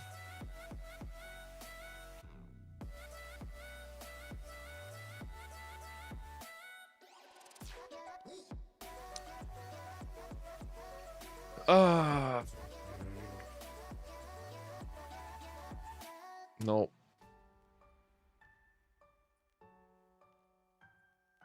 Yeah, there we go. I didn't correct the shape outline. Or the text outline.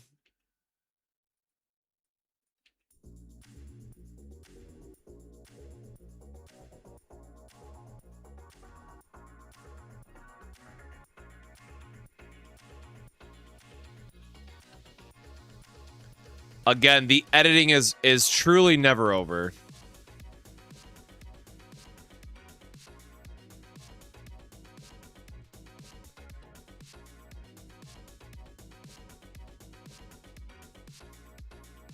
I think that was all the small text, right? It was just these three. And, like, obviously these are small text, so I can't do shit about that. No, that's good enough. I am happy with where this is at.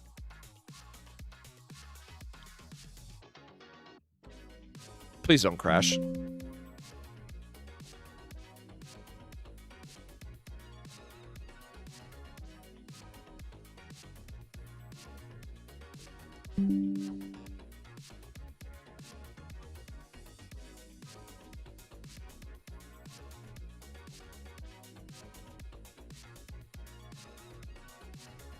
Yeah, okay, yep. Instantly more readable, right?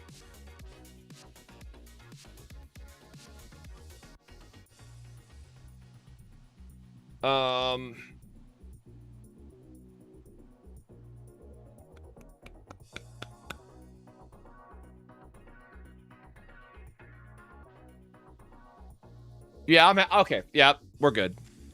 I probably should put like a hyphen or whatever.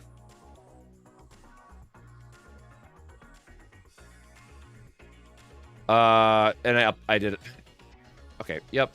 Should be good. All right, I'm going to keep that in my back pocket because once I sleep on it, I will probably edit it more. I have not been able to do my I got to do a tier list of sorts. I got to figure out how to get a different I got to do another Desire video tomorrow probably of just like beyond these class exclusive ones, right? Like what are other good ones to consider? So basically just turning this into a video. That's probably what I need to do. Okay, yep. I think we're good. So it is Jesus, it is late.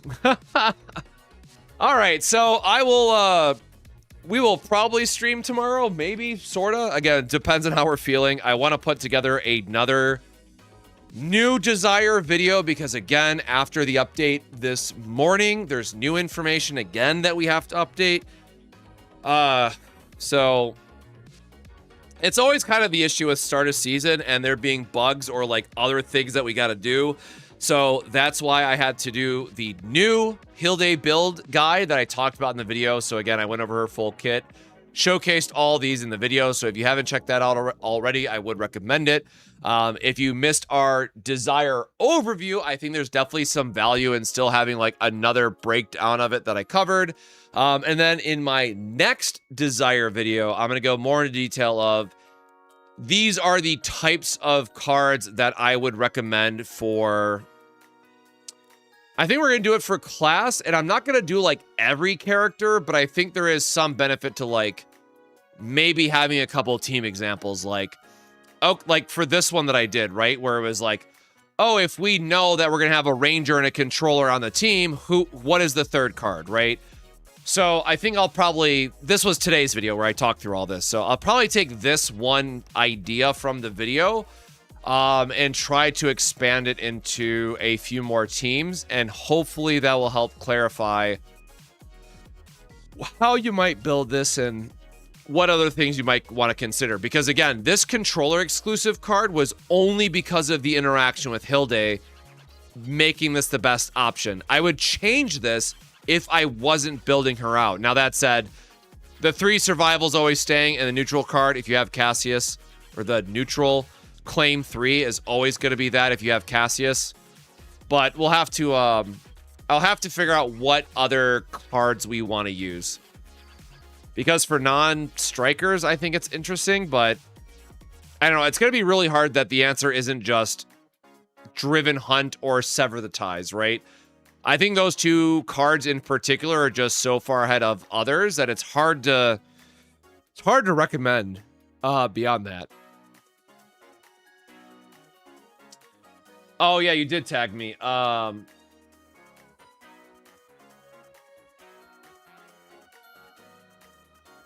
me scroll up.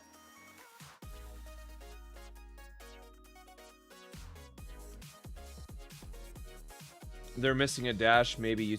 Oh, dude, no, that's exactly what it was. Because when I tried to post it, it came up as like one of those error messages that like it doesn't, like the error code where it's like an X through a box.